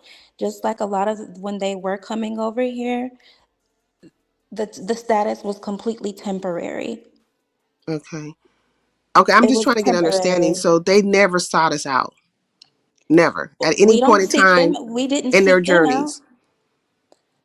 I mean, it's maybe when you're speaking about outliers and the one or two or the people that, were involved in some things for whatever their reasons were. I don't think that's something that you can put all immigrants are just coming in here to seek FBA and seeking for their help. They're coming here with their own agendas and their own vision of what they want to do. But we also have to understand that a lot of them were going to the countries that colonized them. If we start talking about, the Caribbean, this is what France and all of those places. So this is where they were going. So I don't even really think it's Well, I'm just saying these are the outliers. ones who made it, the outliers, right, are the ones who made it to America, to the United States of America, North America. They're not foundational Black Americans. Um, Right? do you or are you aware of their communities, what they established at all? I don't think we care. We don't care today and we didn't care then. Um, I care because it's a part Okay. of history and it's a part of understanding the overall, right? Because my thing is that if you come from another nation of Black people, you find your way over here into what I call the United Plantations of America and American killing fields. You're here, and obviously your experience per us having this conversation is not the same as our experience. It must have been better for them. in some kind of way. And so I want to know what they established. And then I also want to know, then if they established something, why the hell were they seeking us out? And you say they weren't seeking us out. So if they weren't seeking us out, then they established something. What was established? Are you asking or are you saying because you already know the answer? No, I'm asking you. I can't speak in the 50s. I don't know. I wasn't born. I wasn't even thought of. My mom wasn't even born. Oh, okay. So it's only so much I can speak on.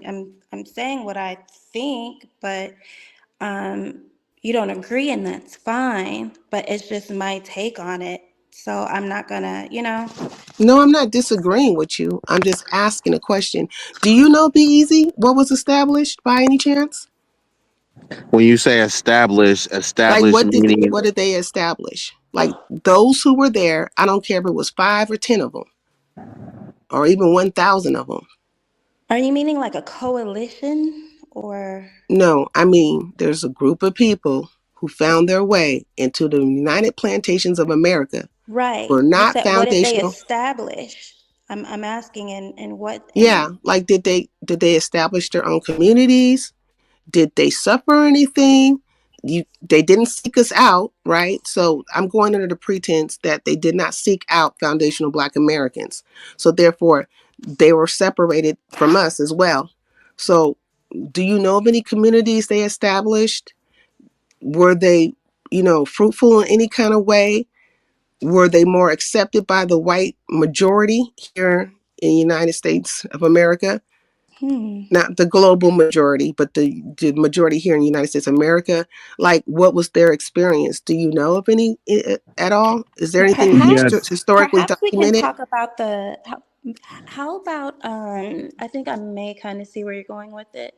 You mean like, let's see, the Harlem Renaissance, right? That's when a bunch of illegal they allowed a bunch of illegal um or legally, I guess, Black people from whatever countries, Caribbean or whatever, to come into the United States. So you're when you think in that sense, then yeah, you're right. They dumped them, I'm gonna assume, in Harlem with Black people. Am I wrong about that, you guys? yeah, I mean that's how you So I that's think why that's the they call start New of York it. With the yeah. correct. And that's why you have there's people like Minister Louis Farrakhan, a Caribbean background, Stokely Carmichael, aka Kwame Ture, Trinidadian background. You see what I'm saying? But like all those people came and they got on code, at least temporarily, for what the foundationals were on. Now people may have branched Well, off why into do you their think they did that though? I think they did it. It's the same. Well, we kind of already talked about it a bit, where you mentioned, not you, but where we talked about, well, where you mentioned the Great Replacement strategy, and so I want to bring this up, and I'm bringing I want to bring up the Mexicans or the Hispanics, right? For instance, let's take what's happened here in California. When they came here, and you hear this from the OGs that have been here, that predate me. Oh, they came here, it was great, it was cool, it was fine. But once they got their numbers up, what did they start doing? They start getting into legislation, local governments, and running for certain positions. Like we all heard that one, was that the ex-mayor of um,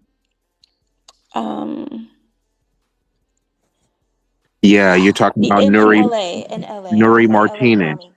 Right, LA City where, Council with De Leon and right, Nuri Martinez. They said F them, exactly. they're with the blacks, and they were talking about how to destabilize us politically. Go ahead, you got it. Exactly. So I agree with you when you say that they're forced on us, right? We didn't ask for it. They're forced. So I think it's the same agenda. I don't think it necessarily changes because they're technically a different race of people, right? They all have this same mentality of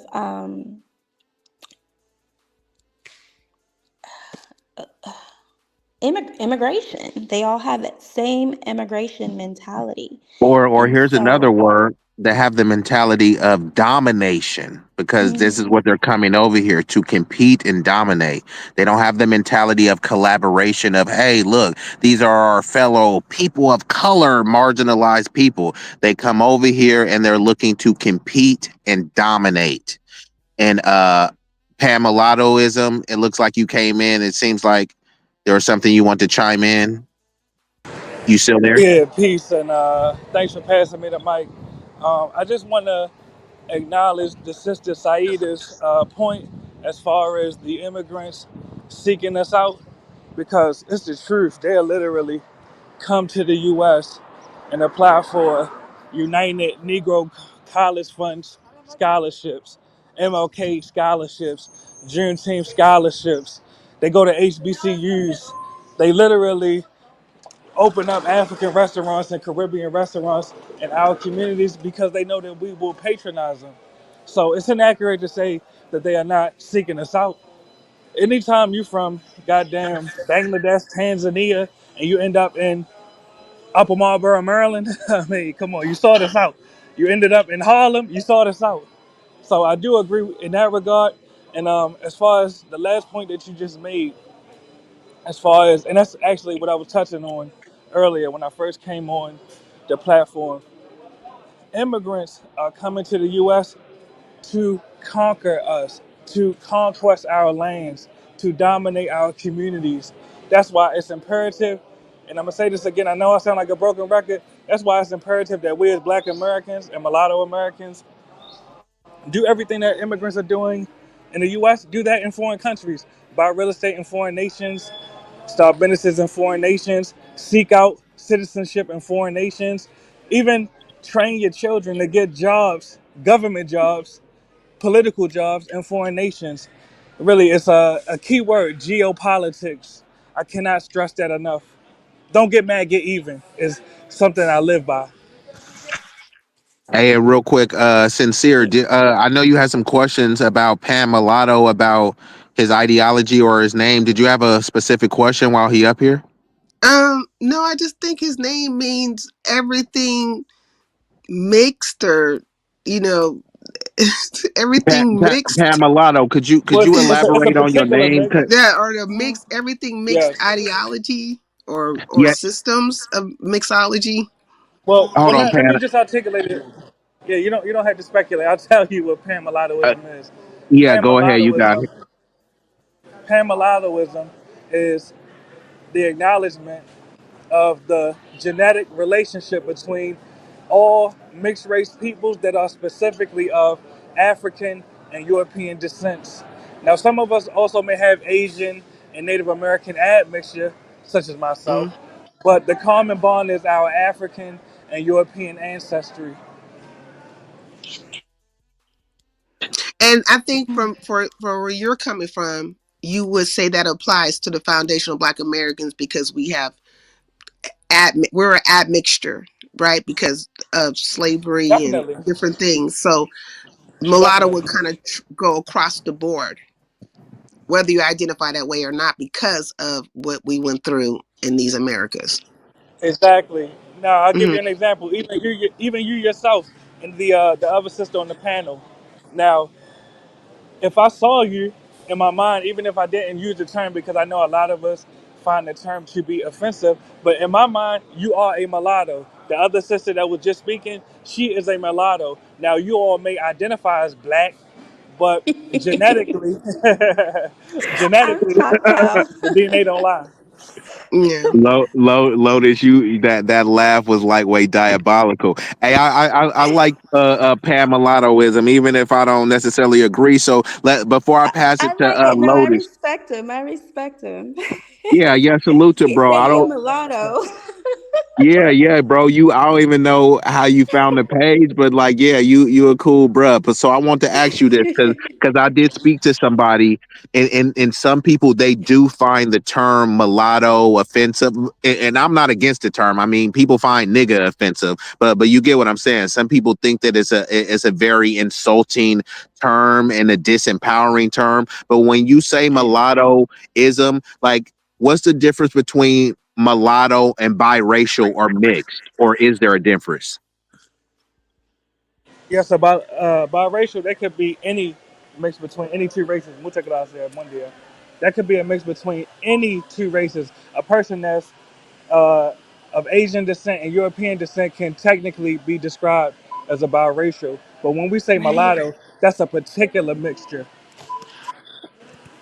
It's and you're right. It's very particular. Before you guys joined, we were talking about, or I guess I brought it up, so maybe I was talking about it.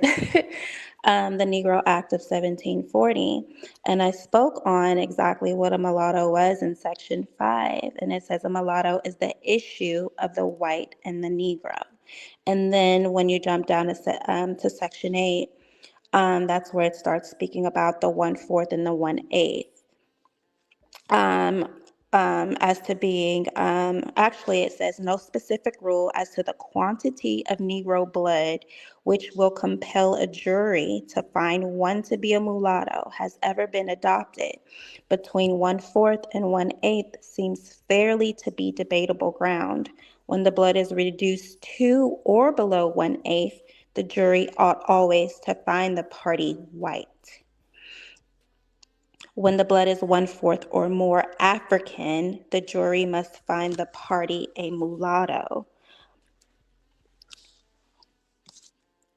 But in this, it broke down what the African was or who the Negro was, and the Negro was the slaved African. And when I think of this, I think of that movie. Oh my gosh. You guys may know what I'm talking about. It's on the tip of my tongue. But the With the movie rabbit proof Prince? in Louisiana, Oh, I apologize, not that one. the one in Louisiana, where it basically gives you the history of pretty much the Creole race, if we want to say that, which were what? Mulattoes. Correct. And so they were saying the movie basically shows how they basically had these houses to where they'd bring, maybe these beautiful women in. Some would be more fair skinned than others, but I guess you can say, I mean, since you want to use me as an example for a mulatto, Hey, you um, gonna have to change your name, Mulatto Ty. Mulatto Mulatto Ty. Ty. It's a beautiful name. Choctaw tie, Choctaw Hey, now. But Mulotus. not Mulotus. It's giving Mulan now. It's giving Mulan. We might need to go ahead and add that on there with that partly Asian admixture.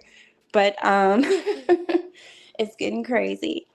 But Yeah, where they had bro the just called y'all houses. mulatto and dropped. It's like to the two mulatto ladies on the panel. All right, good night. All right, shout out to bro. Oh my God, Go ahead, yeah. Lotus. You got it. My bad. But I mean, they basically would show how, let's see, okay, so I hate to say it, but let's use Sincere. So Sincere is this beautiful woman. She has this beautiful skin. And then, it's light, it's bright.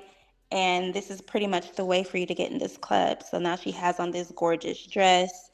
And we're basically in this house surrounded by a bunch of white, wealthy men. So basically, what they would do is there would be those white European men that would basically, there'll be one like, oh, okay, I see Sincere or Sayeda. I see her, I want her. And so then basically it would be like a meet and greet.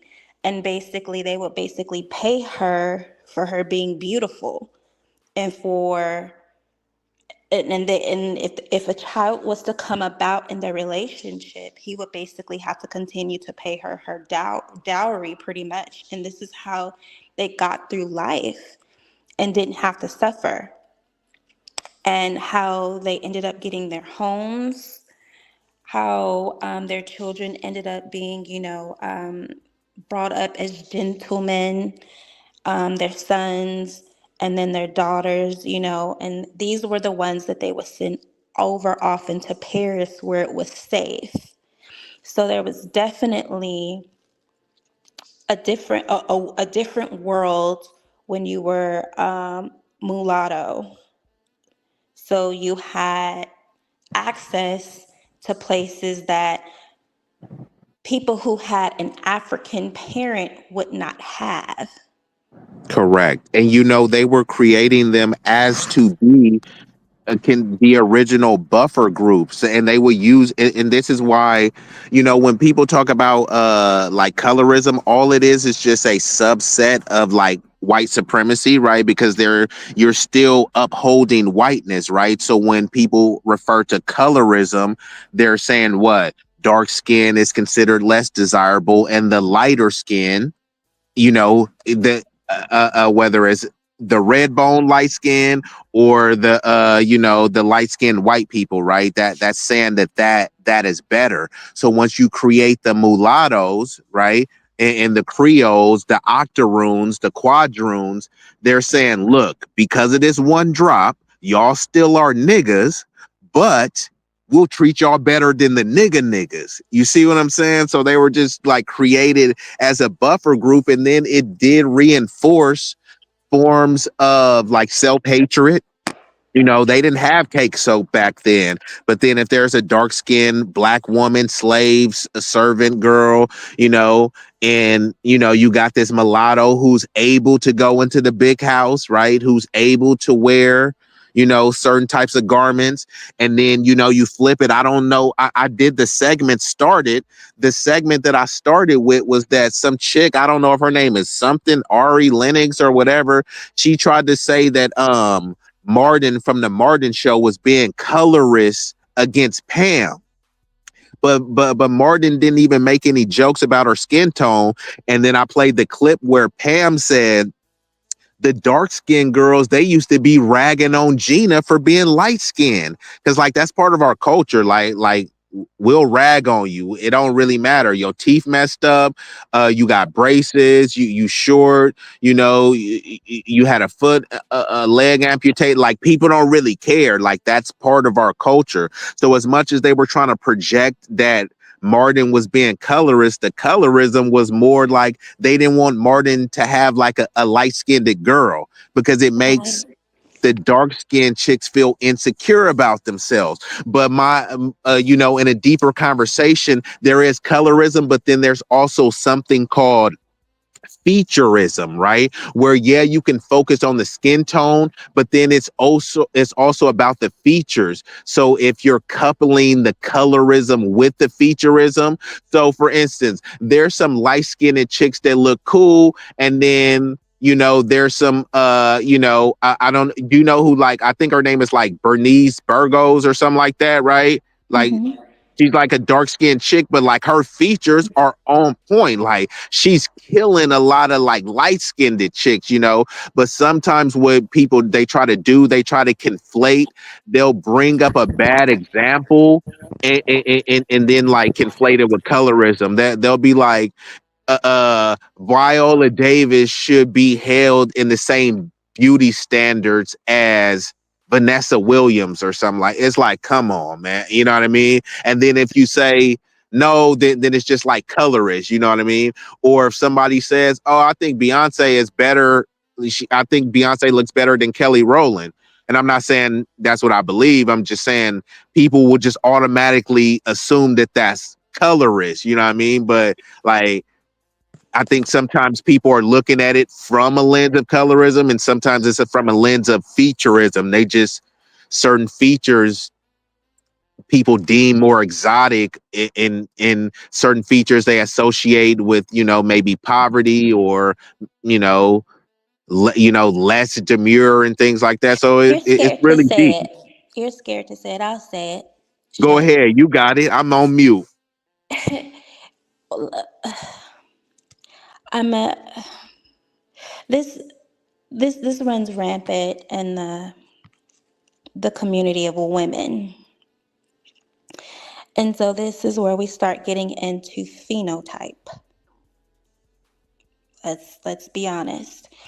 And this is actually perfect to speak about right now, and speaking about Creoles and mulattoes, things like that. And so you would fall under a particular phenotype. So it was either where you were the African, or whether you were the Aboriginal, a free person, and that's basically what it is. And so in that movie that I mentioned, God, I wish I could remember the name of What it right was it? now. Was it any other movies in the chat? Stan put Daughters of the Dust or Eve's Bayou. Was it in either of those? No, it wasn't Eve's Bayou. Oh my gosh, it's been Was featured. Vanessa Williams in the movie? Hmm? Was Vanessa No, Williams in? Huh? no, the one guy that was in oh my Could you gosh, describe the all movie of one more us. time? Let Describe me that see. movie one more time. Hold on, I know the guy that was in there. Let me Google his name real quick. Um, Okay. And while you Googling that, sincere, I just want to let y'all know I would keep it rocking, but like I'm gonna have to shut it down in like 10 minutes, only just because I'm on my phone and it's gonna Oh go. well, But that's not all good. of us. That's fine because I'm gonna get off of here. But I just want to say that okay, eugenics. sincere, Huh? hold on, let me just set this up for you. So yeah, just, since you're gonna get off, just go ahead and rock out as long as you need to, and give like your closing remarks and touch on anything that was said and try to tie in that whole colorism thing that I said, because I don't know if you heard. Did you hear that comment that they were making that said Martin was colorist towards Pam on their show? Oh no! Mm. So Martin was being colorist towards Pam on the show. No, well that's the claim, but like he never. First of all, he was clowning on Gina for having a big ass head, and then they were clowning on each other, and he never made jokes about her skin tone. But there was this framing that, and also Pam had revealed that she was supposed to play her character was supposed to be fat. So instead of him clowning on the BDBs in the kitchen, it was gonna be fat jokes. So that's a whole different thing as well, because like that, I'm glad it was Pam, because that would have been a portrayal of a black, fat, dark woman juxtaposed to a pretty light skinned red bone like Gina, you know what I mean? But I think side to side, Pam is right up there with Gina, especially at the time. But anyways, there was a lot of hoopla that was trying to say that somehow the show Martin was colorist because Pam was Martin was always ragging on the dark skinned Pam. So, if you can wrap that into a discussion of colorism. And also Pam said most of the colorism was towards Gina because they were mad that Martin had a little light skin thing, and it was a bunch of like dark skinned women that was going. So you got it. You got the floor. You talking about fans of the show were coming at her, or the people that were on set with her? She Pam said it was people on the set. They used to have like a live studio audience. Okay, So and they so she felt was some type of way because Gina was light complexioned. correct. You know how it is, because like I said, they Yeah. were always doing the juxtaposition. They get a dark skinned woman, her hair is short, she's like a Grace Jones, you know what I mean? They try Mm-hmm. to intentionally make her perceived to be less masculine, i.e., Viola Davis, the woman king, right? And then they put the light skinned chick, and she's always demure, dainty, long flowing hair. You see what I'm saying? So Pam was saying that most of the people, or Tachina, that's her name, Tachina Arnold, she was saying Gina, like they were brutal. And she said like it was a lot of gay people on set, and she said the gay people, like they was, she said they roast with the best of them, but we already know that they try to treat them and the trans community like a delicate flower. Oh, Dave Chappelle made a joke. It's like, man, they pretty brutal with their jokes. So I'm tying that all in. If you could just kind of speak on that issue, of colorism, because it's made its rounds, of people trying to make it, a mountain, what they say, a mountain out of a molehill, and turn this into a colorist thing, as if Who presented it initially? some chick named Lennox, Ari Lennox, or some singer, Lennox, something Oh, like from the that. Eurythmics. Mm-hmm. You know what I'm saying? Yeah. Mm-hmm. Yeah, so she presented that, and she was just I get what she's saying, because there has been an agenda to, you know, defeminize black women, but specifically dark-skinned black women. But some of them are like kind of complicit with that, you know what I mean, when they Mm-hmm. take certain roles. And then a lot of times they know this is why they start getting people like Gabrielle Sidibe, right, who's not FBA, and they get her to play a role like Precious, a disgusting movie that I haven't seen, and I just seen previews, and that was enough, right? But then the white people will say, "Oh my God, it's so riveting," right? So they'll give her a movie for that disgusting role, and then that gets cemented as, look at the credibility for dark-skinned black women. And even somebody that's like even lighter on the side of Halle Berry, she gets an award for getting her black back blown out as some junkie on Monsters Ball. You see what I'm saying? So and then when Viola Davis was getting another award, it was like The Help, The Woman King, all where they look either subservient, non-threatening, not a feminine. So this is why they try to say like they can't make the main screen. So it's a really deep conversation that I would love to revisit with y'all, but I'm just trying to tie all that in so you can get a solid, response, in response to the colorism, but also like we talking about the phenotypes. It's some light-skinned chicks that's fine, and it's some dark-skinned chicks that's finer than any light-skinned chick. So you got it, whatever direction you want to take it.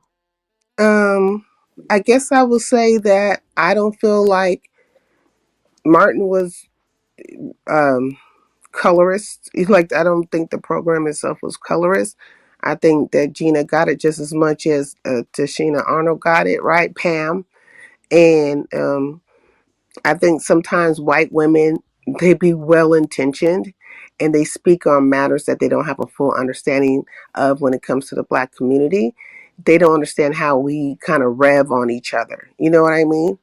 And it probably it would have been, she would have probably been right if he had said something like, spoke to her color in any kind of way, or the tone of her skin, or anything to that nature. But that was just basically a show where everybody was revving on each other. I mean, Tommy was getting it, Brother Man was getting it, everybody was getting it. Cole was dumb. Remember they said, Cole, Yeah. you stupid. Yeah, everybody was getting it. You know what I'm saying? We got the player from the Himalayas looking the whole Shanae, entire mess. you Otis, know? Yeah. Roscoe.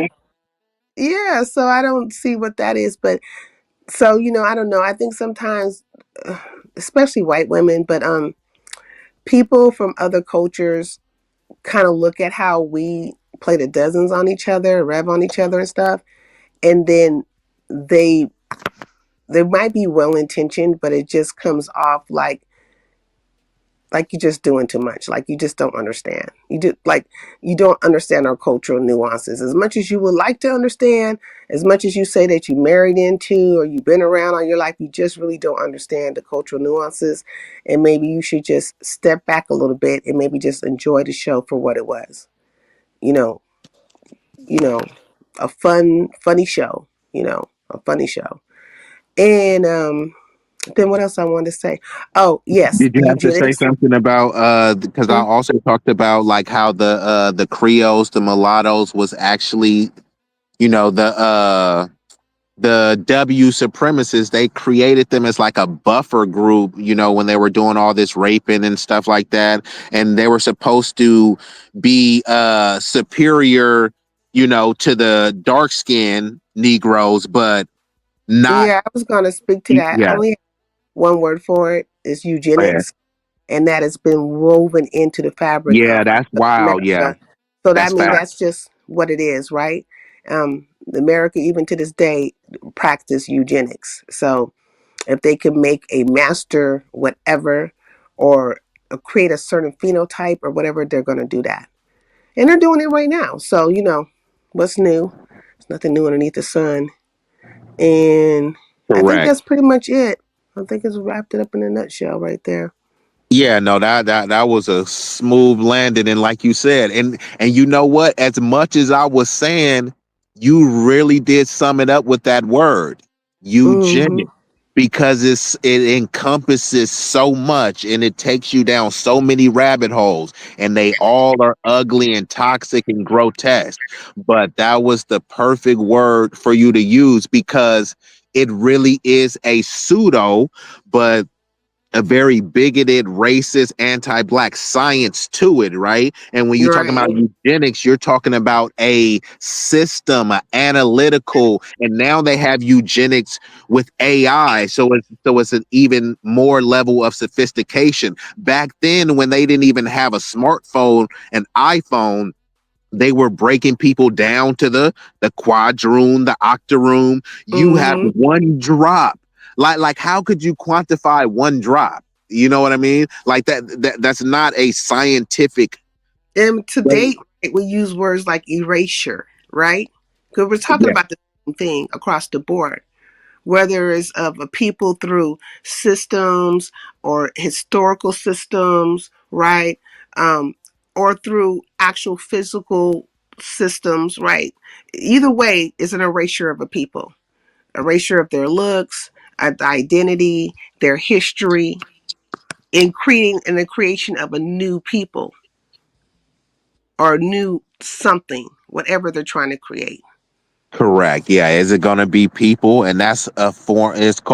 It's genocide, but it's also a form of ethnocide where you're just trying to specifically erase a lineage and just rewrite history as something else, you know. And I mean, Right. they've already done that with the person with let's just call him Caesar Borgia, you know what I mean? Yeah.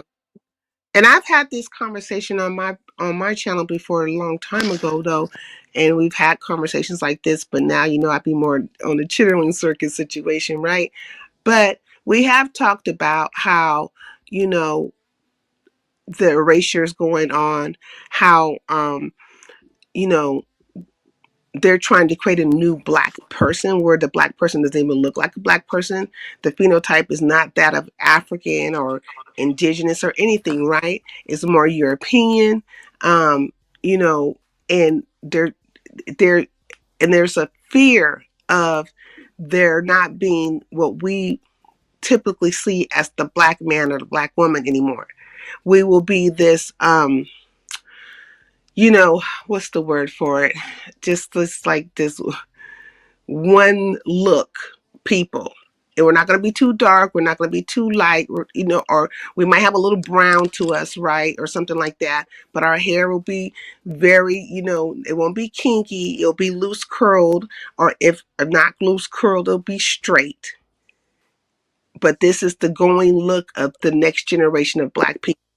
So, And that's what I'm saying. This will be considered the new black. And then yeah, this is why they try to tell you, well, you can't gatekeep blackness and da da da. Like they try to force you to accept the one drop rule. And then if you say this, I tell them this: I do accept the one drop rule. In reverse, this person has one drop of whiteness, so they're white to me. right. And then if you say that, they'll argue you down and try to say that, but this is the I'm white and I say so, right? Because they Yeah. said one drop rule, this is the way, then you have to accept it. Does that Right. person Racially identify? ambiguous. Thank you for that. I'm tired and I couldn't think. But yes, that is the going to be Yeah. racially ambiguous. You're very correct in that. Sorry, be easy because I seen him write that and I was like, okay, Oh there's you good. I mean, oh, hear this, man. I'm trying to shut down, and this is how the people got to do it. I could read this voice. Why are you so hung up on race? It's like, come no, this on, channel bruh. doesn't just crap Oh, on white Lord. people. But if you think that, you shouldn't be Jesus here. That woke And Christ. Lotus I don't up. understand. Like I don't understand how people. I'm just gonna assume, right? Either you are of another race, or maybe you might just be of our race, and somehow you need to be like a champion or a cheerleader for something that is not taking place. We're having a conversation and about dynamics within the black community. Right. So, I mean, I think you should be able to follow that without assuming that one is crapping on somebody else's culture or identity. Yeah, you And if see you, this because this person is Oh saying this my channel just God. shits on white people. yeah, so like Go if you ahead, Nobody's can't even Lotus. do 'Cause that, talking then on white people. Like, just w- exit the they room. Like they exit the literally room. Like, what you did we even really say that was bad about white people? we I'm didn't I'm say really anything trying to about think. they heard Go ahead, you got it, eugenics. Lotus. They heard the term eugenics and then their little ears just stuck up like a Then little they was like, hound. pickable. Right. And so they're thinking that we're talking about white people. What did they say when I was little? You're all in the Kool-Aid and you don't even know the flavor. I used to hear my aunt tell me that all the time. She hated babysitting, but Hold she on, had to. Lotus. Look at this comment. It looked like the trolls is out. Did Popeyes Oh come out with a God. new And chicken then salad? and then oh I don't that's know. You should that's probably so ask your mother. original. You And then should she That's why ask I'm made your like, mother. I'm damn. certain your mother fried chicken for you. In then She she made 2026, probably made herself a this potato all y'all. salad Roscoe. Like with, Roscoe's chicken. We yeah, she don't probably made you newsflash, some baby. potato salad with extra mayonnaise or whatever. Like whatever you did. Ask your mother, did it come out with that? Did they come out with a new chicken at Popeyes? Newsflash, baby. Black people don't own Roscoe's anymore. You gotta take that over there with the Asians or the Hispanics, whoever brought it. It's not even owned by black people anymore. Like, And here's another news flash. Um, Asian people eat more chicken than blacks. Facts. Did you know that? I think Did it's you And just effing and know that? and mystery meat. Okay. And spam. that's just a bot somewhere that's located in India. You know what they do. So I would just leave it alone with them. Usually when you just don't even talk about them, they eventually just go away. So I don't think we should let that deter us from. Oh no, it's yeah, no, I agree. I just want to Let's. show because look, this person is like, oh God, a black woman is talking like, damn, I can see this voice. It's like so much, but I'm up here with some solid people, and we ain't gonna let the incel. So go ahead, Lotus, take us home. Right, I Yes. know you And when have a a lot to black say. woman is talking, you should shut up. Yeah, I bow mean, I down. mean, if we're gonna go back to that, what is it? The going back to Africa theory. I'm your Yeah. mother. Go sit in the corner. Go sit your ass in the corner, okay? Before I put a dunce hat on you, and maybe go make you go get a switch and then pop your ass up a couple of times. It's just crazy to me So how I have, people want to be as the. being the mother of all of you, I need to teach you some manners. You're out of line, child. Anyways, let me get up off of here. Bye, y'all. All right, good. No problem, sincere. I'm gonna let Lotus close Bye. it down. And much love, sincere. Appreciate you. And Lotus, before this is to the trolls in the chat. And I quote, you know your damn role and shut your damn mouth. All right, you got it, Lotus. Okay, you cut out for a second. I'll just leave with this. leave with how we started. At the end of the day, there was a racial construct that we didn't sign up for. We didn't pass any legislation. And I just don't understand how we became the villains for everybody. And you just showed proof of that. We didn't say anything. We weren't talking bad about white people. It wasn't even about them. But you see, they came and they centered themselves. So these same people that created legislation and that erased an entire group of people.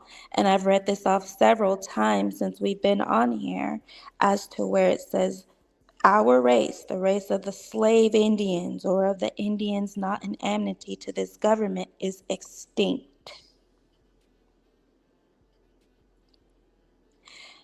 And again, this was pre-Walter Plecker. So these are the peoples whose pens have power, that have created legislation, that have historically oppressed us. And I think as a people, for us to be where we are today, and we are the main characters, we're the only race of people in the United States whose race has been changed since 1492, several times. So the erasure has been here since Columbus crash landed. And with that, I just pray that we continue on to the course. No matter how much somebody tries to come and say that we aren't united, it's a lie. They homogenized us, and what do we show today? We show unity by calling ourselves something that shows that homogenization, that unity, which is FBA. And so we're here, and just like every other name that we've been called, we've embraced it. Except this time, we took a name that they didn't give us. We gave us our own name. And as a collective, we have sided with that. And so I feel that this is a way for us to we took back our power, our right, the right to self-identify.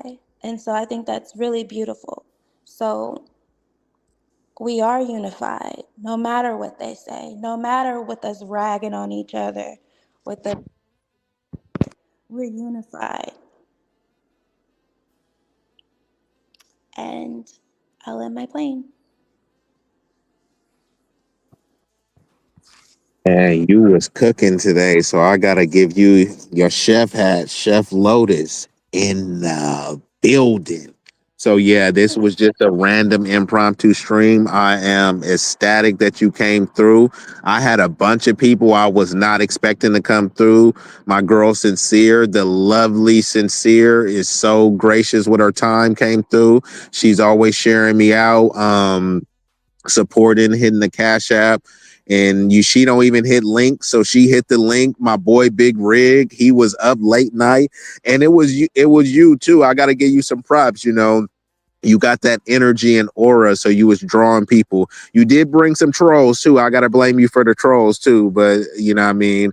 But no, I'm just joking with you. Anytime we talking about progressive stuff and things that we want to build, other people will try to derail the conversation, center it about them. Kind of try to take the energy, suck the life and the momentum out what we doing. But I think that this was like just a random, powerful stream. I like your demeanor, and how you stand on, what you stand for.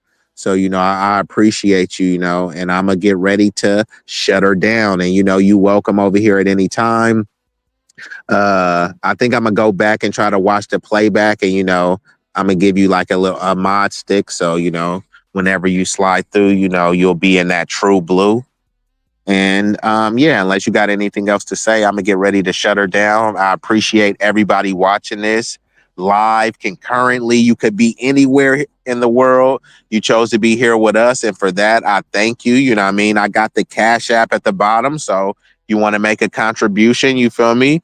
But otherwise, it won't cost you a fee. The likes are free. Hit your boy with a like, share, comment, subscribe. That's your form of support too. So you don't even got to send no money. You feel me? Just send me a like, share it out. And, with that, we're going to get ready to shut her down. This is the lovely Lotus. I know you don't always hit panels, but did you have a page or any information that you want to share with the people before I shut it down, Lotus?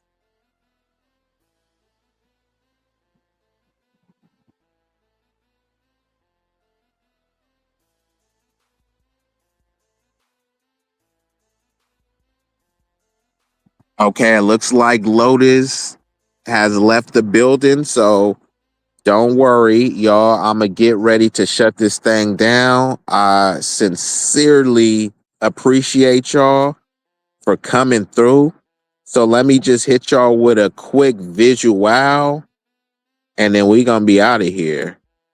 So just give me uno momento. And it goes something like this. Yeah. Hey.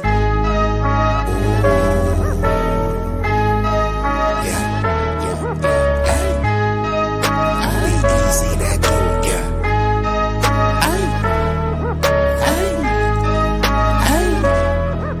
Shit so hot it's burning up. Just go ahead and turn this up. I bring the pain like an aftermath of a car wreck. It's a lot of niggas that say they real. To me, that shit is far-fetched. Most them cats is pussy. They really is on some feminine stuff. I rap on them with the 40 ounces. The definition of adrenaline rush. What it do is sweet like cinnamon puffer. My niggas is rough like Willow Pass. Grew up out on Mary Mac, but I used to hang on Willow Pass. These firms that I roll with, outcasts and misfits. Better zip lips so you get hit when the fifth spit. Flat line in your fit pit. Trap habits is black magic, no voodoo. Get the bands like Goku for the cocaine to go cuckoo. Most these niggas is foo-foo, so I'm shitting on them like doo-doo. I can't fuck with y'all like tofu. I'm just saying, man, like Goku. Bad bitches at the house with me watching Netflix or Roku. Fuck them both at the same time, and I swear to God it was so cool. Street legend, real boss, I call shots cause it's still saucy. I know some G's to the bike crack on Chirac and then fly back out the mill. When they hear me flow, they say I be burning up, burning up. Cookie to the draw is what we burning up, burning up. What you ain't know, oh we burning up, burning up. This shit so hot, it's burning up. Just go ahead and turn this up.